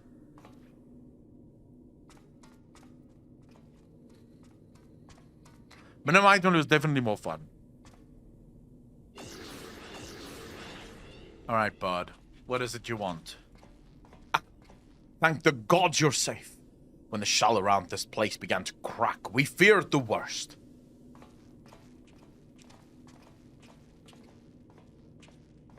Sup, bud? Why do these Gauleans look at that bird as if it's fucking dinner? Given that all of us are present and corporeal, does this mean that Does this mean this area is no longer the Deltascape? Deltascape shutdown complete. Alpha Group is victorious. Congratulations. Congratulations! Your combat record has been archived for future matchmaking. Results from other test worlds are still pending. In the meantime, please tend to your hurts and await further instructions. And with that, we've taken a significant step towards solving the mystery that is Omega. It hasn't been easy, but all in all, I'd say things were proceeding rather smoothly. Yeah, I can agree with that. We couldn't have done it without you, old friend. Come, let us return to reality and enjoy what rest we can. I love how they give it a reason. The story is so... Things are proceeding smoothly indeed. Too smoothly. Like, just small things of, for example, like this, where in order to explain why you can't keep doing bosses, you have to, like, they give a reason. 'Tis well that thou harborest doubts, mortal, but they are misplaced. Omega could have conducted its tests in complete secrecy, unbeknown to all. Yet not only did it betray its presence to you, it allowed you to come this far.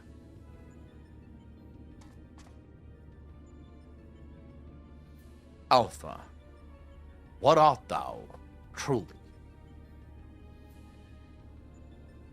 The instrument of the mortal's triumph, or the bait that lureth them unto the abyss?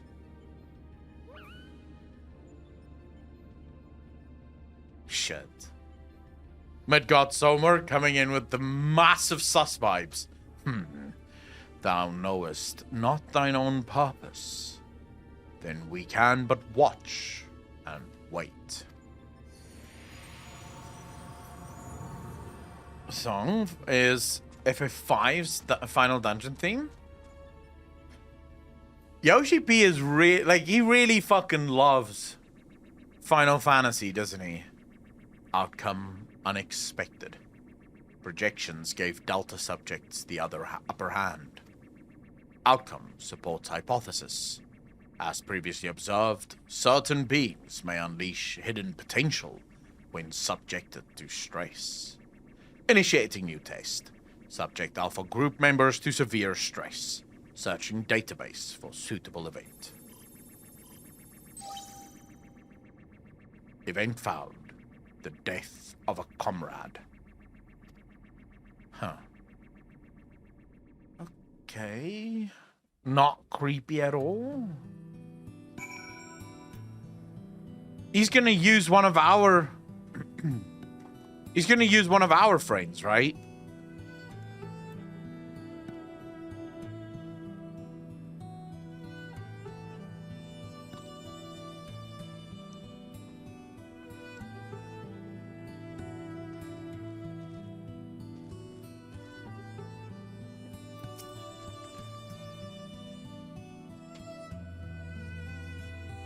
You're more than welcome to, Alban. Just give me, just whisper me. On record to being a Diablo fan, but he did grow up with Dragon Quest.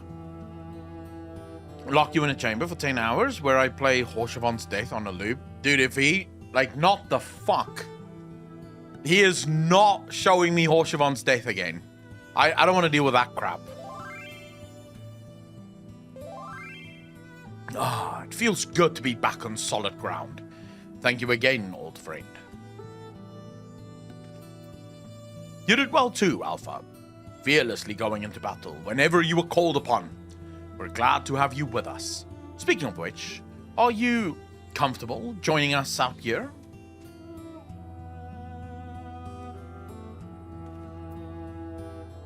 I'll take that as a yes. Well then, at the risk of obeying Omega's orders, I suggest we permit ourselves a moment's respite.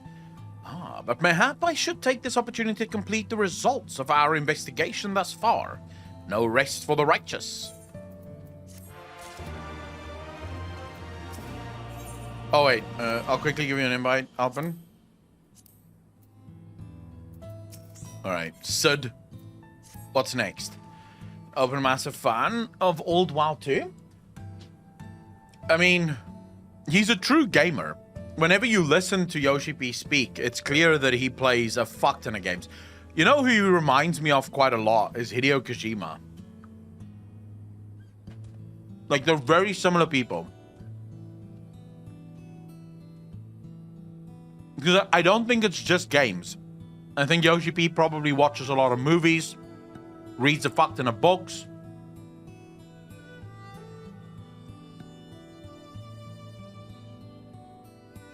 He strikes me as a sort of eternal student of the arts.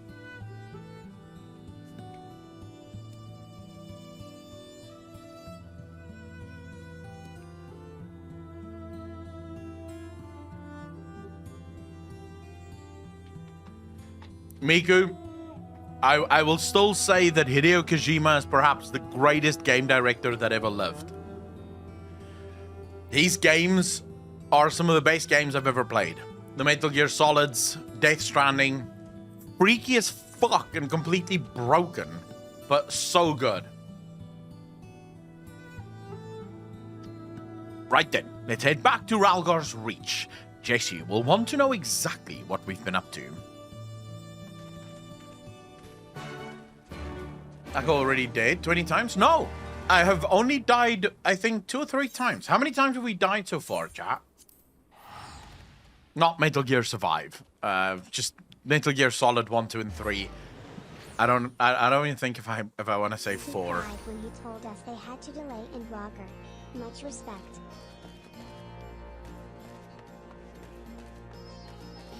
I mean, but what you're referring to there is the other reason why I love Yoshi P so much. And that's his love for gamers.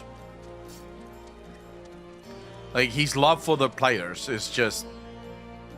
As someone who comes from World of Warcraft, I can tell you that is a fucking rare thing. As a rare thing.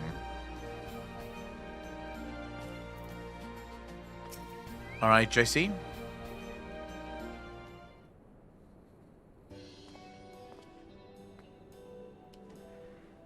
I don't think so.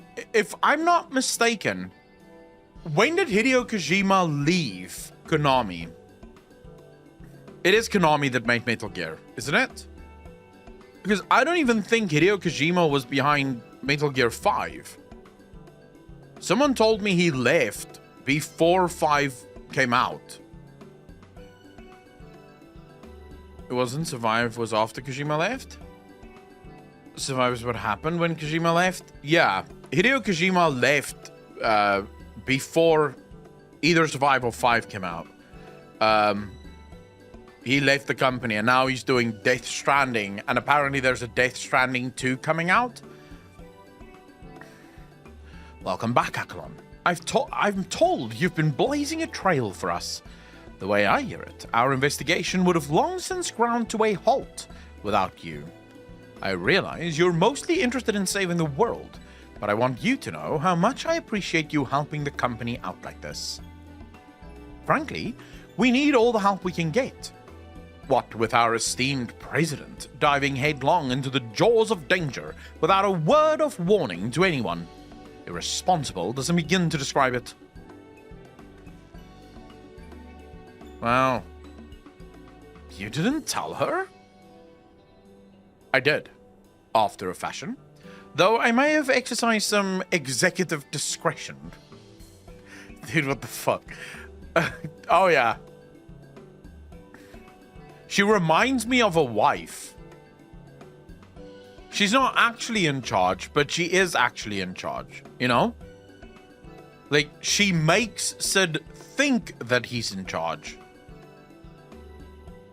But also, the decisions that Sid makes is the decisions that she wants Sid to make. But she makes Sid think that he made the decisions that he wanted to make. That's the vibe that I get from JC. RPGs, can you think of any that might be good as an MMO remake? The Karen admin to Sid's engineer CEO? So basically a Karen? Would it be a Karen, though? Karen is something different. Darthshade, in the history of gaming, can I think of a game that would make a great MMO? Yes, but only if I can also state that I don't want that game to become an MMO, because it would destroy the game. But Mass Effect, like, the ability to be in the Mass Effect universe just forever and ever with new expansions coming out, and I mean, fuck. Yes, please. Thank you. I'll play the shit out of that. Udataka, who the fuck is that?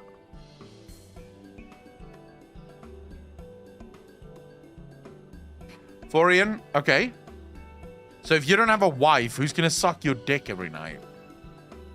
In your universe where wives are overrated. And don't tell me you're gonna go get a new girl every night. No one's got time for that. Also, it's much better when you have someone that has experience with you and you have experience with him. Is that the Elden Ring guy? I haven't played Elden Ring yet, so I don't know. Bros, you say. Wives don't even do that nowadays. You just need to get the right wife, I think. Side birthday, thanks for the first time chatting. Really appreciate it. Welcome to the channel. Thank you, thank you, thank you. Rin, I mean, if you're so inclined, your bros can absolutely help you, I think. Nothing wrong with helping the economy and pay for it. What universe does your wife suck your dick every night? In what universe doesn't she?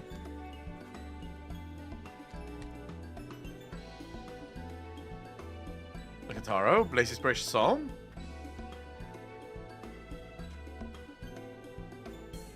We can give Elden Ring a try. I have no issues.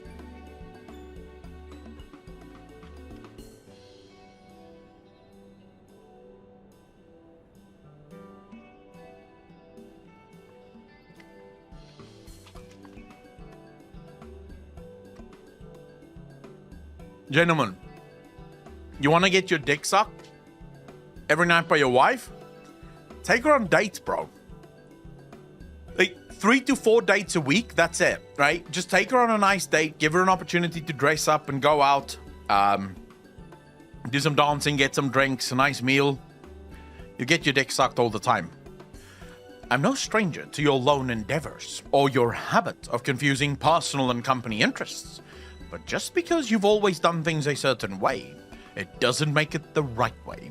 And until you wake up to your responsibilities, I'm going to keep reminding you of them. But such irksome matters aside,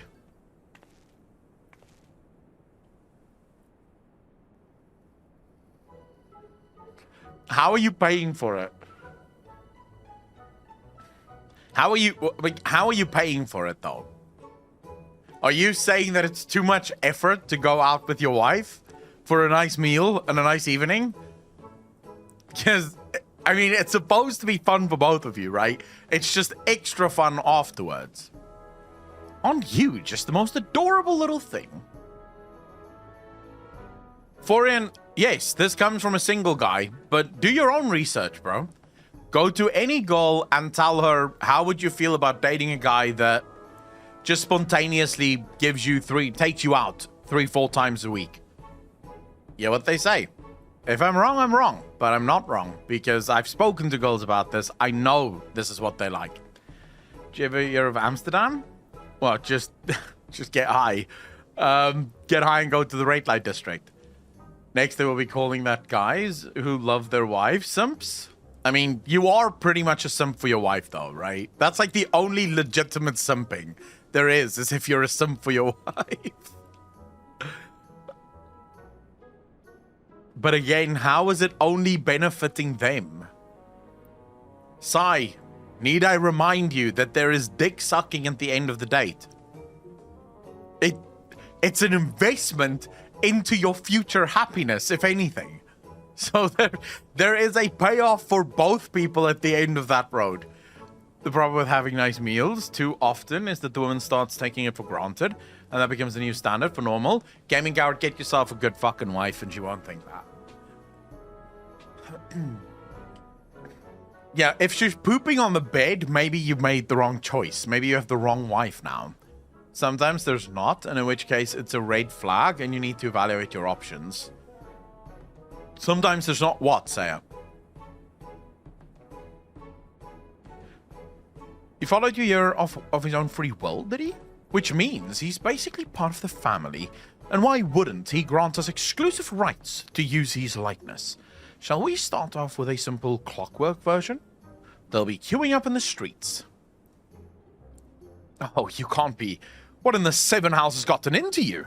Listen, if I've caused you any distress, I apologize. But I will not have you comment on our guest's marketability. She's just thinking in terms of money. Corporate bitch. Where are Biggs and Wedge? Shouldn't they be back by now? Oh? I thought you might have sent them off on another unauthorized mission. Last I heard from them, they said they were scouring Omega Control for anything useful. Would have been a good while ago now, though. I don't like the sound of this. Though we have all the necessary permissions, the area is technically a theater of war. And one littered with unknown Allagan artifacts to boot. Something may well have befallen them. We'd best take the Excelsior and go and find them.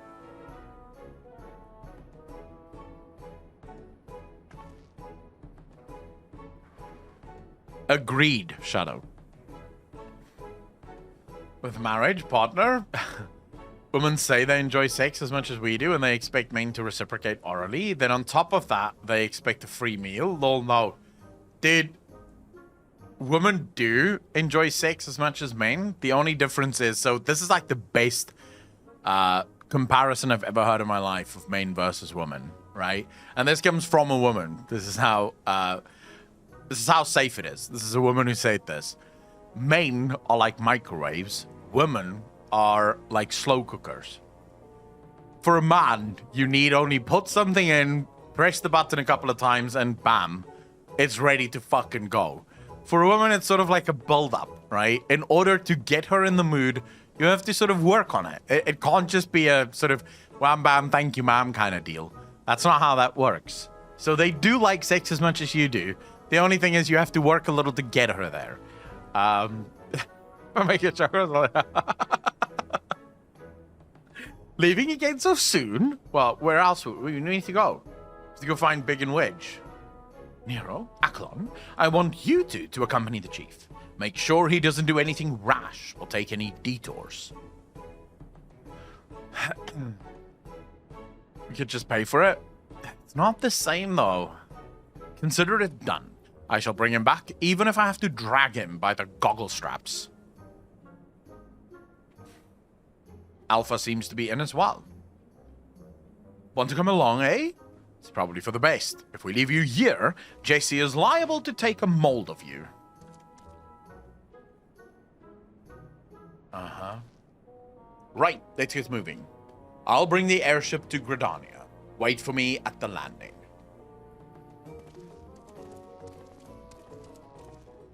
I don't know, though.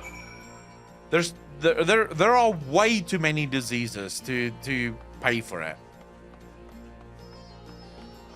I think a little Marvin Gaye or some other R&B and romancing makes the sex better. It absolutely does. But I don't think it's like Marvin Gaye or even R&B. I don't like R&B, so that would really spoil the mood for me. But I don't think that's what makes it better. I think what makes it better is experience between two people.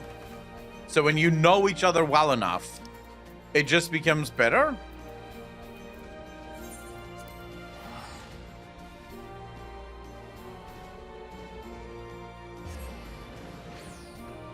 Like you learn what works and what doesn't. Which makes it good. I can't remember where this landing is. Oh, never mind. I remember now. Dude, I haven't been back here in ages. Fuck. It literally feels like forever ago that we've been here.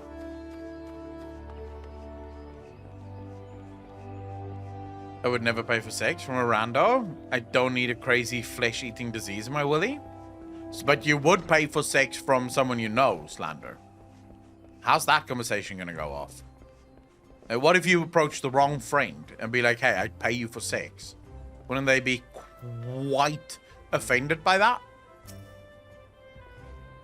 Looks like we're all here. Let's make haste to the Cottonelle Flats. Let's go.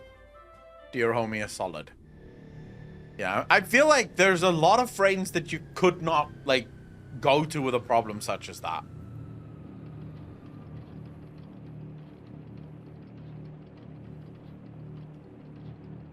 Go on ahead to the control room, Acklon. We'll follow as soon as we've moored the Excelsior.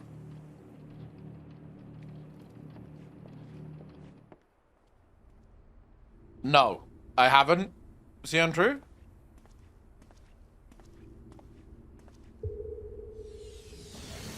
How do I even know how to click that? My character is not very smart, so it's kind of interesting that I know how to click that.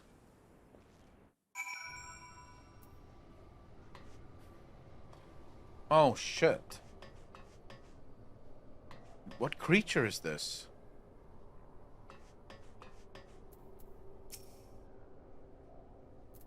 Is Biggs dead?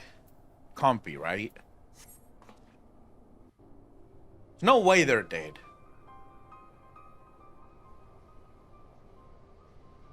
Final Fantasy wouldn't kill these two.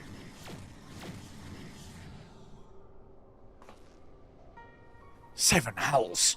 Biggs. Wedge. Evans, what did I do? I didn't do shit. I'm just here. It is nice in this game that you never get expected of anything. Or suspected of anything. Like, people will walk in and someone is dead. And they'll just be like, what happened? Can we help? The only time we were suspected of something was right in ARR. Right at the beginning. Where they thought we killed the Sultana. Or accused us of killing the Sultana. Are you alright? On to me. Chief. Acklon. A monster appeared out of thin air.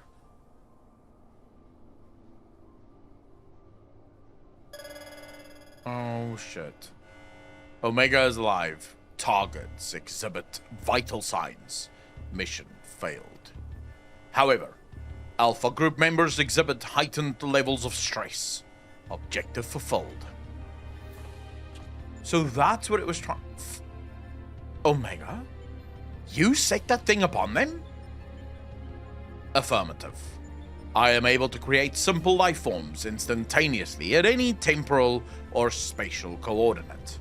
Such beings may pose a negligible threat to you, however. Oh, Christ. They are more than sufficient to grievously wound or kill the majority of your kind. I could instigate a massacre at any time, and you would be powerless to prevent it. Do I detect a shift in policy? Quantity over quality? Negative. My objective remains unchanged. Evolution through formidable opposition. However, in the course of seeking suitable subjects, I observed an anomaly. Those whom you call heroes. History shows numerous instances of otherwise unremarkable individuals who have defeated vastly superior beings, who triumphed in the face of apparently impossible odds, who performed what are popularly termed miracles. Hey, Clean! Thank you for the 2 months up. Really appreciate that. 5 months in a row. Thank you, thank you, thank you. Clean, how you doing? This has occurred too frequently to be dismissed as a mere statistical aberration. Cybertech, thanks for the follow, dude. Really appreciate that. I seek to understand this phenomena. Should it prove to be of benefit, I will incorporate it into my own evolution. It is for this purpose that I brought you to my domain. Oh shit. So putting on a show at the Yawn and planting Alpha in our midst was but a part of your grand plan? By your victories, you have demonstrated the self-same anomaly. You are fit to remain my subjects. You will continue participating in my experiment, withdraw, and I will commence the extermination of your kind. This is an order, a threat, a declaration of war. I am an enemy to all life upon this star. Huh. He knows that that's all we need to hear, and will take it seriously.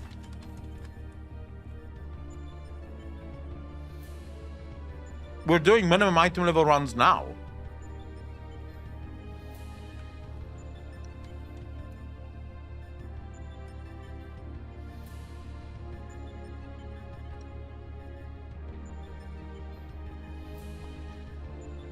It would seem we have much to ponder, but first things first, we must tend to our friends. Quickly, help me carry them.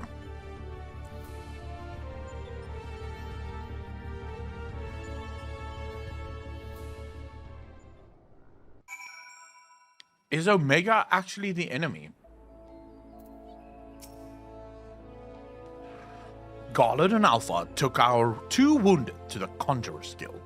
The chief bids me lend a hand, so I suppose I shall take myself there too. You, meanwhile, are to return to Ralgar's Reach and report to Jesse. Okay.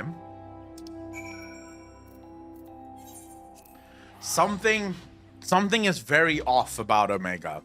Very fucking off about Omega.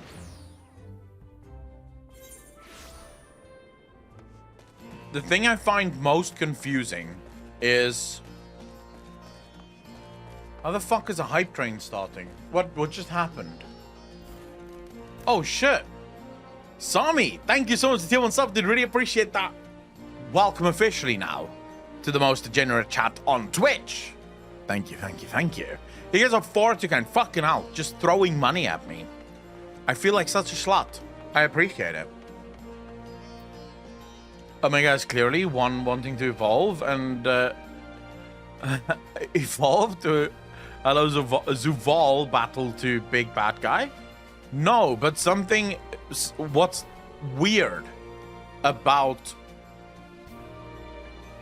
Omega? So he just told us that he is clearly a threat to all life on Eorzea. Yeah? Which he knows is what we fight. We fight anyone that is a true threat. Oh shit. 500 bits. Really appreciate that, Saya. I don't know, but I'm gonna take the fucking money and do all manner of crazy shit with it. So I really appreciate the support. You guys are far too fucking kind. So what bothers me about Omega is...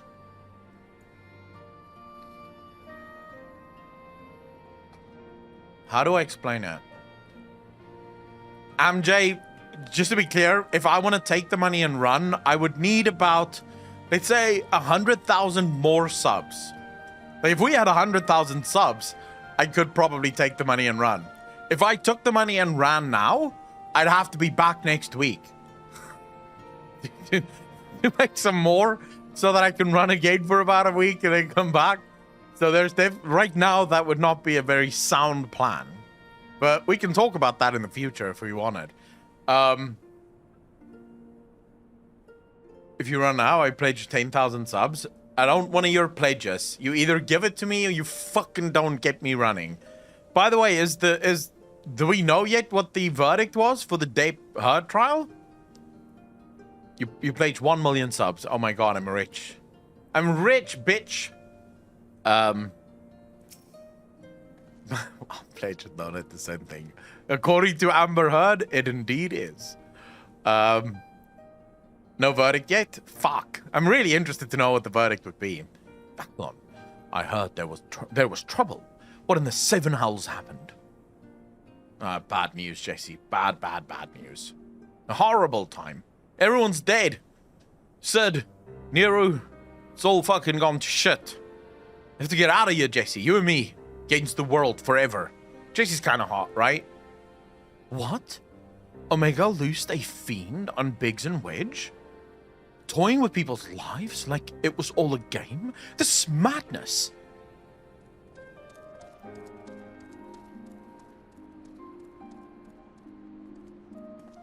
Let me know when the verdict happens. I would like to see it quickly. Just want to see. Like, I don't know how long does it take to render a verdict. Is it like, is there a massive, there isn't more closing arguments and shit like that, is there? Sir, will they be all right? The worst is past, but they still drift in and out of consciousness. They'll remain in the conjurer's care for a time. JC's all right, but I wouldn't say she is hot. Dude, JC is fucking kind of hot. Like, JC is kind of hot. You would, absolutely. Then all we can do is wait and pray. Be no verdict today? Think they can take multiple days? No. No. I don't think so. Because they can take multiple days to deliberate, but seeing as how the jury is back, it means the jury have come to a conclusion. They've made a decision.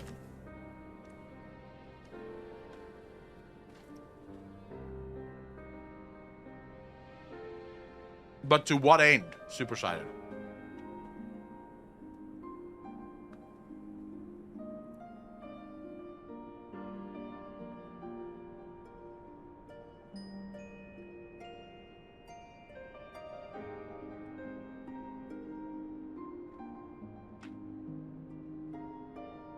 Wait a second. So there is going to be a verdict stream every day, literally every single day, until the jury have made their decision. So we could have a verdict stream every day for the next 2 weeks before we find out what the verdict actually is. God strike me down for a fool. Should have been more mindful of the dangers. I should never have. Should never have what? Activated Omega? You know as well as I do that there was no other way to defeat Shinryu. Milk it as much as possible. Yeah, I don't milk it though, because I get too bored watching it to actually milk it. But is this truly any better? All of mankind is being held to ransom. And as the one who activated Omega, I bear the responsibility. The responsibility? Just the kind of thing the new you would say. You are deluding yourself, Garland. We are scientists, not heroes. Even you must concede your talents do not extend to combat. The old you understood this far better. He only looked forwards and gave himself wholly to science. And then you changed. You styled yourself a pacifist and started spouting tripe about the proper uses of technology. It was in the wake of your old man's mishap at Baja, I believe. Calm yourself. All I wish to say is, embrace who you are. A man who devotes his mind to making the impossible possible. Wait, so Sid's father is the reason Baja is a thing?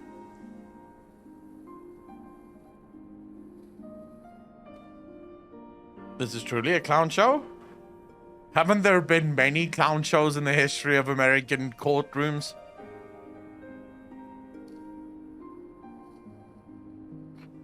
More than Akko doing MSQ?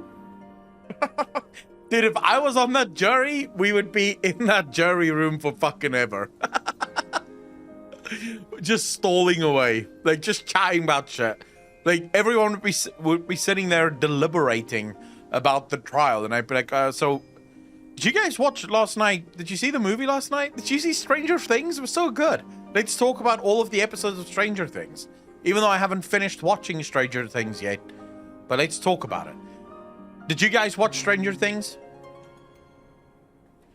Still in SB? Yeah, I haven't been to Baja yet. This big televised clan show was the OJ trial. In South Africa, the I think first and last televised show was the Oscar Pistorius trial.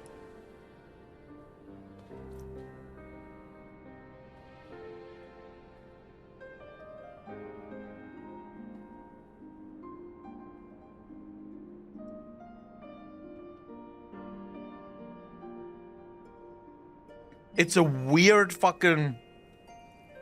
Darthshade, the new Stranger Things, is fucking crazy.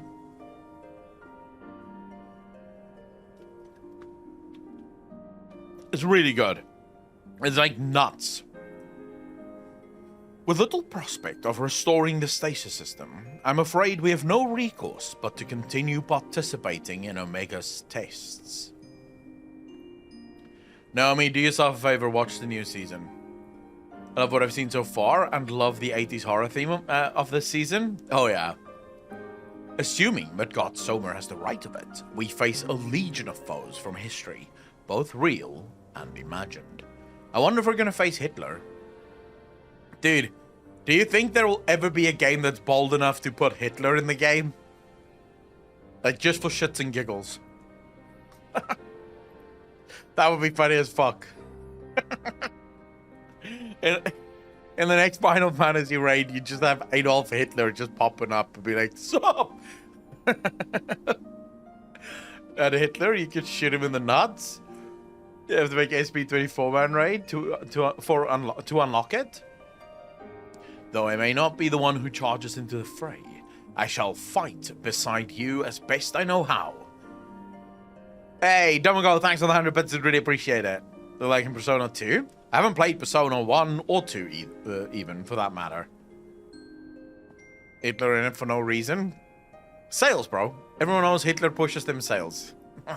That's it. It will inevitably fall to you to administer the coup de grace, old friend. So please, for Pigs and Wedge, and all of us, don't lose. Wolfenstein has Hitler. DJ Gaming, how you doing, bro? Thanks for the first chat. Really appreciate that.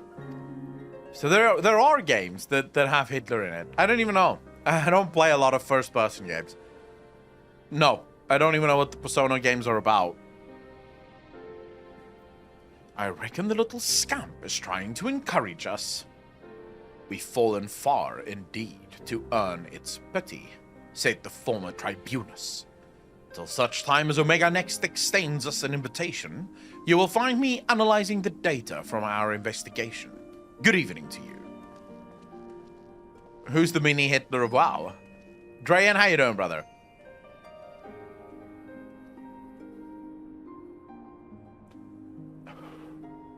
Before they were attacked, Biggs and Wedge discovered a tombstone. I shall examine its contents and make the information available on the terminal over there as I extract it. Feel free to refer to it whenever the occasion arises. Favorite series ever? You have to play the... What is Persona about? Before I just charge in and play a Persona game, what is it about? Keep in mind, I care only for stories. Yeah, pretty much only for stories. And I don't like first-person games.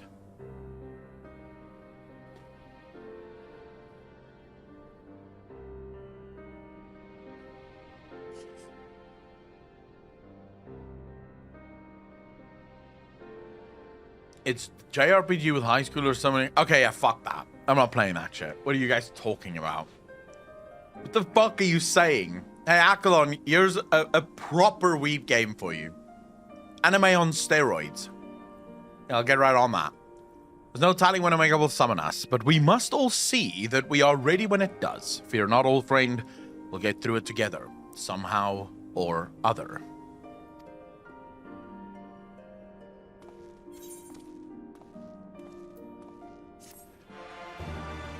AMS, I don't care.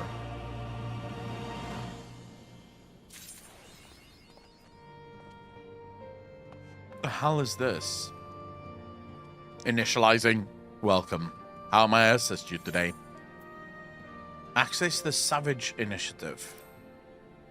The hell is the Savage Initiative? Good evening, valued employee. Thank you always for your tireless efforts. Tell me, Are you getting enough rest? Are you sleeping and eating well? Are your eyes not blurry from overuse? Here at the Garland Ironworks, your well-being is our priority. To that end, we have introduced a program to address work-related stress, dubbed the Savage Initiative. For we must be savage on stress. It adds a touch of relaxation to the daily grind. For its maiden feature, we are pleased to bring you Mending Melodies, songs that soothe body and soul.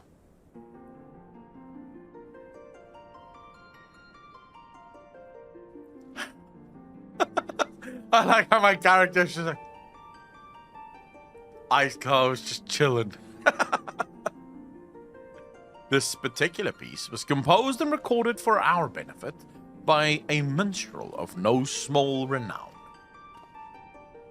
It has been proven to possess potent healing properties and promises to promote happiness as well as stimulate creativity.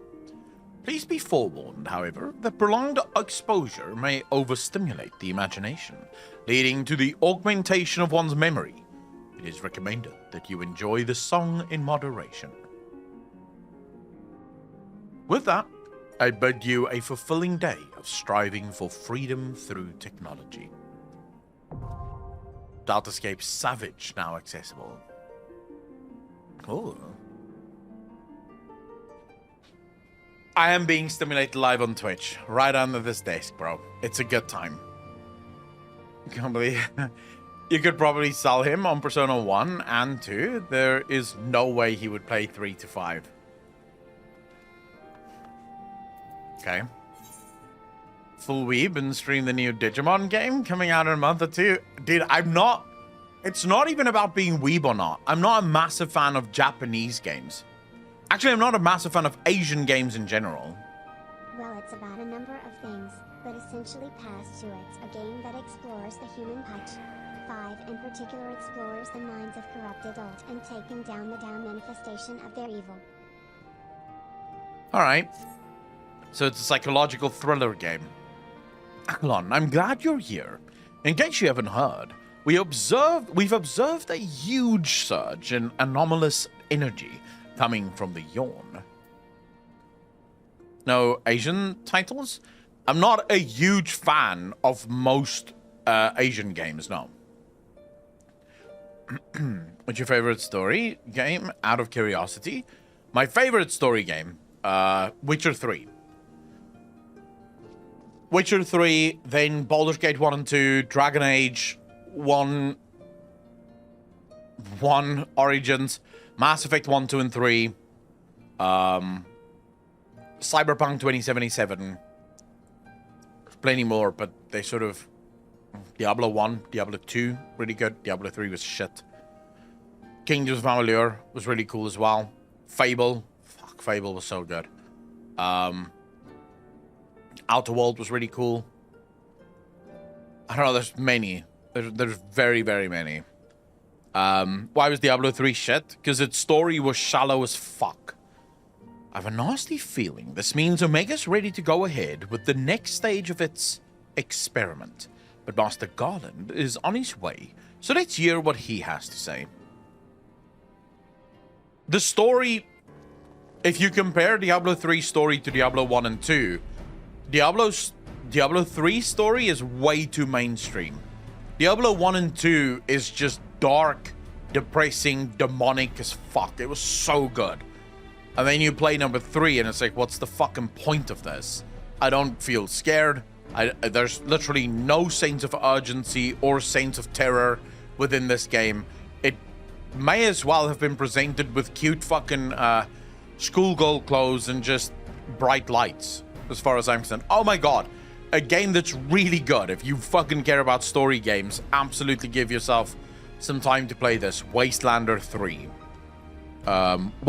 3. Such a good fucking game. Care to share your thoughts on this, Chief? Our colleagues on the ground have reported the appearance of mysterious floating structures inside the Yawn. If you recall, we were investigating a similar anomaly when Alpha and Alta Roy made their appearance. Omega certainly knows how to get our attention. I blush to recall the eagerness of which we plunged into the abyss, ignorant of the warped gladiatorial contest that awaited us within. But what a staggering collection of opponents, plucked from the pages of both history and fiction for their ability to pose a threat to Omega. And should you prevail against these interdimensional champions, what then shall be your prize? Why, a battle against the most devastating weapon this world has ever seen? How marvelous. Is that one secret level in D3? I tried Wastelanders 2, but even though tactical combat is my favorite style, there was way too much text to read. Overlord. This is why I say Wastelanders 3. Everything is completely voice acted in Wastelanders 3. And it's such a good fucking story, dude.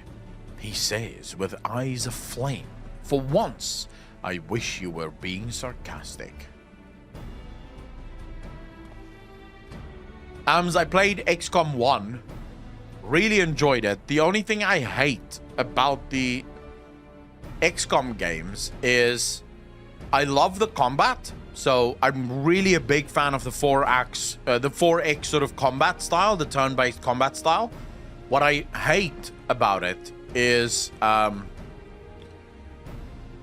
Wastelanders has an open world design or semi-open world design. So a full RPG story with that combat, whereas in XCOM and games like that, it's literally just mission after mission after mission. And I'm not that big of a fan of the mission bullshit. Would you, or have you? I've played Divinity Original Sin 2. I'm yet to finish it though. Anyway, the energy surge. Based on our previous experience, it seems highly probable that it is our signal to rejoin the fray. Needless to say, it is an invitation we cannot refuse. Not when the alternative is Omega unleashing its creations on Eorzea. Well, Aklon, are you ready to answer the call?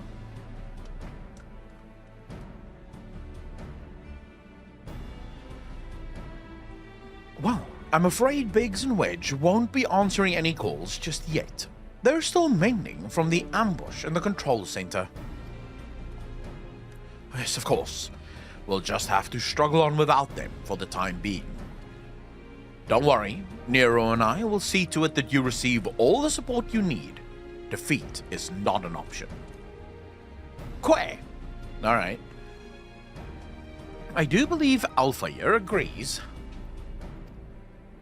Oh, that reminds me. I've got something special for you, little fellow. Come with me. Oh my god. What has she done? What has she done?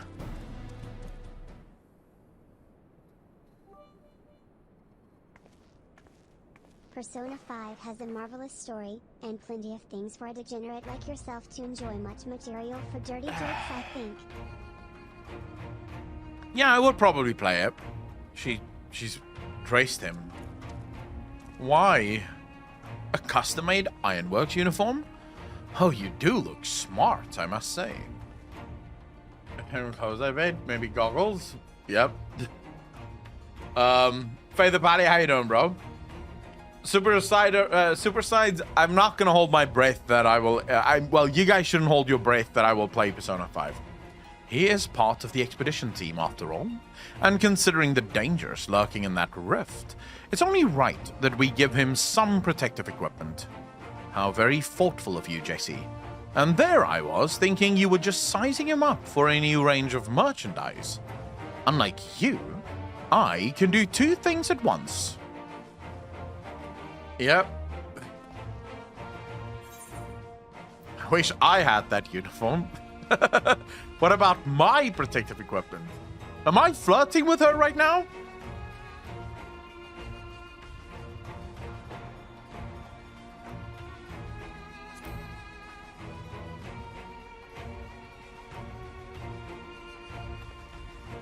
You are a famous hero who can afford his own gear. I'll bet you could buy a house for the cost of what you're wearing. Could you? Joking aside, I doubt even a fine uniform like ours would last long on you. what with all the fighting you get up to. We need to tailor something specific to your needs and make it out of far more durable materials. And by durable, I mean expensive. Saying that, if you were in a position to provide said materials, I'm sure our artisans would happily work day and night, all blissful smiles and sparkly eyes, to make you something suitable. So this is where I can take those items that I'm getting from the raid and they can craft me something, right? Fascinating though this discussion of ironworks garmenture undoubtedly is. Might our time not be better spent, say, traveling to the Yawn? Omega awaits. Can't buy a house if there are no plots, though? Oof. Oof. So many sad Final Fantasy players can't even afford a fucking house. You poor little plebs. So who's got a house here and who doesn't have a house?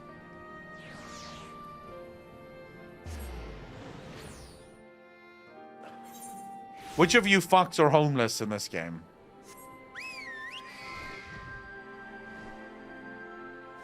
No, it's just all FC only. Plenty of plots. Just need to win the lottery. Mansion on the beach. Both is hard. I've got 2 houses. Inquisitorium people are gonna hate you.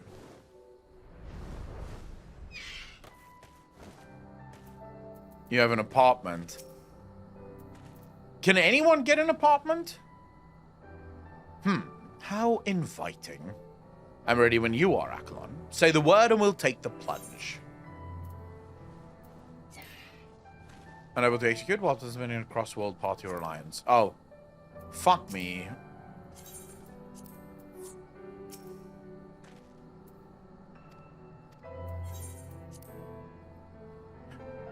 Get an apartment, yes, unless you have a house. So you can't have an apartment if you have a house. The stream gonna be? I'm not gonna commit to any specific date for games like Persona 5. But if enough people want me to play Persona 5, I will. But I'm not gonna fucking sit here and play it if there's only like 50 people. Because then I would be better off just chatting or some shit. I'm really hoping Island Expeditions help with the housing system in 6.2. Would it though? Do we know anything about Island Expeditions yet? Have there been any more information, or do we only know that this is your own island, but we don't know what the fuck it is?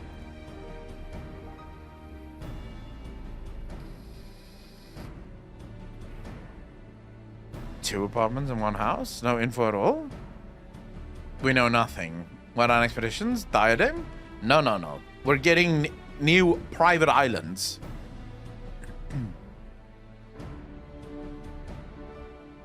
Nope, no new information for Island Sanctuary. Fuck. Dude, I'm really interested to know what these Island Sanctuaries are gonna look like. Right then, into the Yawn we go. I am with you, mortals, along with what scant wisdom I can provide.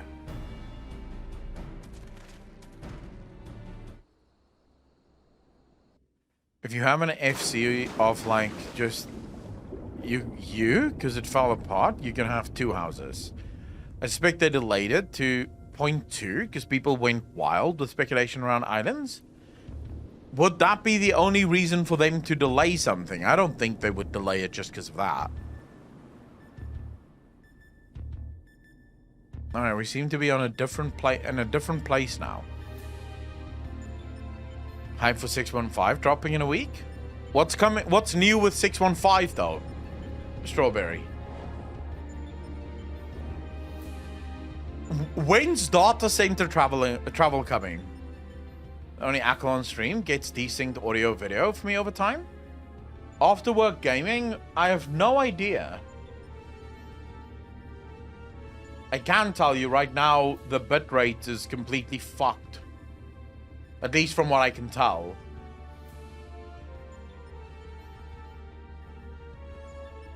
Seems like Restream is really not working at the moment.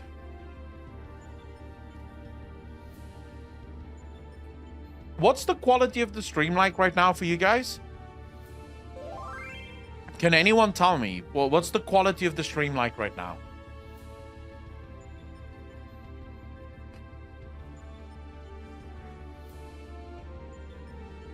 Fine for me. Pretty good. Good year. 20 FPS. Because I'll show you guys what I'm talking about. So if I go there, you see that? I'm supposed to be streaming. I am streaming at 6,000 frames per second, at 6,000 bits per second. That's what I'm streaming at.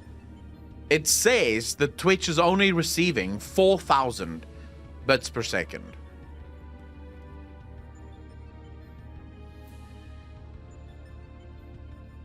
So something is clearly fucking broken here. I'll have to figure that out after stream. Well, the rift seems much as it did before. And we appear to be mercifully solid. 6K before, or is it normally at 4K? No, it's always at 6K. But, so what happened is, on Sunday night, so last night, when we, after the Q&A stream on YouTube, we came to Twitch, and when I logged over to Twitch, Restream said that it had disconnected, so I had to reconnect to Restream, and Restream since then have just been basically throwing out weird bit rates. Alpus, I do use OBS. Here's OBS. It's what I use to stream.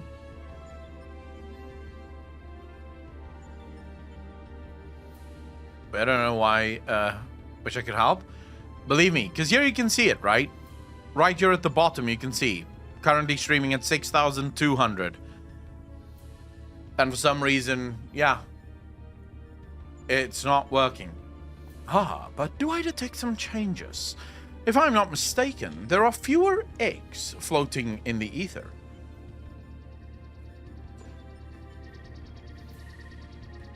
Well, he's back.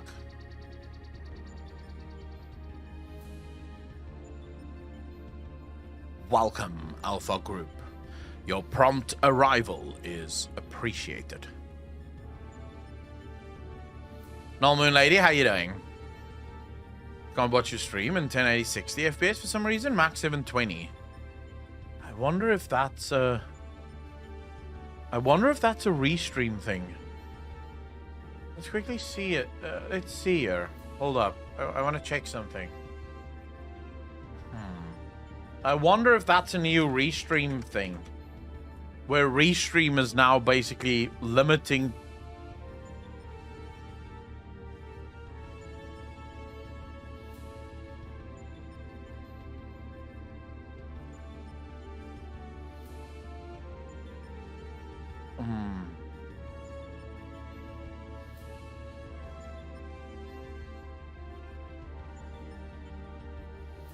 I'm checking now. Give me a moment.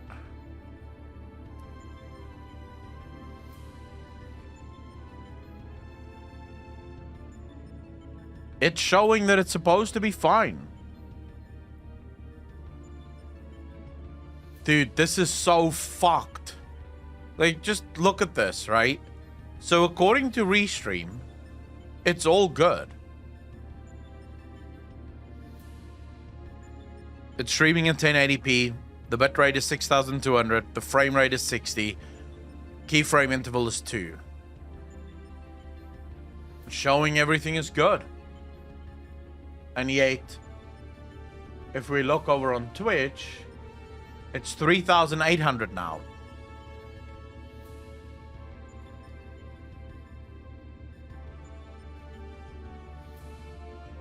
I don't think this is Twitch. I think this is Restream, but we'll try it after the stream anyways. As long as you guys can watch, I'm happy. We'll try after the stream. Like, when I'm done with the stream, I'll switch to a different relay server and see if that actually fixes things. Omega, it would seem your experiment continued in our absence. Affirmative. Progress has been satisfactory. Approximately 50% of the test subjects have been eliminated. Each test world hosts an ongoing contest wherein the strong eliminate the weak. The process is certain, conclusive, inevitable. Every result matches the predicted outcome. Every result except yours.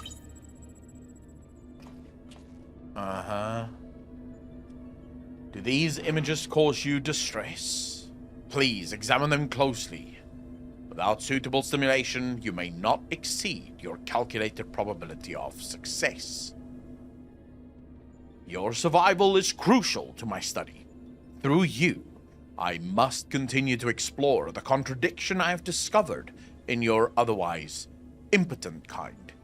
The ability to triumph against overwhelming odds is one which I must acquire. Foolish machine. What hast thou to show for all the years that have passed since the culmination of our war? Naught save thy continued existence. Hast thou no thought of what befalleth thy home star? Your attempts to provoke me will not succeed. I will follow my programming. Fight, win, evolve. Then I will return to... Never mind. So how does Midgard Somer know what happened to his home planet? Domago, it's not a mod that's checking it, it's Twitch being a bitch. Your attempts to provoke me will not succeed. Error. Accurate rendering of planetary label impossible in current mode of communication. Terminating exchange and returning to priority experiment. Oh.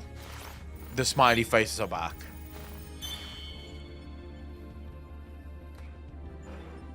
Alterations to equipment parameters detected. Recalculating projected combat capabilities. Complete. I will now commence recording your practical performance. Proceed, Alpha Group. Overcome the obstacles in your path and reach the end of the course constructed for you.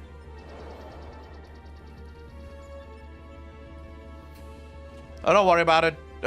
It's automod. It doesn't like swearing.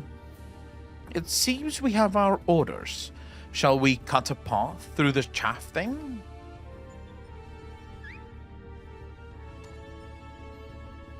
Where did you get the... Oh, those are some nice cars. Which mean... One moment. Card? Game? Play? You mean to play a part in proceedings this time? Of course that's what you meant. Well, we do have authorization to fight in this area of the rift, so I suppose there's nothing to stop you from joining us. Welcome aboard, Alpha. If it hasn't considered? Well, Alpha seems to be growing stronger so that it can return to its home star and fight whatever evil is on its home star.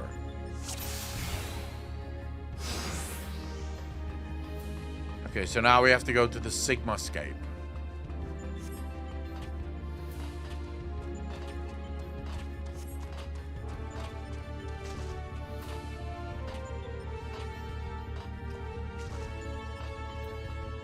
Alright. It's gonna shield itself again, right? Yep. Omega Energy? I think it was Sugmascope. No, it was not Sugmascope. I'm pretty fucking convinced it wasn't Sugmascope. You degenerate fox. What the hell kind of creature is this?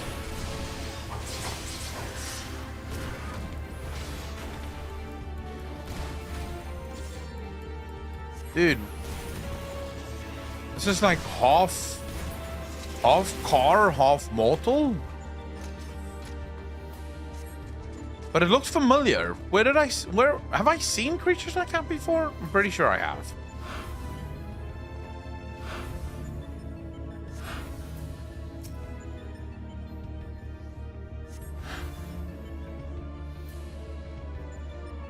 Can't you see Sigma Bal? No, I can't. I don't see what you're talking about. I will not be dragged into the... Oh my god, here we go.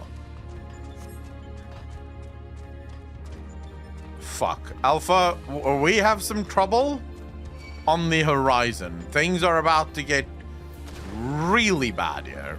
Oh, I'm talking to Alpha as if this is gonna help. I am so obviously fucked here.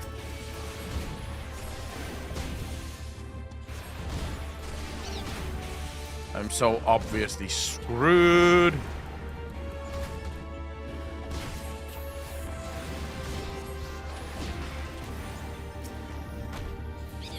Okay, here I can just go single target, right?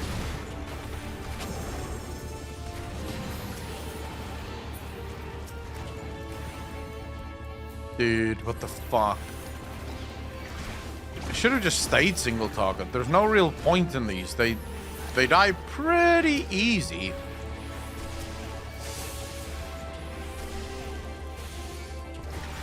Isn't that a mount, by the way? Why isn't what a mount? That creature that we just saw? I guess because not everything should be a mount. Might be why. Right. Oh, for fuck's sake.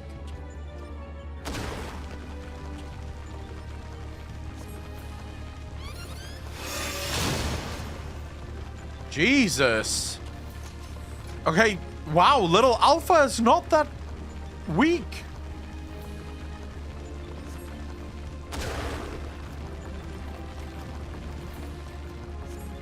He's definitely not weak. Did you see him just wipe out all of the robots?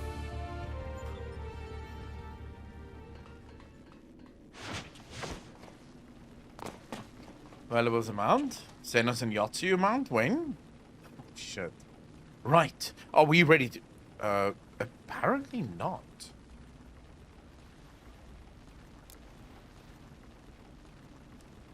Fortunately for you, I came prepared for the occasion. What a perfect opportunity to field test my latest creation.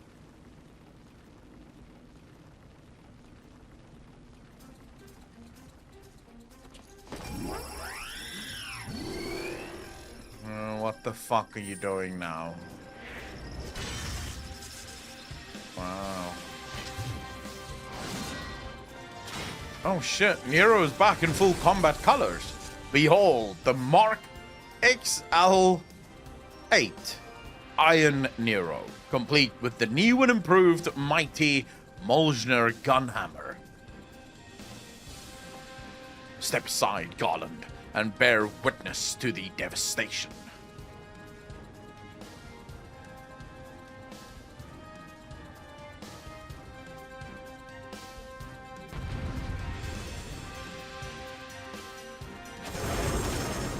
Alright, so Nero is fighting as well.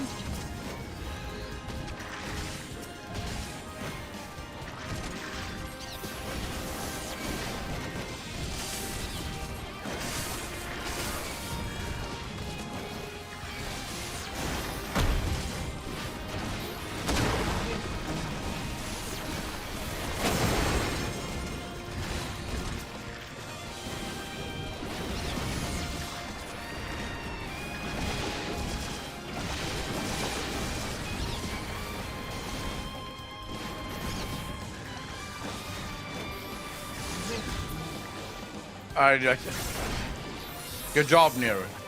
Pretty strong for an ad. That's Mark 48, Roman numerals again. Dude, it doesn't matter. It doesn't fucking matter. No one cares about Roman numerals.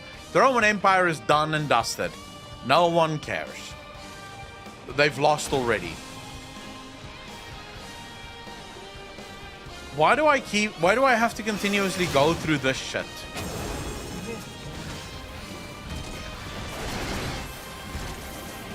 Well, actually, this one is quicker, so it's fine. This one isn't nearly as bad.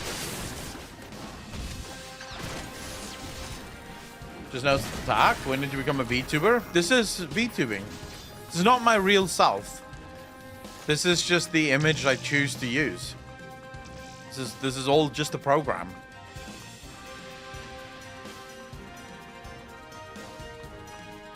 Well, what's the Roman Empire gonna do? Be more dead? Please. No one cares about the Roman Empire, dude.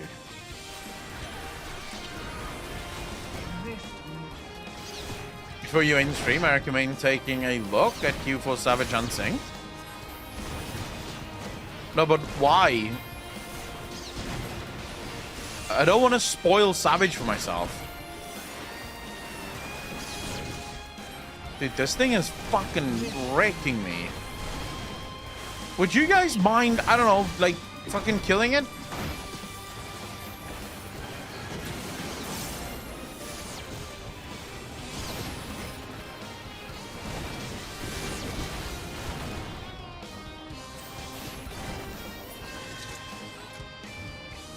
We even learn Latin. As a historian, I disagree. We even learn Latin.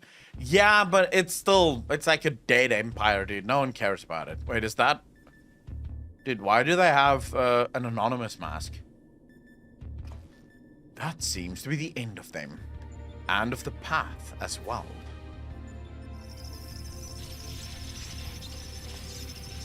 Oh, shit. Alright.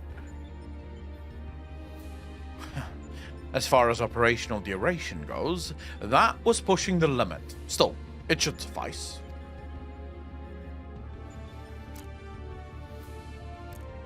In between scrambling to stay out of the way of Neru's new toy, I found myself wondering about that card you used, Alpha. Care to explain? How? Oh, Midgard's Homer. He boasteth that it is but one of many tools at his disposal.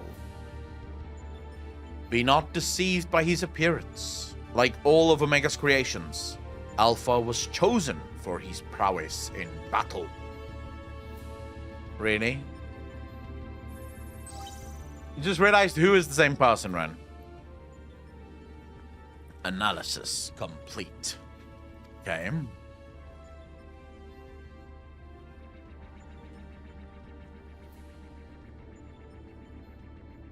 Results match revised projections. At this rate of improvement, you will fail to qualify as subject of note.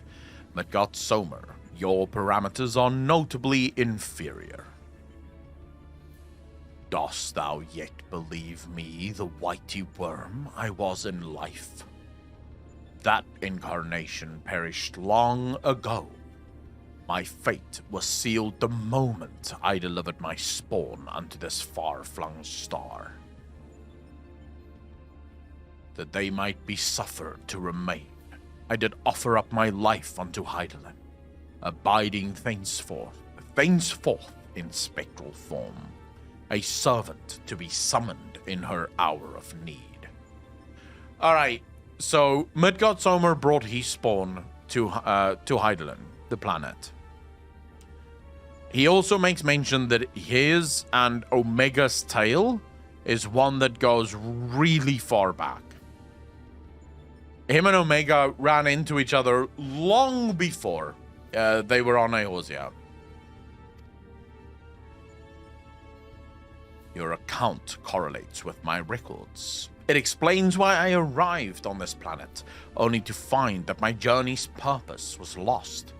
Of necessity, my priority shifted to repairs, even as I searched for a new target of sufficient strength.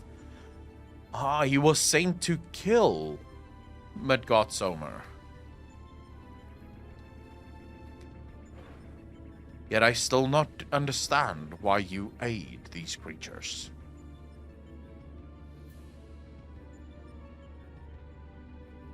I should think the reason plain. But mayhap 'tis not so for a soulless machine such as thee. By thee and thine was my home laid waste. The sound of thee, thy very saint, visiteth upon me a tempest of rage. I but lend these mortals what little aid I can render.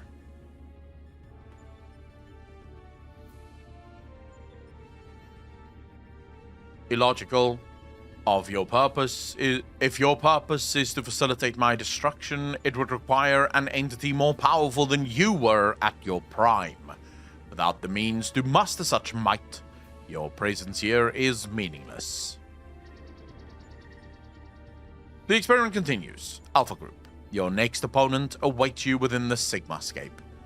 Enter and commence the contest.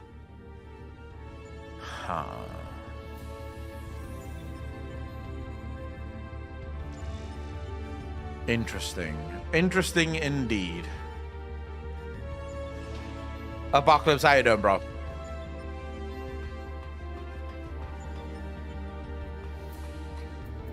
Alright, let's see. That should do it. Our new base of operations is up and running. Now, what I'd really like to do is delve a little deeper into Omega's past. But as our dragon seems disinclined to indulge my curiosity, we had best focus on the task at hand.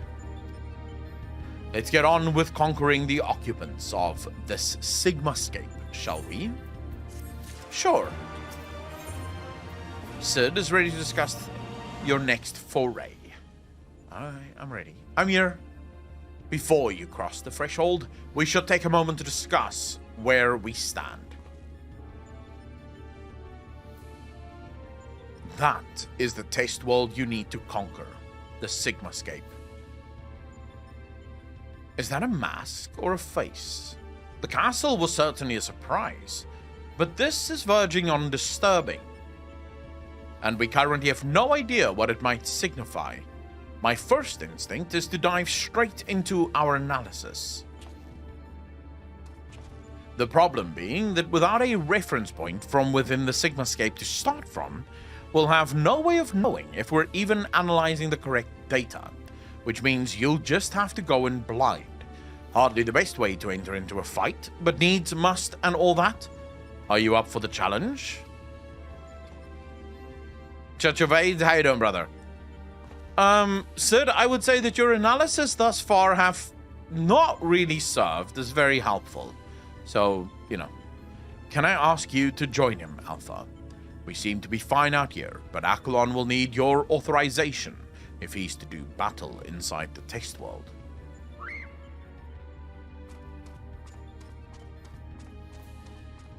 Keep your wits about you, Savior. Your next opponent could be almost anything. Doesn't help much that you guys tell me who my next opponent would be. You don't give me any insight into how to fucking kill them. Alright, Alpha. Sigmascape version 1.0 now accessible.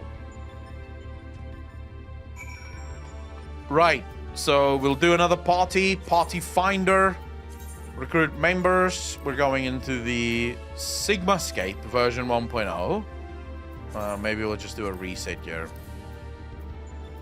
Raids, Sigmascape. Form a private party. The password will be 2211 as always. Recruit members. So let's sign up, people. You reduce their HP to 0 before yours hits 0. There's your insight. That's helpful, actually. I remember this fight. We're about to do. It's a pain. Is it? It's not that hard, dude. I think you're just fucking lying.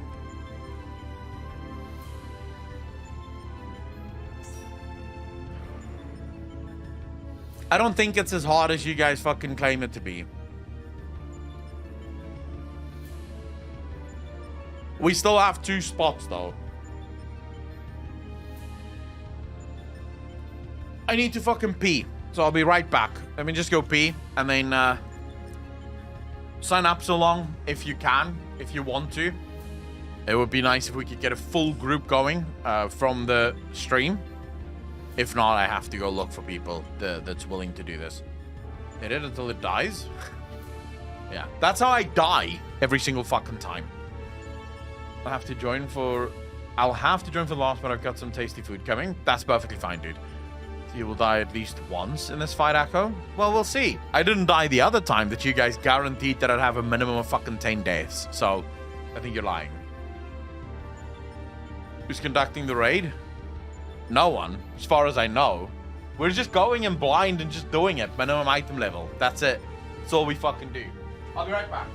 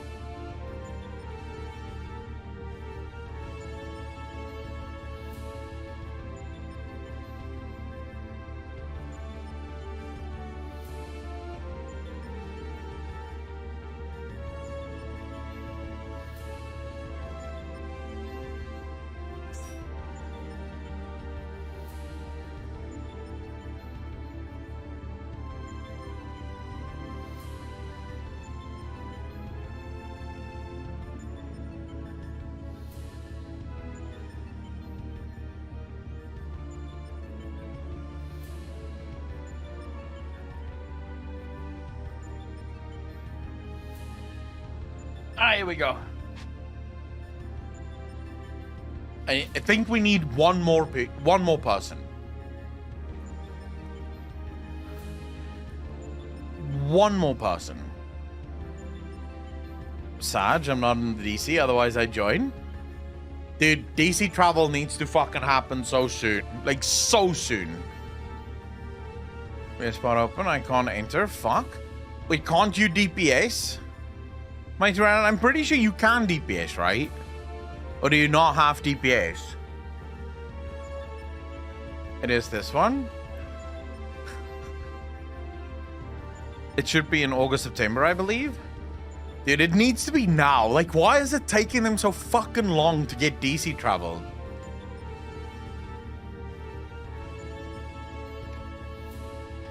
I feel like that's just so much bullshit. No, I can't enter now because of commitments. Oh, are you saying this hype train ought to be railroaded? Because it's gonna be a fucking nightmare. Will it though? Why would it be a nightmare? I mean, it's literally just allowing people to data travel. That's it. You won't finish MSQ at this rate? Well, we won't because there's no one fucking joining. How is it that we managed to fill up the previous group in like less than 20 seconds and now it's taking fucking forever? What are you guys doing? There we go. There we go. Guilted everyone into joining up. I like it. So we're going in minimum item level again.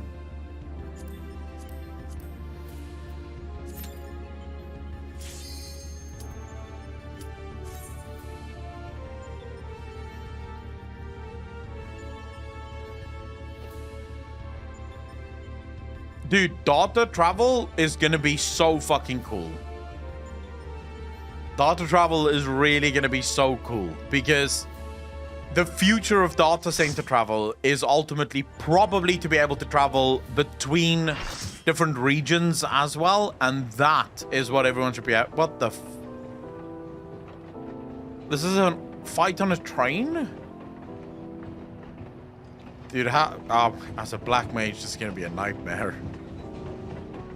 Oh, thank fuck, we have an actual, like, platform that we're fighting on. Fight is the train. Wait, how? Ah, come on, we've located the correct data. Your opponent appears to be a train. Here it comes. So it's 2 trains. Okay, what weird, what a weird fucking fight. Okay, I'm fighting a fucking train. Of all the things you could fight, I guess.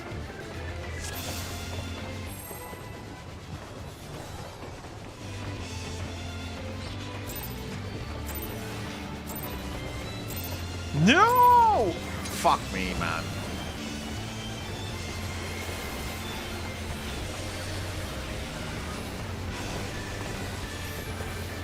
Oh, thank God. Thank God. Thank God. Okay, so this is going to be a lot of back and forth movement.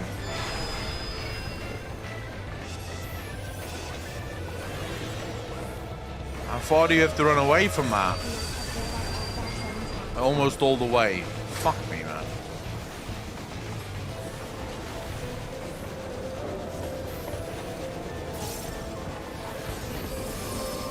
So when do these things despawn? Slowly, I'm assuming. Well, yeah, slowly.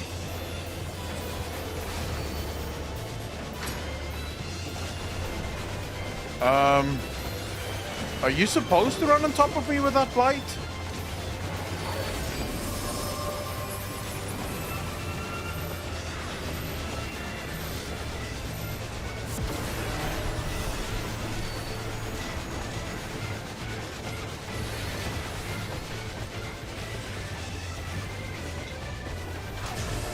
Alright, what you doing, bitch?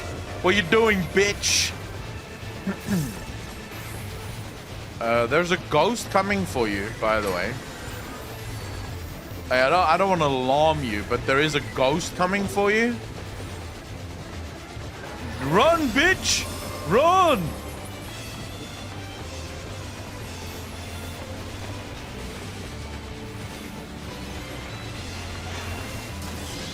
Yeah, I already know that the light's bad.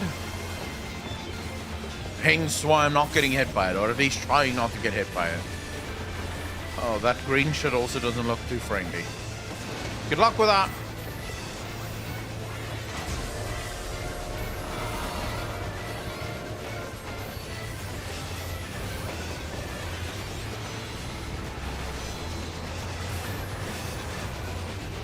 Wait, where the fuck did you go? Did it just cancel you? I think Alpin is no longer in this realm.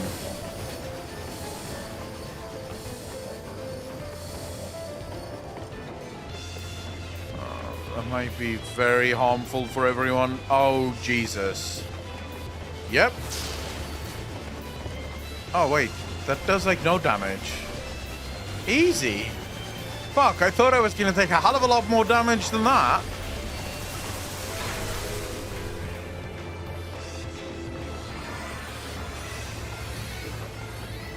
I'm always afraid. Oh, gee.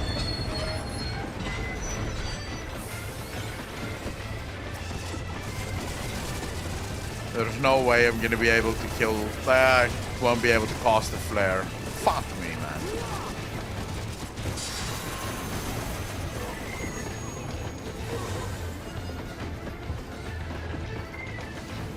What is that blue shit? Alright. What? This is the weirdest fight I've ever seen in my life. But it's so cool, though.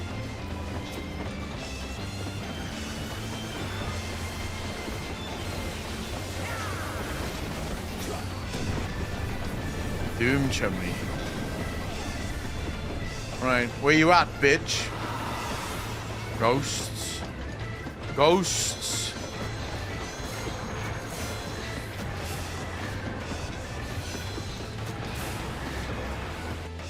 Wait, so we're all supposed to go into the passenger cars? Hello. Hello, sir. Hello. How much damage do you do exactly? Not really that much. I can take you. I can fucking take you. Easy.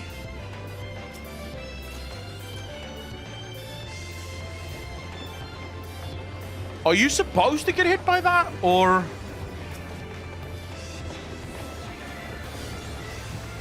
because that felt like completely and utterly useless to me.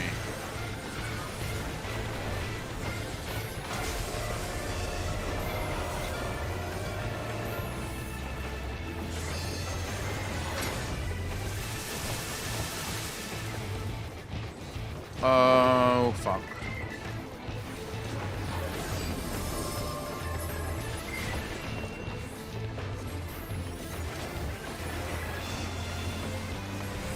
You're supposed to have banged the ghost? I'm pretty sure that's not what you're supposed to do.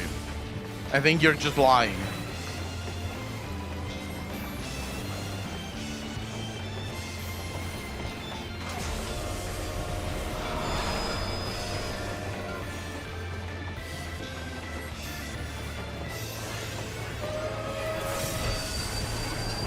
Holy Jesus.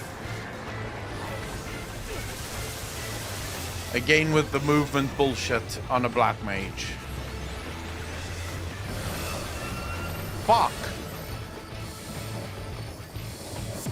Drop it right here at the back. And now run like a little bitch. Run away, little girl.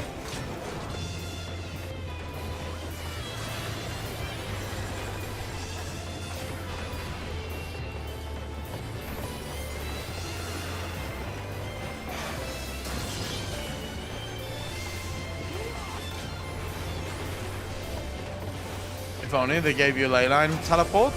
I know I have leyline teleport, but I keep forgetting to press it. Oh, fuck me. You know what? Just fucking go in. I'm not gonna stand here running around like a little bitch. Okay, this is a different thing. What the fuck is this thing? Siegfried. Oh, peace, Siegfried. This was fun. Thank you. We should do this game.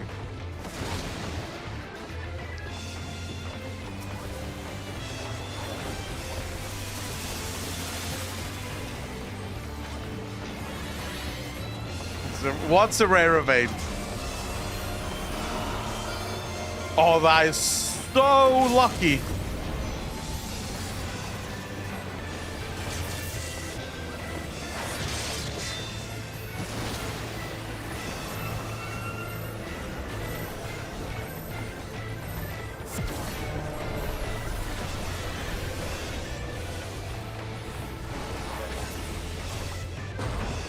The rare ghost?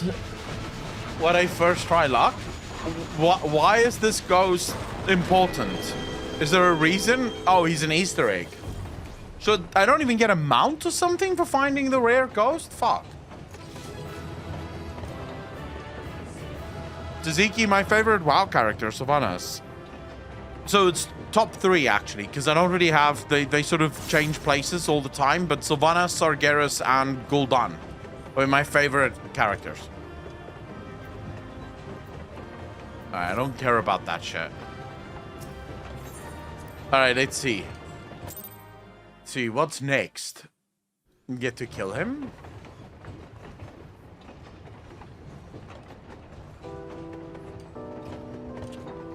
What have I noticed?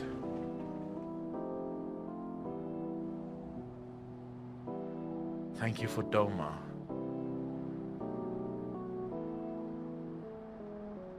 Huh?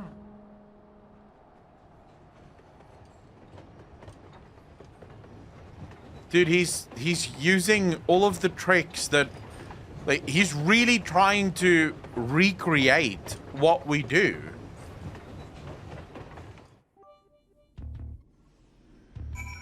Doma was a nation in FF6.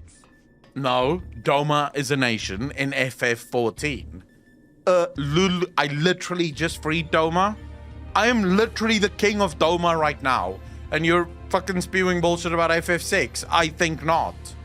I think not. I have video evidence of me literally just freeing Doma. So, bullshit. It gets destroyed by a Magitech Empire.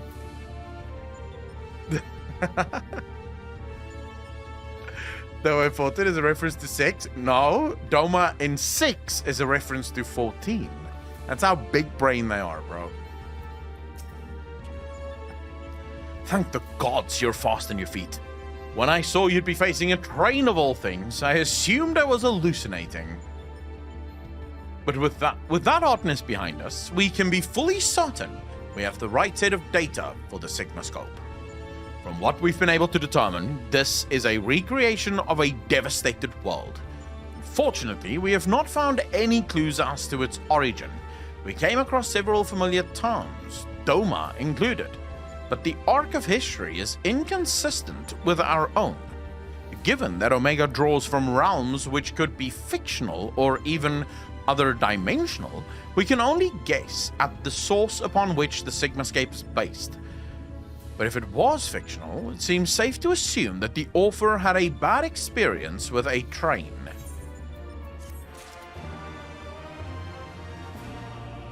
Numbers, what are they? Dude, numbers, what are they indeed? Do you remember the Xbox 360? Now, according to chat's logic, Xbox 360 is the 360th Xbox that have ever come out, and it will launch in the year, I don't know, 24, 25 or some shit like that. So clearly, numbers don't matter. Signed since SFC. First putting down the Romans, now ignoring FF6. I can't condone this any longer. It's been planned since Warcraft 3. Exactly. What is the suplex, Mighty Random?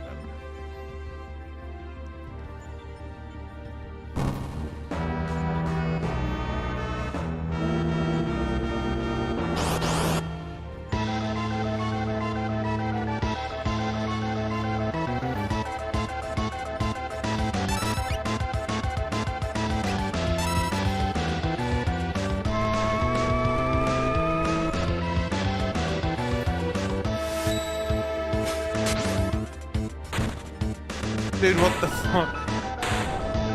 How's that even... That's not even possible. Like, what the fuck?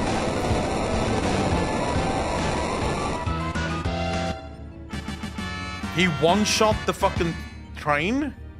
Lol. He literally one-shotted the train. That's what he did there. Alright. Just gone. Easy.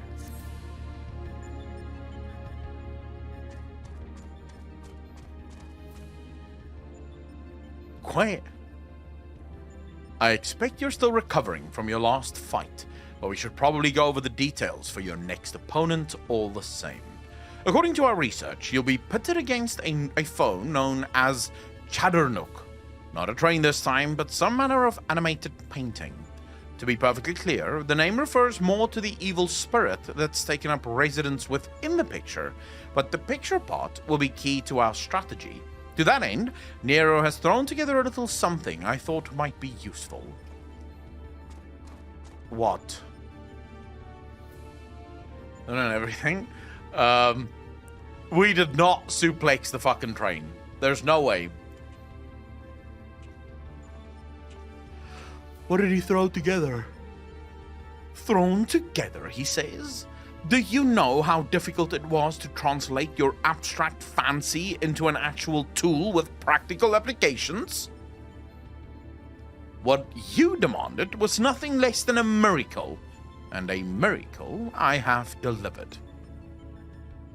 I seem to recall you insisting on constructing it yourself. Still, credit where credit's due. Well done.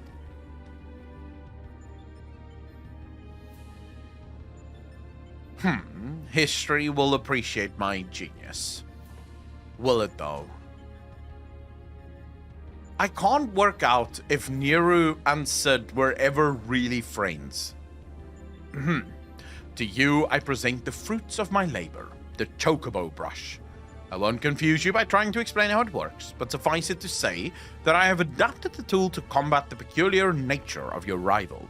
Put simply, you will be able to directly influence the space around you by painting pictures.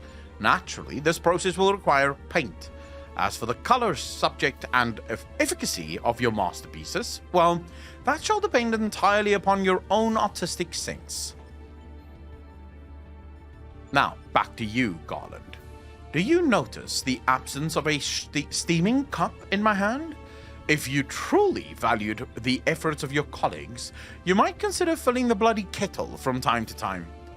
Or is that another task his lordship, the chief, can't accomplish without the help of his subordinates? Now listen here, Nero. I apologize for the damn kettle, but this has nothing to do with my upbringing.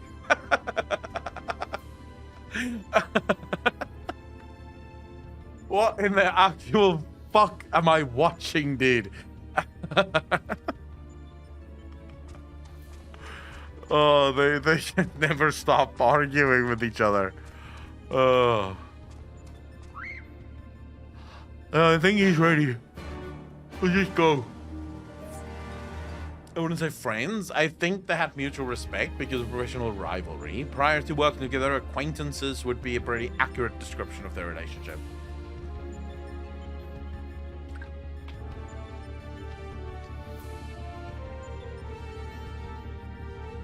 Old friends mending their relationship? Are they mending it though? Next to the kettle is one of Alpha's cards. Its face illustrates with a depiction of spring water.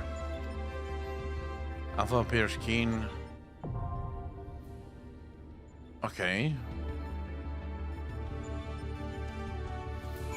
Alright. I think we'll have to do another party. Party finder, recruit members. Yeah, we need 1 DPS. 1 DPS, ladies and gentlemen.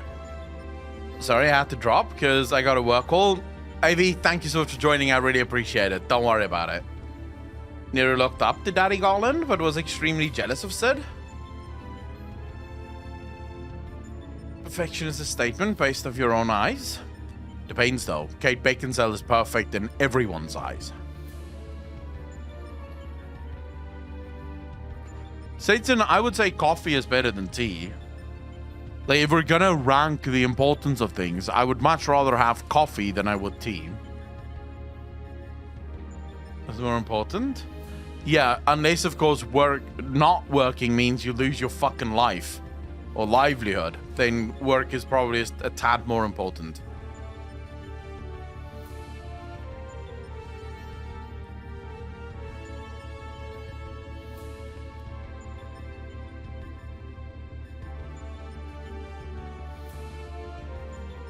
You think tea and coffee are gross?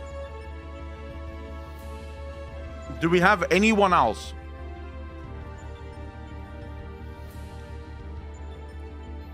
Guys, I really don't want to fucking bug this, but I'm gonna have to. Are we seriously not gonna find anyone else from the stream? The Pip is the only liquid substance that is needed. I would argue Pepsi Max is much better than Dr. Pepper. Dr. Pepper is fucking vile, dude. Jumbo, if you want to, you are more than welcome to do so.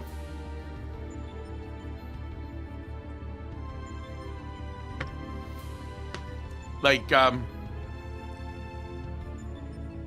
do believe Pepsi Max is perhaps the greatest drink that exists.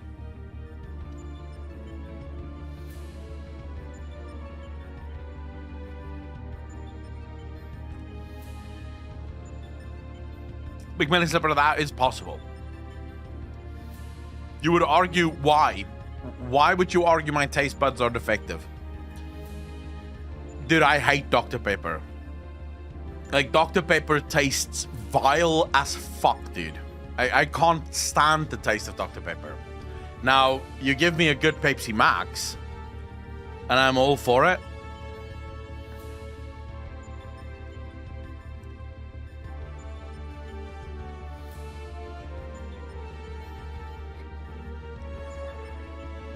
But you're all on the wrong data center anyways.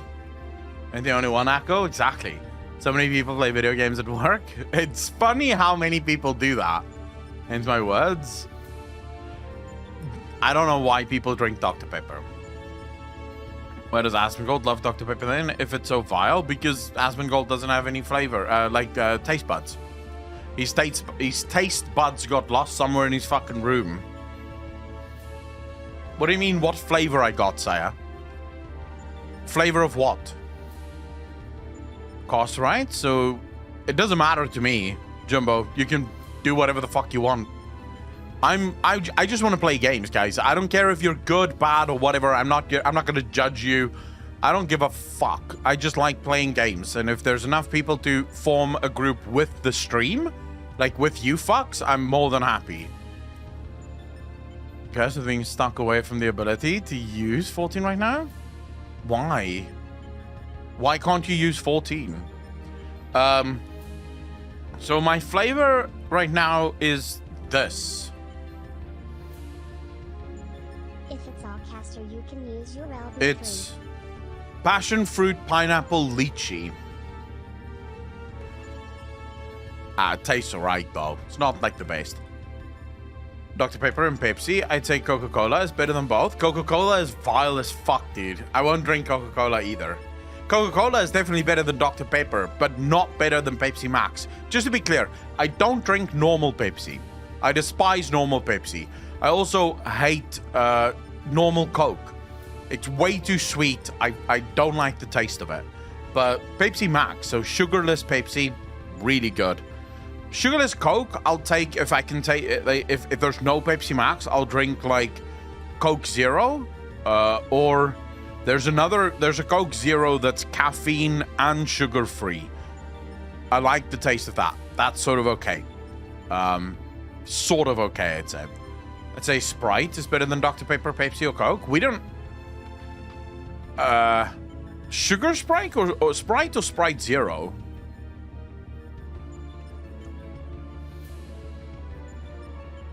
Yeah. Pepsi Max is better than Coca-Cola Zero. So Pepsi Max tastes almost exactly like normal Pepsi. There's genuinely, I don't spot any difference between Pepsi Max and normal Pepsi. It tastes exactly the same to me.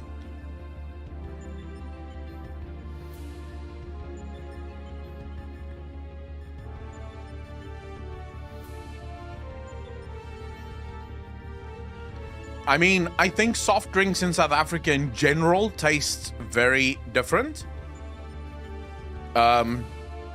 Just because... So we use sugarcane. I'll be honest with you, it's almost impossible to get... I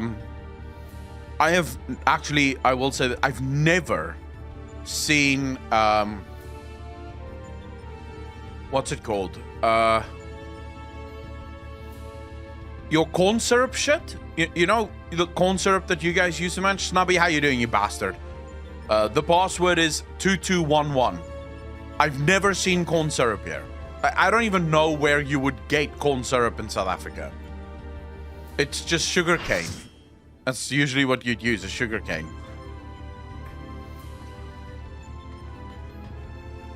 All right, we've got everyone here. We have 2.0.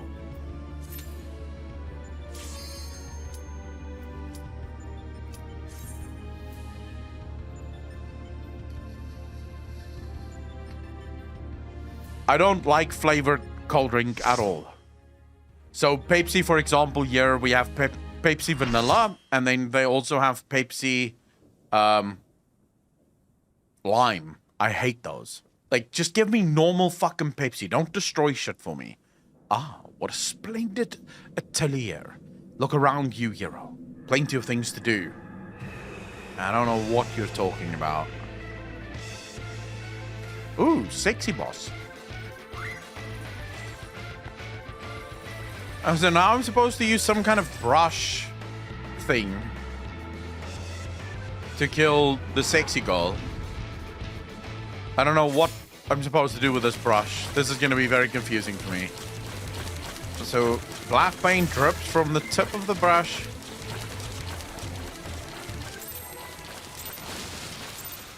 Oh shit, what did I just do?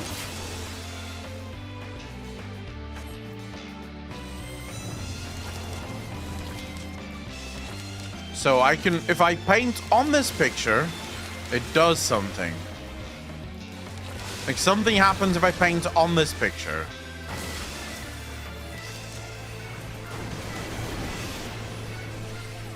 The hell did you just do? How did you do that? Oh my god, what am I? I'm a god.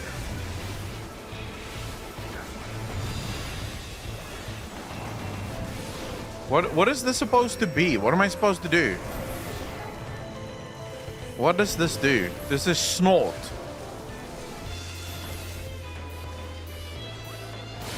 Misdirect the wind itself. But what's the point of this? I can misdirect the wind? I don't know what it does. What's the point of this? I'll just dismount now, but I don't know what the point is of that. King Julian is fucking wrecked. Look at paint. Dude, I am looking at the paint. It doesn't do shit. Thanks, boss team. Everything here seems to be FF6. Oh my god, vulnerability stacks again. Motherfucker.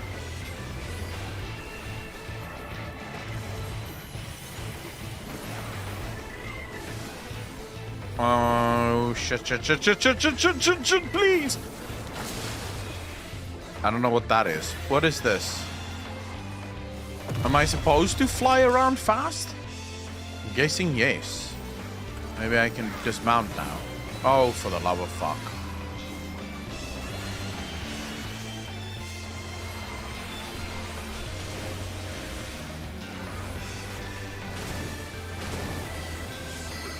Right.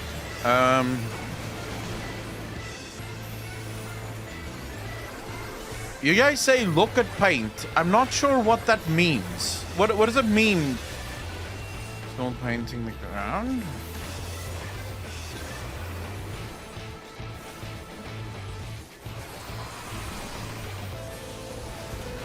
I'm just doing whatever chat says I have to do.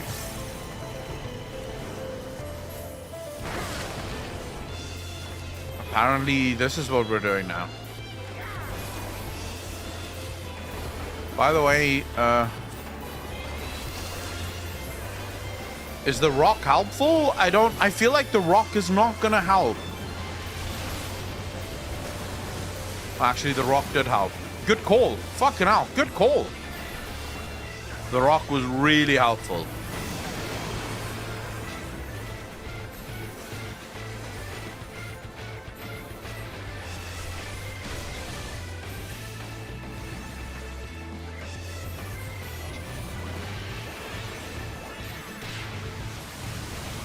Oh, for the love of fuck. Okay, so is that wind? What do you guys see there? Do you see wind?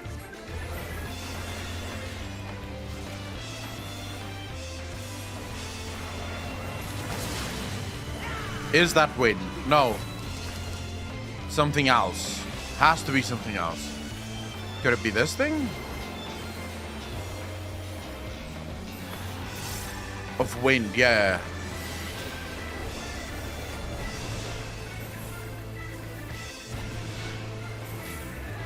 Can I push this out of the area? Not really, right? I think I'm supposed to bundle them up. Get the fuck away from me, you bastard. I think I helped, although I'm not sure if I helped. Jesus. I may not have helped as much as I thought I was.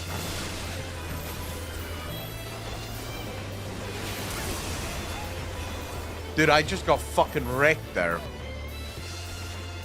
A small ball away to create safe place. Did the mechanic, sort of. I didn't know what the mechanic was that I was doing, so I'm not sure it fucking counts as doing the mechanic, right?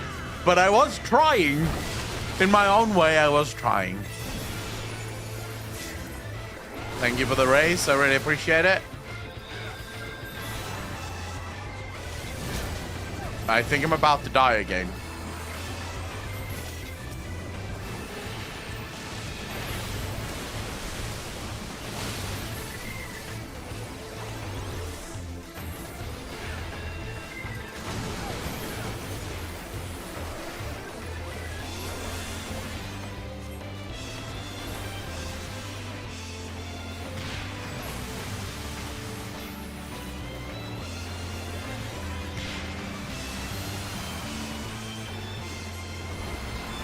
Dude, this boss has a lot of HP. Like, motherfucker. Although I'm pretty sure most of us have been dead for most of the fucking fight.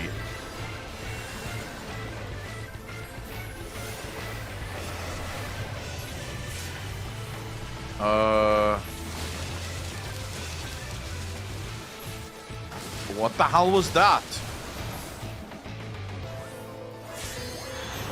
Magic barrier, nullify damage?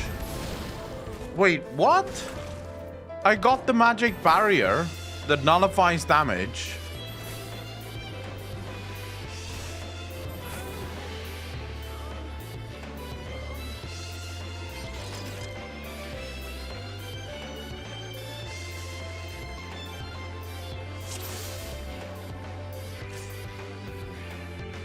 I'm not sure what happened there. But okay, I think I'm a little bit more... Actually, I'm still very confused.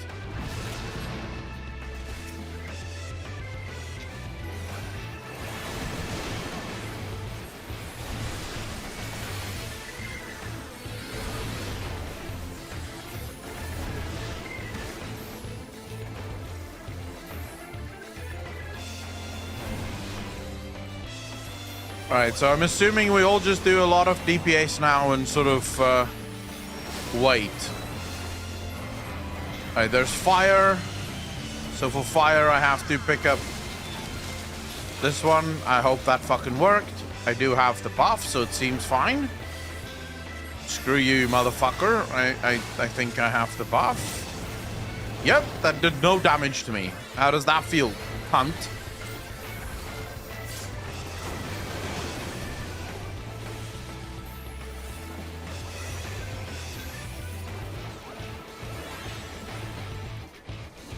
Lol, you did absolutely 0 damage to me. How does it feel? How does it feel being a loser? A loser.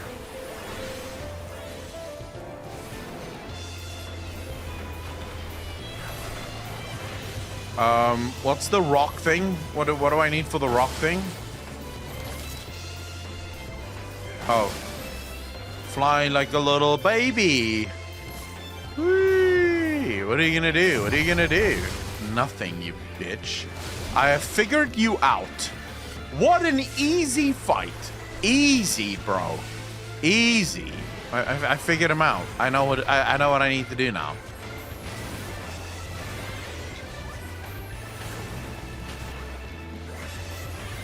Just basically focus on the painting and, you know, make the best of bad situations all around. Not that hard. Not that hard at all. Although I'm assuming things are about to get bad still. Dude, this guy has so much HP though. Like so much fucking HP.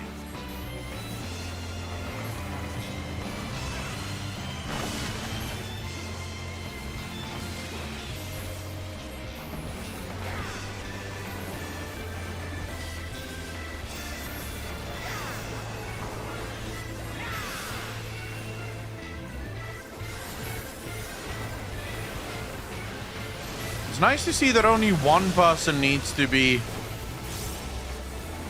stacked on that.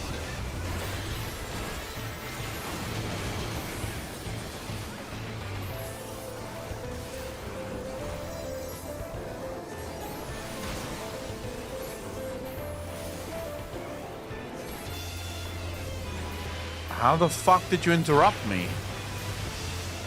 I'm sorry, what? Oh. I fucked up. God damn it.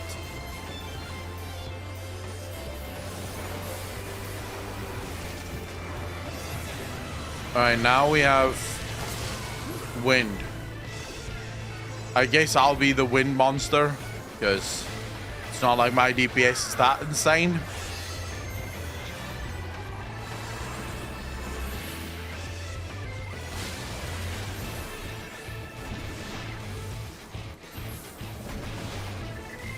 Okay, that should be enough.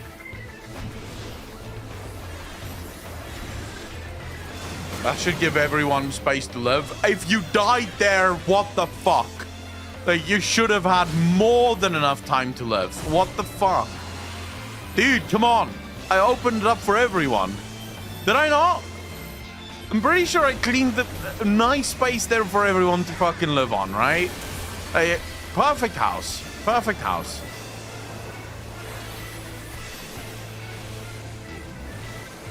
There's no way you could have died there. I made a major spot. Although I could probably have opened the spot around the boss, right?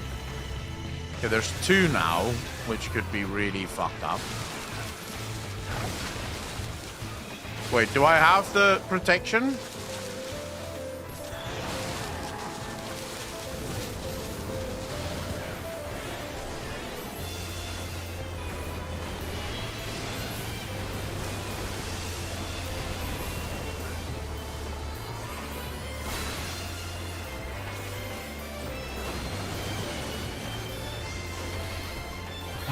I'm so confused about so many things in this game. Oh, I fucking hate you so much, bro.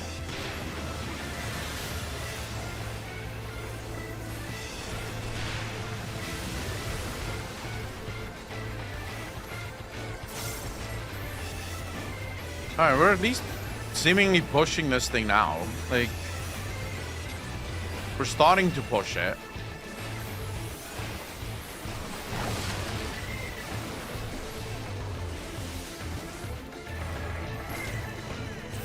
Alright, fire again. And then also this thing.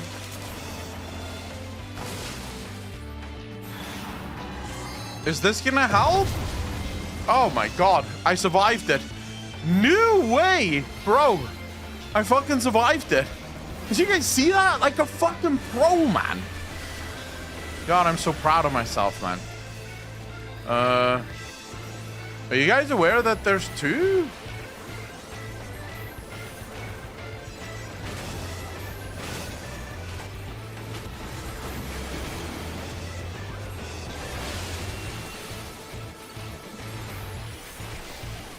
Alright, we seem to be doing well. We seem to be doing well. Good job, everyone. Good job, everyone. Just keep going like this and we will be fine.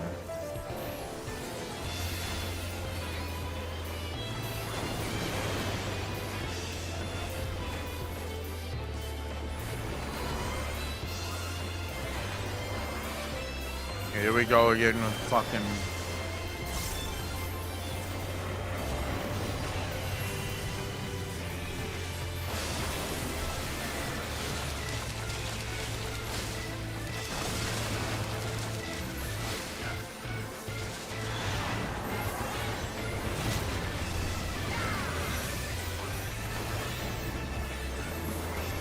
We good? Seeing Meteor? When are we seeing Meteor?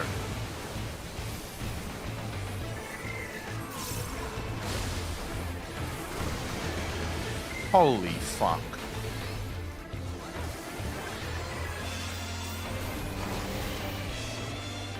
Dude, there's a lot going on right now. Yeah, this is gonna be a nightmare. I don't know how I dropped the fire there. Like, how the fuck did fire just get dropped there?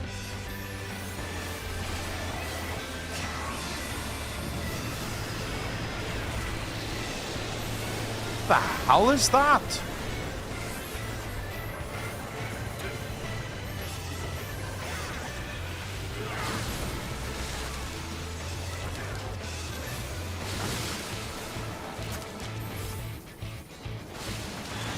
Alright, now we're gonna have fire and then earth cracked to fuck.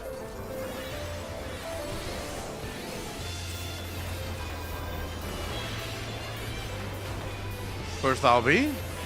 I don't think that was me. I didn't do that, Albie. Pretty sure I didn't. I don't even know where the button for the Albie is. But this is a victory. What a fun fight. But now I imagine this fight on Savage, minimum item level, no echo, would be ridiculous.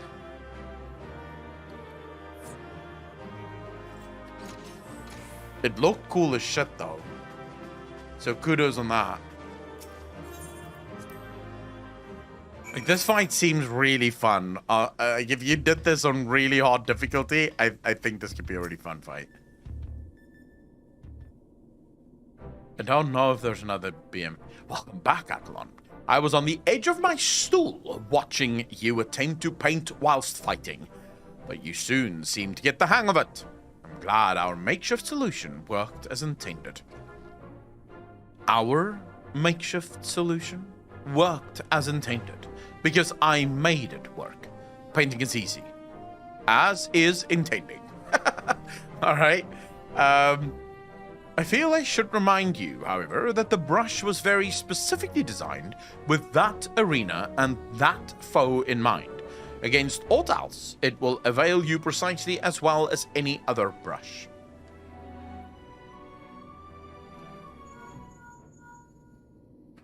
One moment. This is Garland. That's great news, and... Oh, they did? Did they? Understood. We'll meet them out there. That was Chasey. Apparently Biggs and Witch considered themselves well enough to pay us a visit. They're on their way to the Yawn. Fancy a brief jaunt to the surface?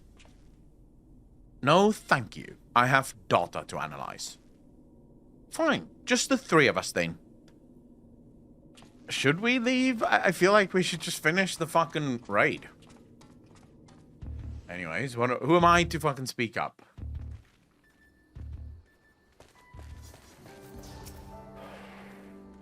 Alright, Biggs and Wedge, what do you have for us? Chief, Akalon, and Alpha 2. We didn't mean to drag you all the way from your work. Nonsense. After all you've been through, how could we not come running? Speaking of which, should you even be walking? The Chirurgeon will probably want to have words with us later, but we couldn't just lie back and let you brave the rift on your own. There's some banger fights coming up. Do you even have enough hands for that much work? Who's taking care of all the little jobs? Ah, yes, the little jobs. It does seem that you two have spoiled me. I only recently learned that the kettle does not, in fact, fill itself. But we're muddling along somehow, really. Domo, thanks for the follow, dude. Really appreciate that. Welcome to the channel. Thank you, thank you, thank you. Acklon has been a pillar of strength as always.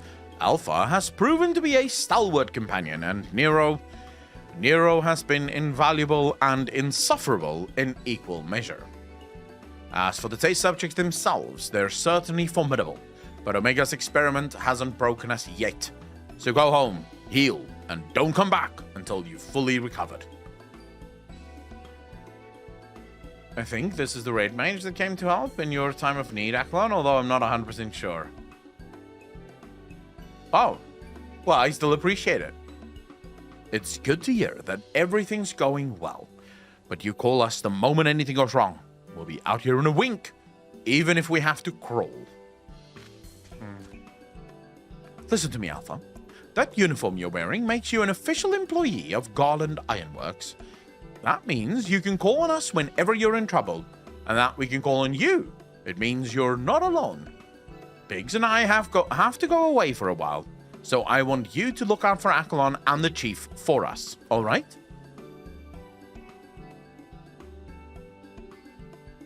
Something sad is going to happen with this little thing, right? Something sad is going to happen here.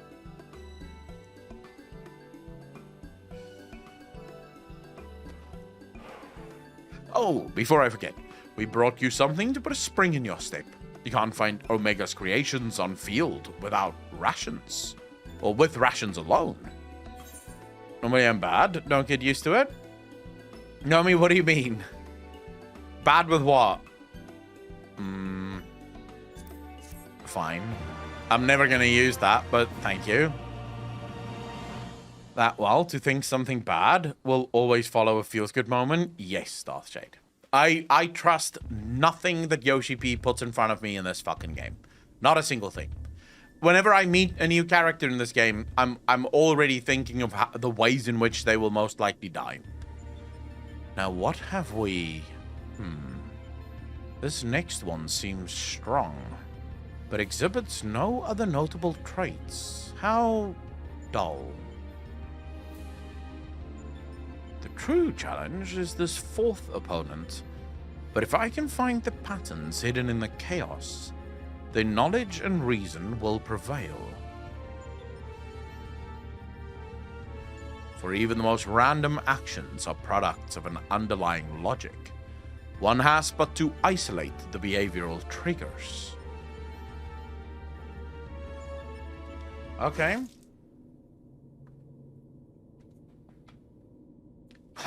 Tastes like salt water. Why would...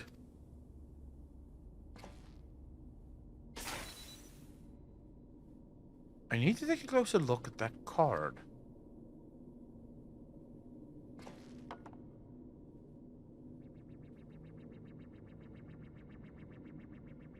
Wait, he's controlling the fight? Alpha Group shown signs of recovering from recent trauma. Initiating action to maintain desirable stress levels.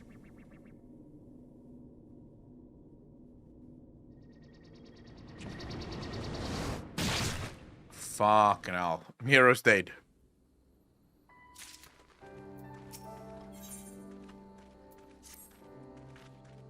Alpha and the Chief have already gone back in, so don't let us keep you. Our colleague over there should be glad to help you make the descent as soon as you're ready. This dreadful experiment may have a way to go yet, but if you keep taking it one battle at a time, you'll be fighting Omega before you... it will all be over before you know it. The gods heard my vote? What vote? I was just starting to like him. I've never liked him. Ironworks hand. Alright. Get me in there. Yes, please. Lower me into the rift. So, Wait, no, Nero is still fine. No, not fine.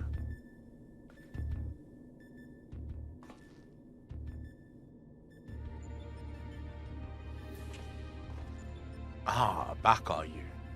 We should return to the task at hand. Everything all right, Nero? You look a bit green around the gills. The kettle was full of salt water. Not the best stuff to brew coffee with, it turns out. Really? Well, it wasn't my doing. Of course not. That would involve you filling it. The water came from Alpha, created by one of those cards of his. It was very thoughtful of him to make the effort, but next time I prefer a beverage that didn't leave me feeling ill. In any case, you can handle support for this third battle on your own. I want to begin preparations for the fourth. Fair enough. Right, Akalon. Your next foe is known simply as the Guardian. Unlike that ordeal with Chadanook, this battle promises to be relatively straightforward. Courage and steel should be enough to win you the day. This is going to be one of the hardest fights ever, right? In the game anyway. Doma, I really appreciate the first time chat. How you doing, bro? This is going to be the hardest fight ever because they're saying, nah, never mind. It's really cool. So, Alpha seems concerned about Neru. I don't think this is actually Neru. Alright, we still have everyone in the group, so let's sign up.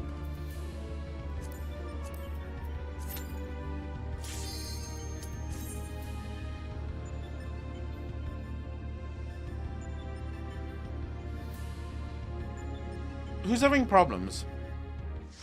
When viewing you? Super weird? Wait. Are people having problems with the stream?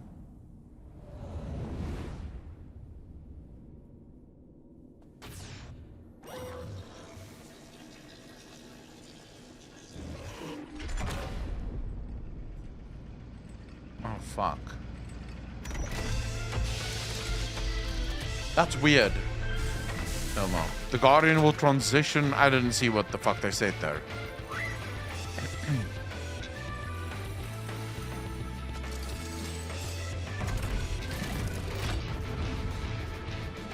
Right. This fight's gonna be a fucking nightmare, isn't it? Like, this is gonna be one of those fights where you hate yourself for being a black mage.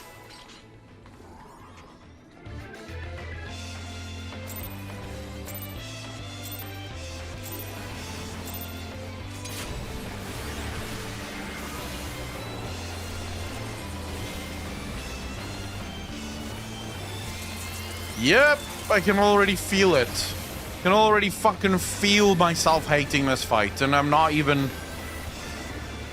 Like, it's not even started yet. Arm and Hammer.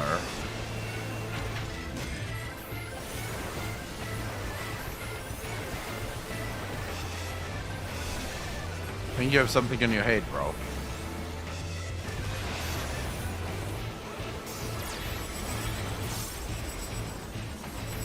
What the fuck is that?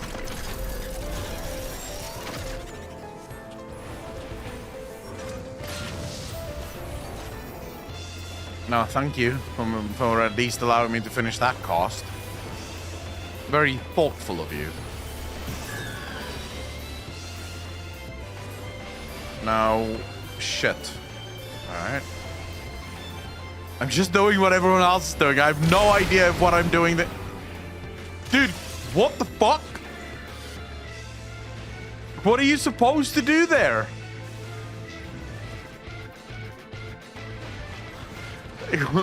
Should everyone have been in the same one?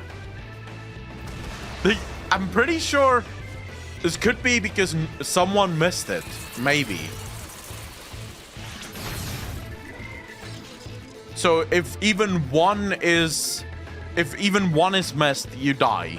That's basically what happened there. Alright, never mind.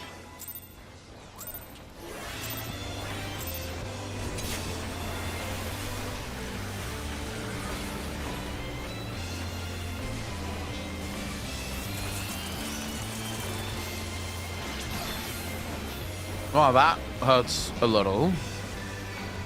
Not the most fun I've ever fucking had, but okay. Wow, insta fucking vulnerability at 1 stack. Bullshit, bro. Fucking bullshit.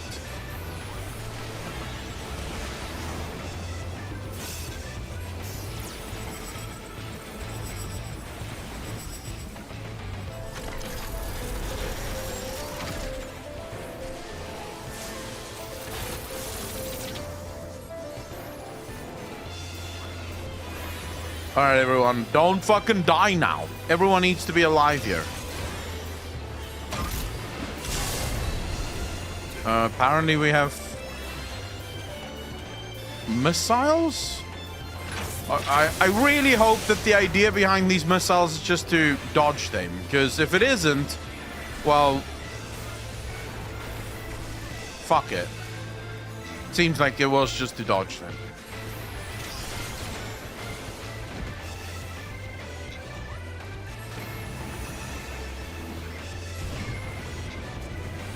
Alright.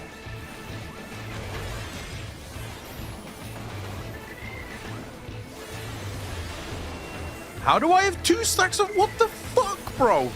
How am I accumulating all these stacks? Like, well, alright.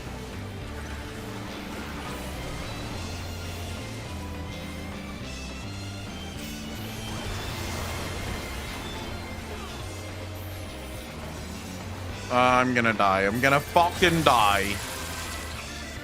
I think I saved myself there ever so fucking slightly.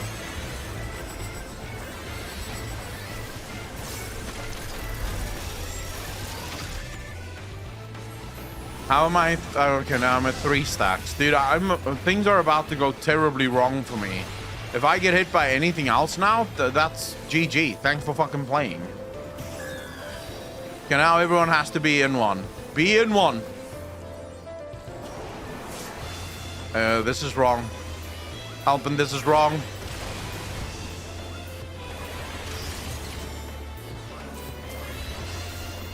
Wait, what? Dude, I don't understand. This fight makes no sense.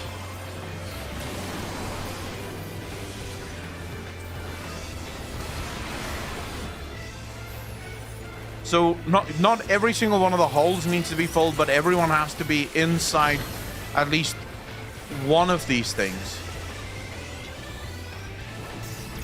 I'm taking a lot of damage, and I'm not entirely sure what I'm taking the damage from. Fuck. Okay, 10 seconds left for these stacks to fall off. Please let me not get more stacks. 1 second. Oh my god, I've gotten rid of the stacks. Screw you, bitch.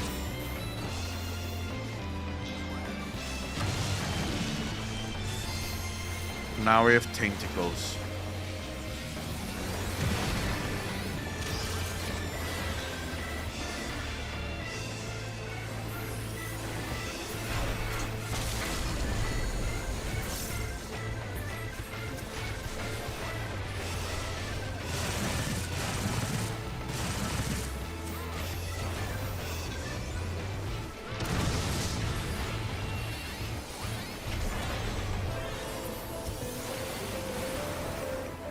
Pretty sure you guys got the octopus looking thing, whatever the fuck that is. I mean, this really is just a high movement fight. Is really all it is. Doesn't seem too fucking impossible. I mean,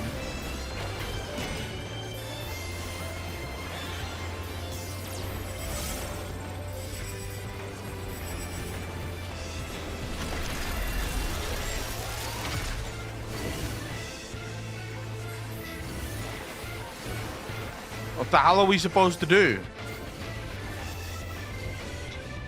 I guess just...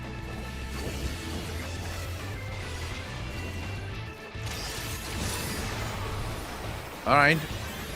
I'm not sure if that helped or if I did anything there. I'm not even sure what the fuck I did there, if I'm gonna be very honest with you.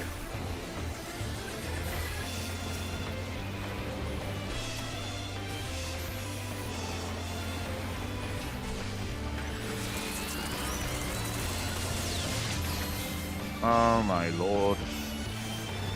So we seem to have a lot of ads up. I wonder, do you guys think it might be helpful to sort of take down the ads, or are we not really, are we pretending not to give a fuck about the ads?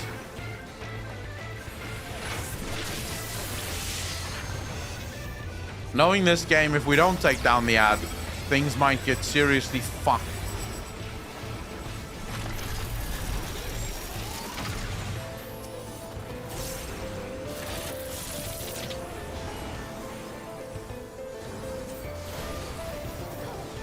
Wait, why is it hitting me?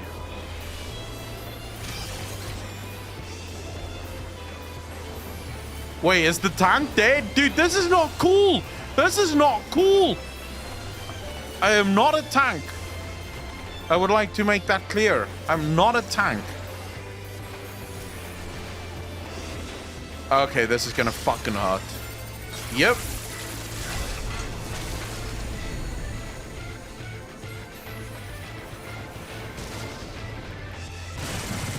Oh my Jesus. Dude, I did not even focus on that. Fuck me. Oh my god. What a noob death.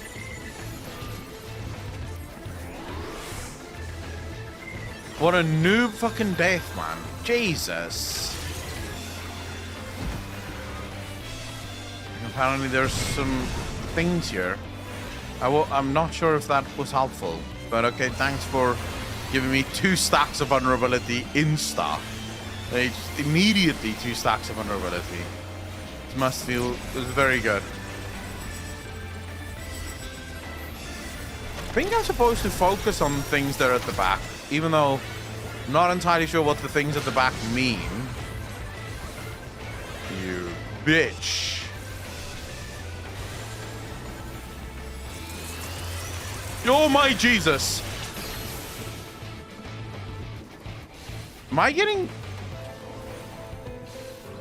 Dude, I'm getting stunned the whole fucking time. This is surreal. I hate this. Stop stunning me, please. Thank you.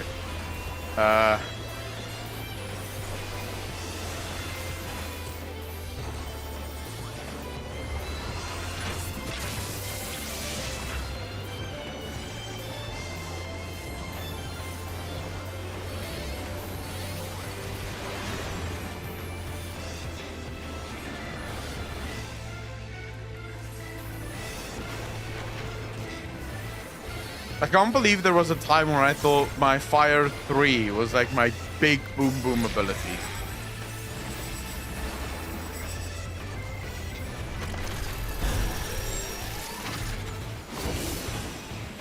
So what exactly does this do? I'm not sure. I guess you have to deactivate all of them? Maybe that's the point of the... Yeah, you have to deactivate all of them. It's pretty much what I'm seeing here.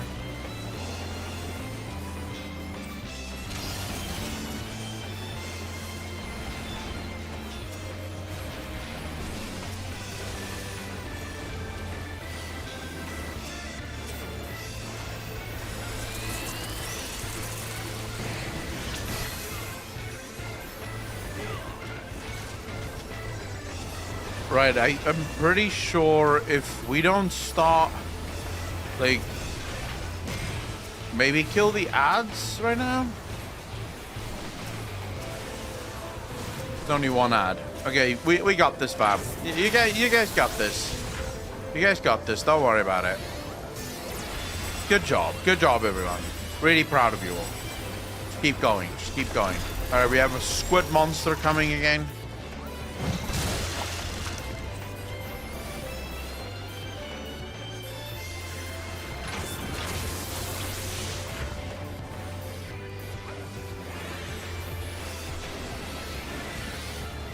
So where is Mr. Squid Monster?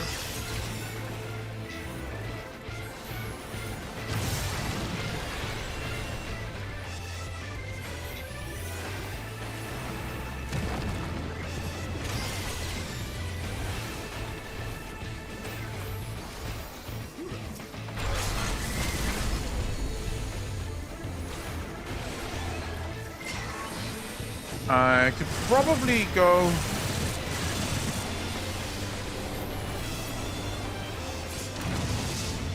Oh, for fuck's sake.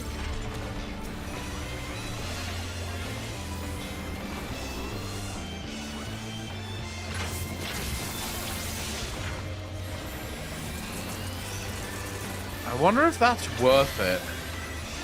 By the way, would you guys say triple cost is like foul? Would you say foul is worth wasting a triple cost on, or not really?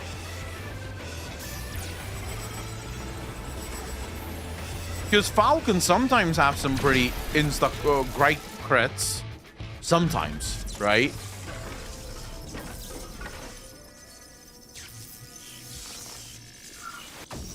It's already insta cost, isn't it? It's not fucking insta cost, not at my level. Is Poggers when moving is needed? Dude, I use triple cost not even when moving is needed.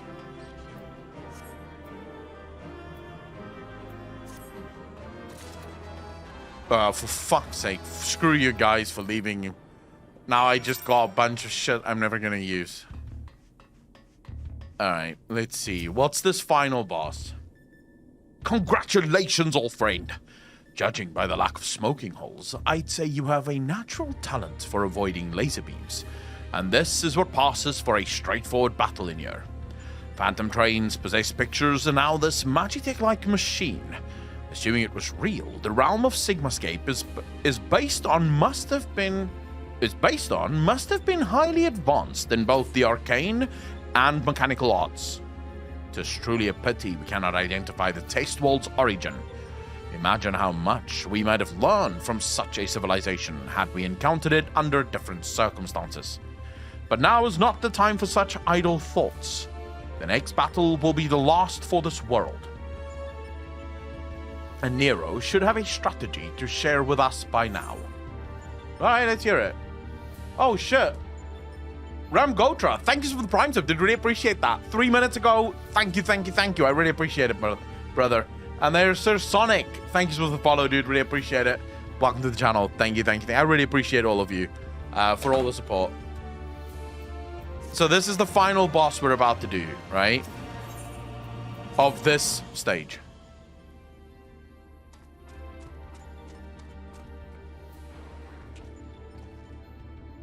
This is it. The final battle to conquer. The Sigmascape.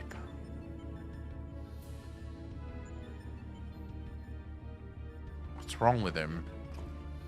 We've put together a profile of your next opponent. You've encountered some fantastical foes in here, but this time you'll have the novel experience of fighting an actual person. His name is Kefka, and he's a jester.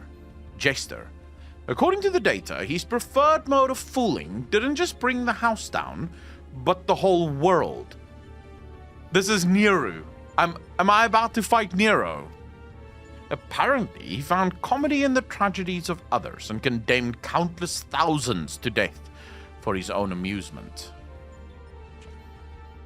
That a jester should bring such misery. It is almost amusing. Nevertheless, we must treat this villain with all seriousness. His rise to godhood and subsequent rule over a shattered world is clearly documented in the records. Kefka is a formidable mage and a cunning one besides. Your tactics must account for both his power and his trickery. You've been working on a solution, yes. Will it be enough? Will it be enough? Have you ever known me to do anything by halves? The gesture's face paint is a mask for his intent. If you only watch the surface, you'll be fighting at a disadvantage. To put it bluntly, Kefka will seek to deceive you. Even as you predict his actions and adjust your position, his true attack will reveal the feint for what it was.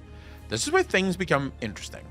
I have tuned this monitor to allow me to observe the Sigmascape with greatly enhanced clarity. If I observe a discrepancy between Kefka's behavior and the impending attack, I will endeavor to warn you. The timing will be critical, of course. How confident are you of this strategy? I predict a 50% chance of success. Any delay, however slight, in reaction to his feints will render my warnings all but pointless. Well, he destroyed his world? Wait, Kefka destroyed his world? Isn't it exciting? There is no safe way to practice this, hero. We must test our tactics on the field of battle. If you say so. You call it exciting, I call it my death. But anyways. He started the apocalypse. Well, that's not fucking good. That is not good. I'm afraid he's right. I'll lend you the support. I'll lend you the support I can from this side. Make what preparations you need and head into the Sigmascape. We can't let this jester have the last laugh.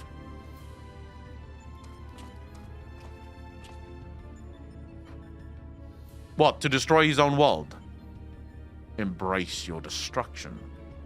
It is the fate of all things. But people can always rebuild, and new lives will always be born. A fragmented conversation that accompanied Kefka's data. His was the first line, but there was no mention of who uttered the reply. You admire this villain?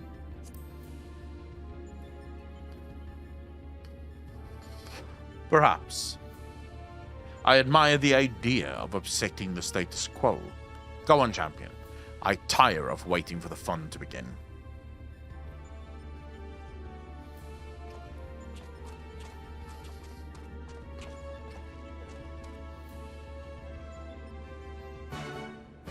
Okay, Alpha does not seem to trust Neru at all. And Neru, I don't think, is the actual Neru, but anyways. We'll see.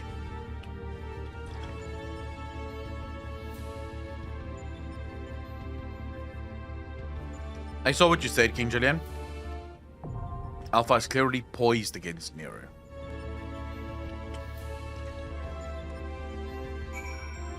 Alright, we have one spot open. If there's anyone that wishes to join, we have one spot open, and it is the spot for a healer or for a DPS. No, that's the wrong one.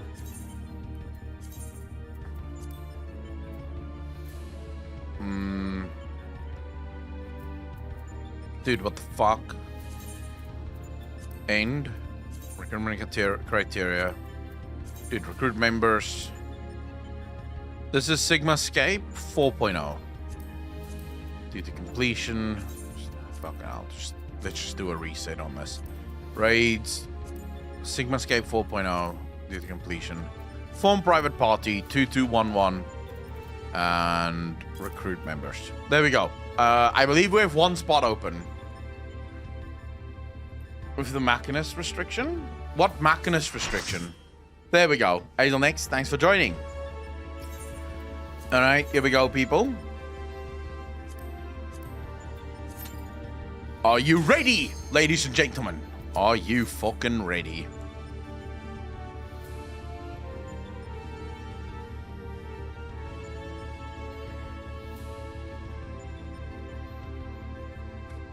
Wait, we have 3 raid mages? Why does everyone play fucking raid mage? Dude, you guys are nuts. Every single Final Fantasy player just wants to be a raid mage. 3 raid mage strat. This is where you plan on dying a lot, right? I wield the greatest power in existence. You may as well be the dirt on the bottom of my boots, or the dirt stuck to the bottom of that dirt. I will destroy everything. I will create a monument to non-existence. Oh. For not some class next time? What do you mean set for not some class next time?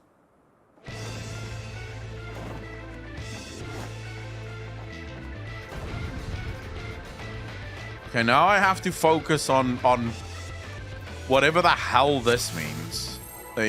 Nero's gonna tell us something, and then we have to do whatever the fuck Nero tells us to do.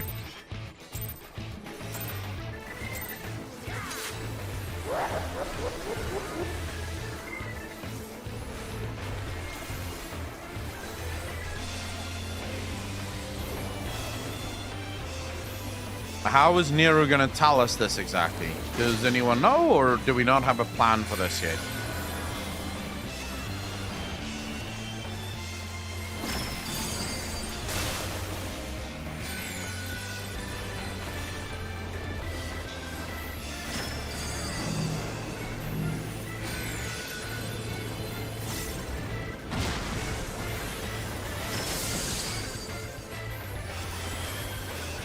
I'm not sure.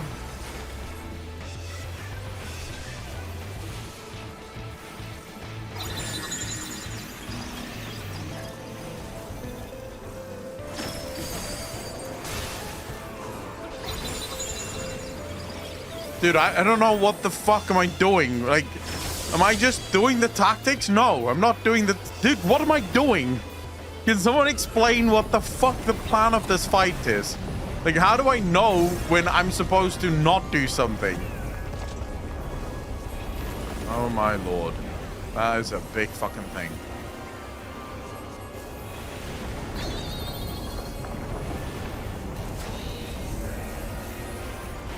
Okay. It's not scary at all.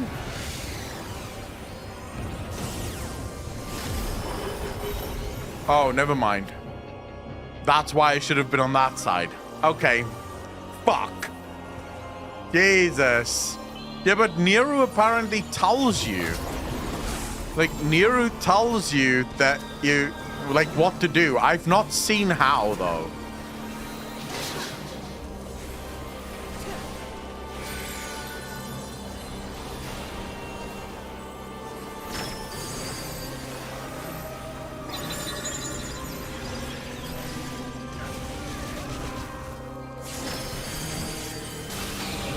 So wait, I think I know how. Wait, I think I know how.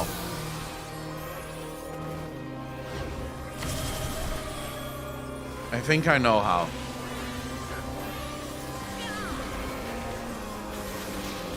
Whenever...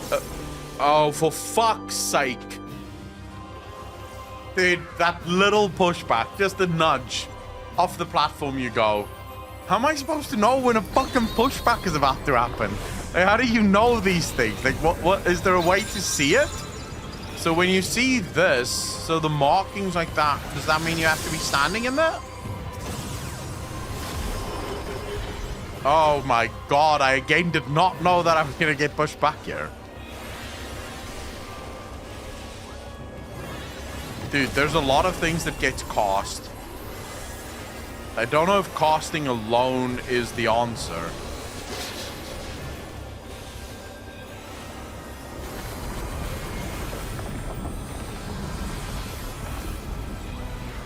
We're not doing well. This thing has a lot of HP and more to come, it seems.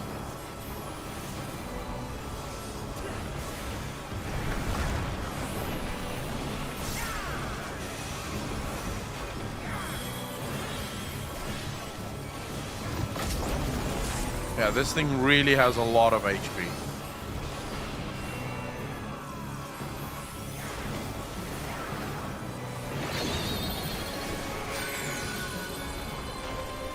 Where am I standing?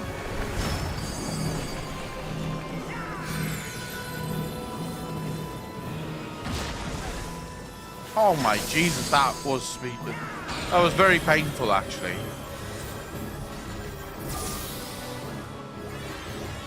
Did you just run in there? Like, fucking hell. Maverick. Easy! Easy! I didn't even know that I was going to get pushed off there, but I knew, you know? I sensed it. I sensed that something bad was about to happen. And I reacted accordingly. Okay, here we go, another... Yeah, just stay where you fucking are.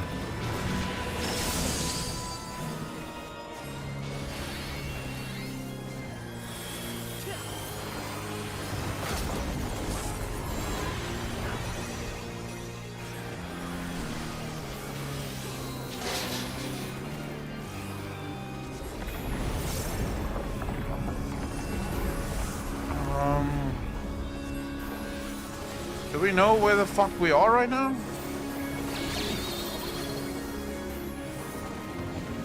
She's coming in hot with whatever the fuck that is.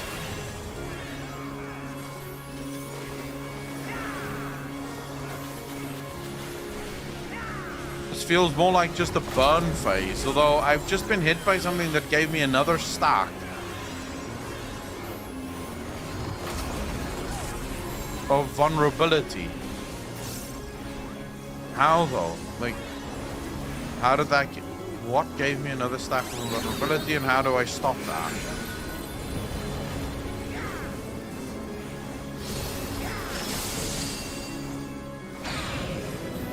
The music in this is so fucking weird, dude. There's no point in standing inside that.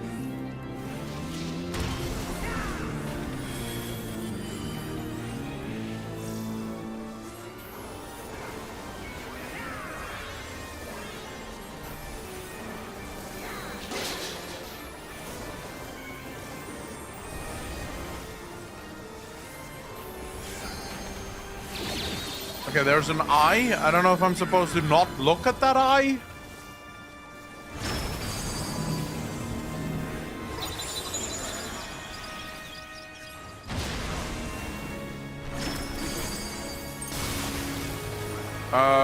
The fuck? Dude, how am I supposed... Oh my lord. This Kefka is weird, dude. Weird, weird, weird.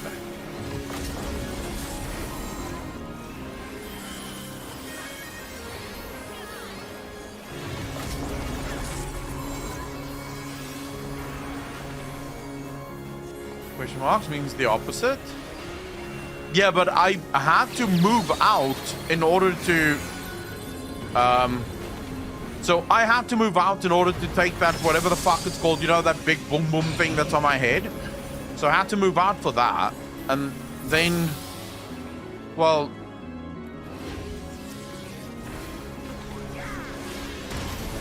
Then I had to immediately run back in, basically, because... Apparently had massive ice around it.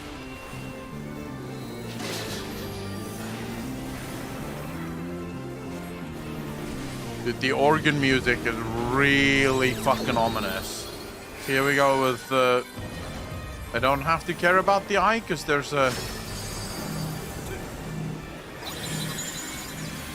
Yeah, so I stay in here.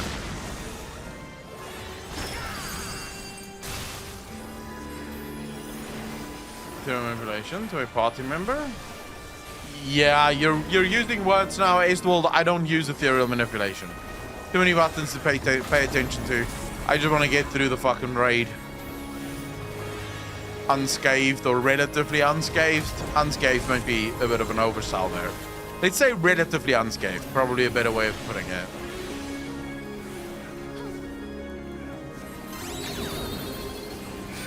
There's another eye with question marks on it, so screw it. Means we don't have to pay attention to it at all. I don't know what the point is of the swapping thing. Like, what the fuck is it swapping for?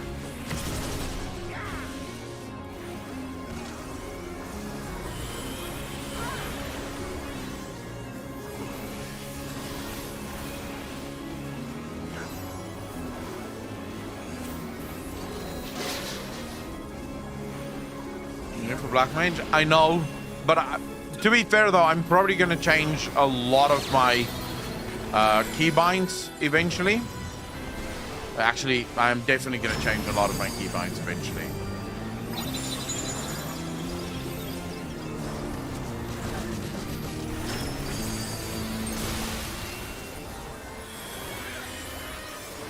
Yeah, the only reason I have that on F7 right now is because I need to add another bar. Like, I need to add another action bar to my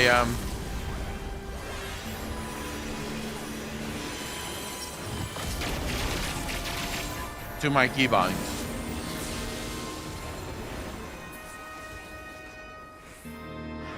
Like, come on, BLM. I don't use LV. I am Sigma. I am the Omega. I lost. How can I lose? Yeah, you lost, bitch.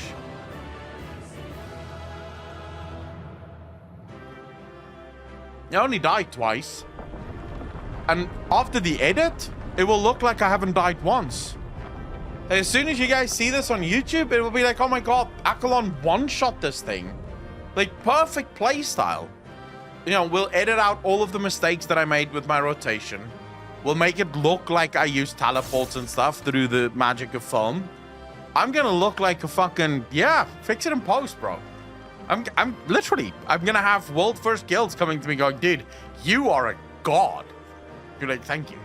I don't want to join you guys. Stop begging. I'm just a casual player. I just like playing casually, but tell your friends that I'm really good. It'll be silent the entire time. No, it won't. What do you mean it will be silent? It'll never be silent. We can fix it in post, bro. Dude, I need to pause all of this shit, because fuck me if I'm gonna be left holding this shit and then having to clean this out of my bags.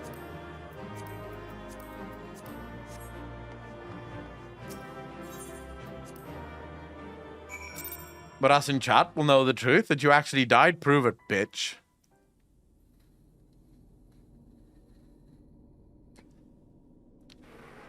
That's it, isn't it? He's won. This contest has been decided. Alpha Group is victorious. The Sigmascape test world will now be erased. Come on. We should go and find Akalon. Delete. All of those comments will be deleted. Oh my god, what the fuck is Nero doing? Dead. Nero?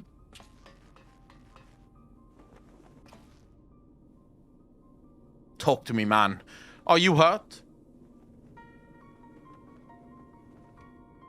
What's wrong with his head?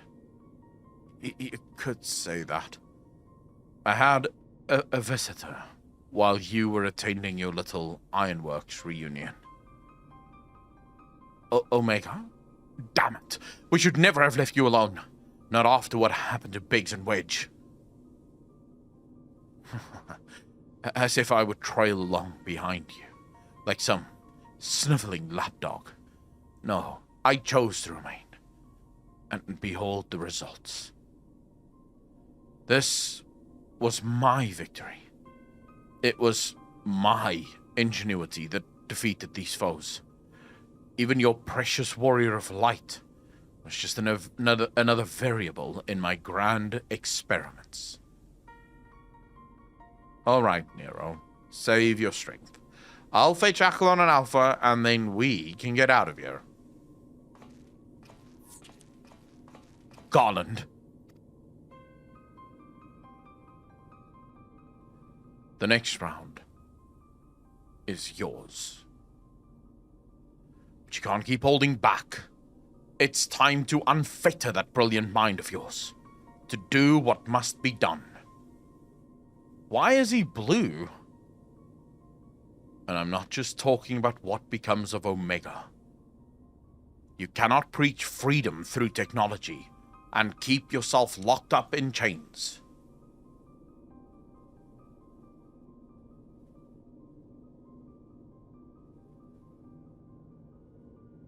Yeah, Sid. Someone is sick? Oh. Oh, okay.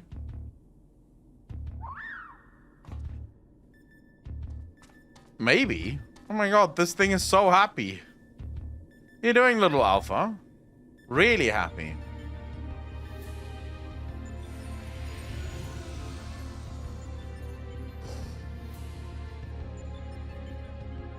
Another battle won.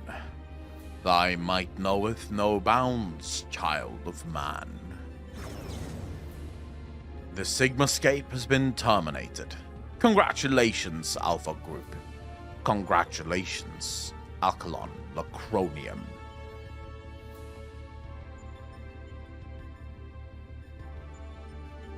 Consistent with previous performances, you have once more defeated a foe of vastly superior combat capabilities I have constructed a theory to explain this phenomena. In order to conserve life energy, you subconsciously limit your output during standard activity. Wow, deep. I have taken this factor into account when calculating your potential, but judging by the wild fluctuation in values, is it possible your limits are exceeded by an unpredictably high degree when engaged in battle?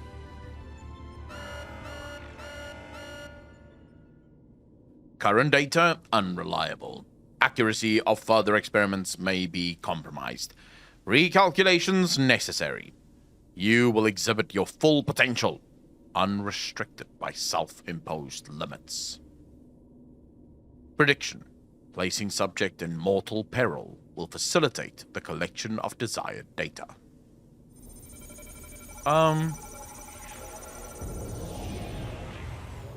He could have just asked, right? Oh, shit.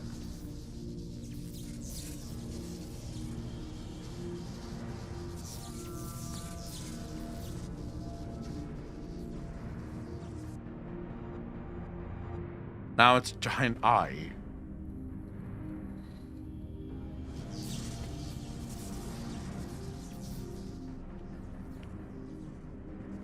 Reveal your power.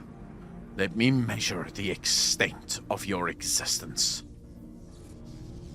In precisely 180 seconds, I will terminate your life.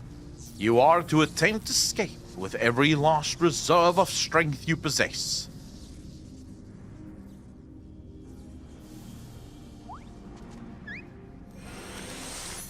A frog. Now, how is this helpful? Oh. No, this is a super frog. Alpha, your participation is unnecessary. Do not interfere.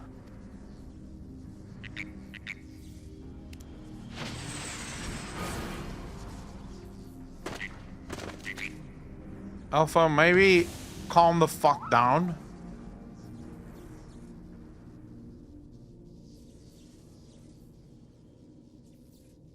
Curious. 'Twould seem the circumstances of thy birth taint not the purity of thy life. The seed which all mortals nurture is found within thee too, Alpha. As for thee, Omega, after the passing of eons, is this truly the extent of thine evolution? I have glimpsed the core of thy wretched existence, and judge that my guidance here is no longer needed. Nah, he just fucking yeets himself out, now that I'm in mortal danger.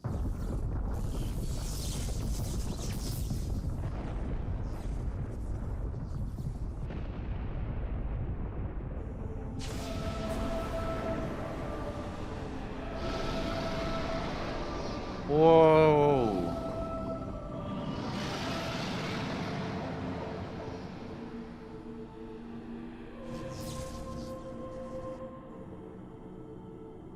Even I cannot fully bend the rules which govern this place. I have reached beyond my strength at the last. So be it. Such a death becometh thee not. Medgard Somer is not fucking small, though, is he?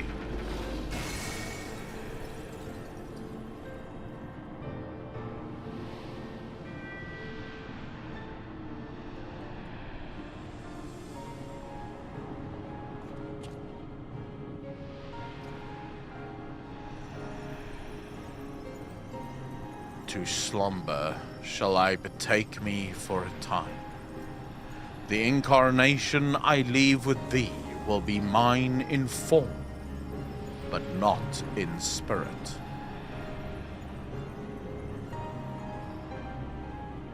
Medgard Somer, Again, your actions are incomprehensible. Heed me, empty vessel. Thine all too clumsy effort to draw out that which by thy own admission, defieth thine understanding, is the very height of folly. Temper thy desire. Trust to the results of thine experiments. And when thou hast witnessed these mortals in the fullness of their glory, then mayest thou determine if the prize thou seekest is thine for the taking.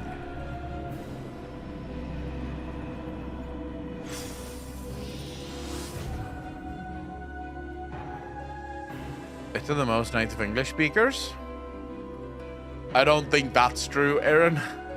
Acknowledged. Attempt to artificially elicit potential has failed. Tend to your injuries, Alpha Group, and prepare for the next round of testing.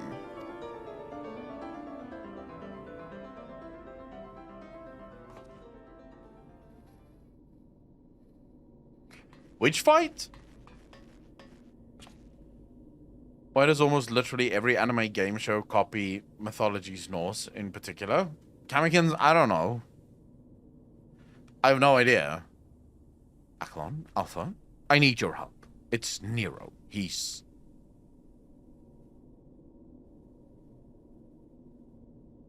It would seem we have all a tale to share. But not here. Come on, we're leaving. Okay, where are we going? Doesn't even ask, are you guys okay or anything like that? Like, just nothing. Just couldn't give two fucks. Just sort of, well, you know, you guys look fine. Now help us with Neru. He's dying. It's like, oh, never mind then. Sir, the chief has already departed for Ralgar's Reach. A few of our people were on hand to help him transport Nero. Check if you can upgrade your gear when you return to the Reach. Oh yeah, I should actually check that. Oh, and I was to tell you that JC expects a full report as soon as it's convenient. And by that, she generally means now. Well, JC can suck my dick. I'll do what I want. Fuck.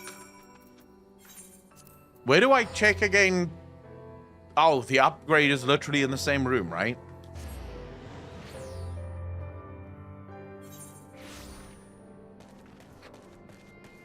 I think you upgraded here.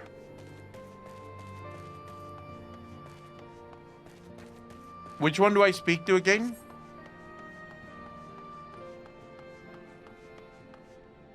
Is it gear exchange or is it token exchange? It's one of these, the tombstone exchange. It's this one, right?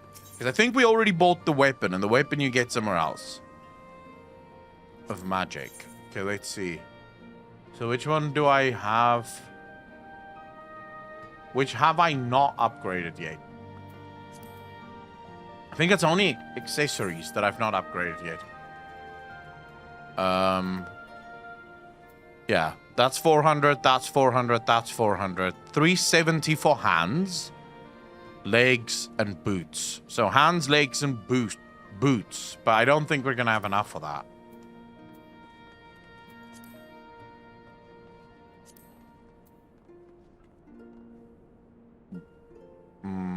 No, we're not gonna have enough. Will we? No, we won't. So what do I upgrade first? I guess legs, most likely. Oh, the biggest upgrade next. Hands and boots, probably the same kind of upgrade. Not really.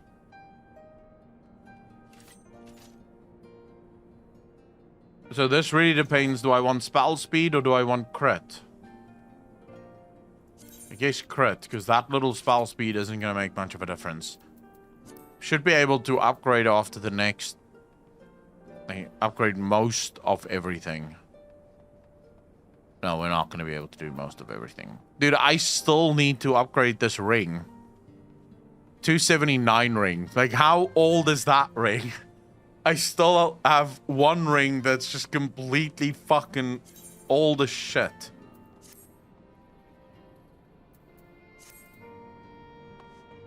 How much do I need for a ring?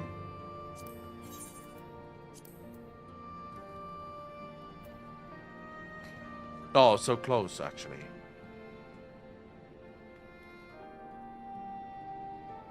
Yeah, weapon is already done. We've done the weapon.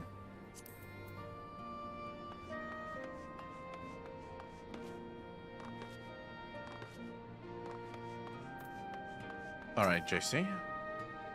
Accolon, I was told you'd made it out of the hole, but nothing beats seeing you with my own eyes.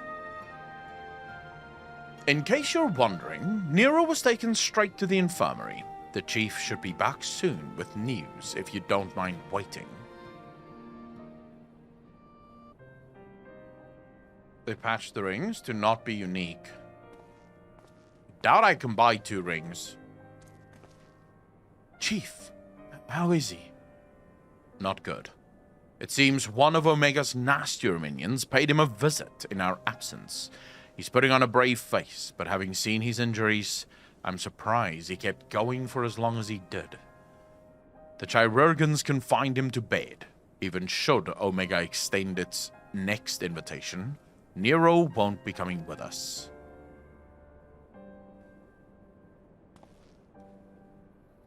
But Gottsomer is taking a lengthy nap now, isn't he? And it won't be long before our base camp is lost to the rift again.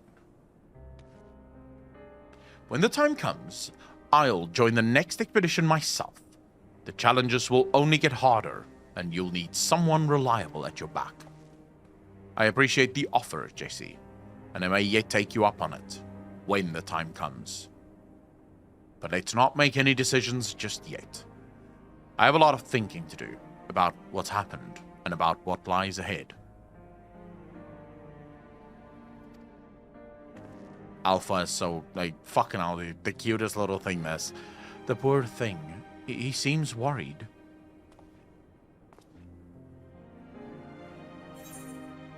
Thank you for trying to save me. Let's thank him. Let's be nice. Try to uncover weapons behind you if you're curious. Oh, he's very happy now. Well, that got a smile out of him. We may not understand what he says, but I think we can understand how he feels. Right. Much as I like to stay and chat, we all have work to do. Sooner or later, we're going to have to face Omega itself. And we've all seen what it's capable of. We need to be stronger. We need to be ready when Omega calls on us again. Let's make sure that we are. So I don't think I can buy another ring. Maybe because I don't think I have the tokens for it.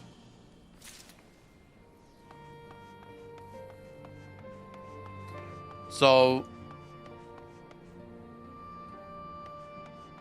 if you look, Tombstone Exchange, yeah, we go here. I only have 245, and for a ring, I need 280. So I definitely can't buy another one. Spectre, how you doing, brother? We'll buy 2 rings eventually, but I mean, I can't do it right now, because right now I don't have the tombstones for it. No, I'm definitely not doing MSQ Roulette. Why the fuck would I do MSQ Roulette? Like, I'll get the tombstones eventually. It's really all that matters, right? Just getting them eventually. Unlocking them. Soon. TM.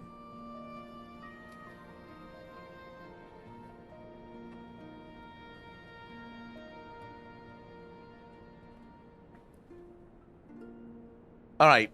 Ladies and gentlemen, with that said, we're gonna go raid, Jay. We're gonna go raid Jay the Bard. I'm probably not gonna stick around because I think he's much later in the story than I am right now. I'll be back tomorrow to finish Omega, and then we'll start with the Alliance raid tomorrow.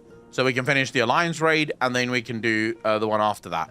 Domo, there's no way I'll be able to finish. It's already 11 p.m. for me in the evening. I've been streaming for, what, 7 hours, 20 minutes already. I still need to grab food, need to eat and sleep. So yeah, If I tried to finish now, it would be a fucking nightmare. They would screw up my entire sleep schedule. And then tomorrow is a nightmare.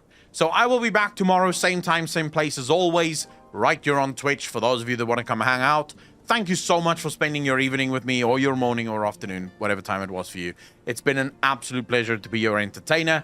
Go say hello to Jay the Bard, and I will see all of you tomorrow. Ladies and gentlemen, as always, be kind to each other, be good to each other. Peace out, fam.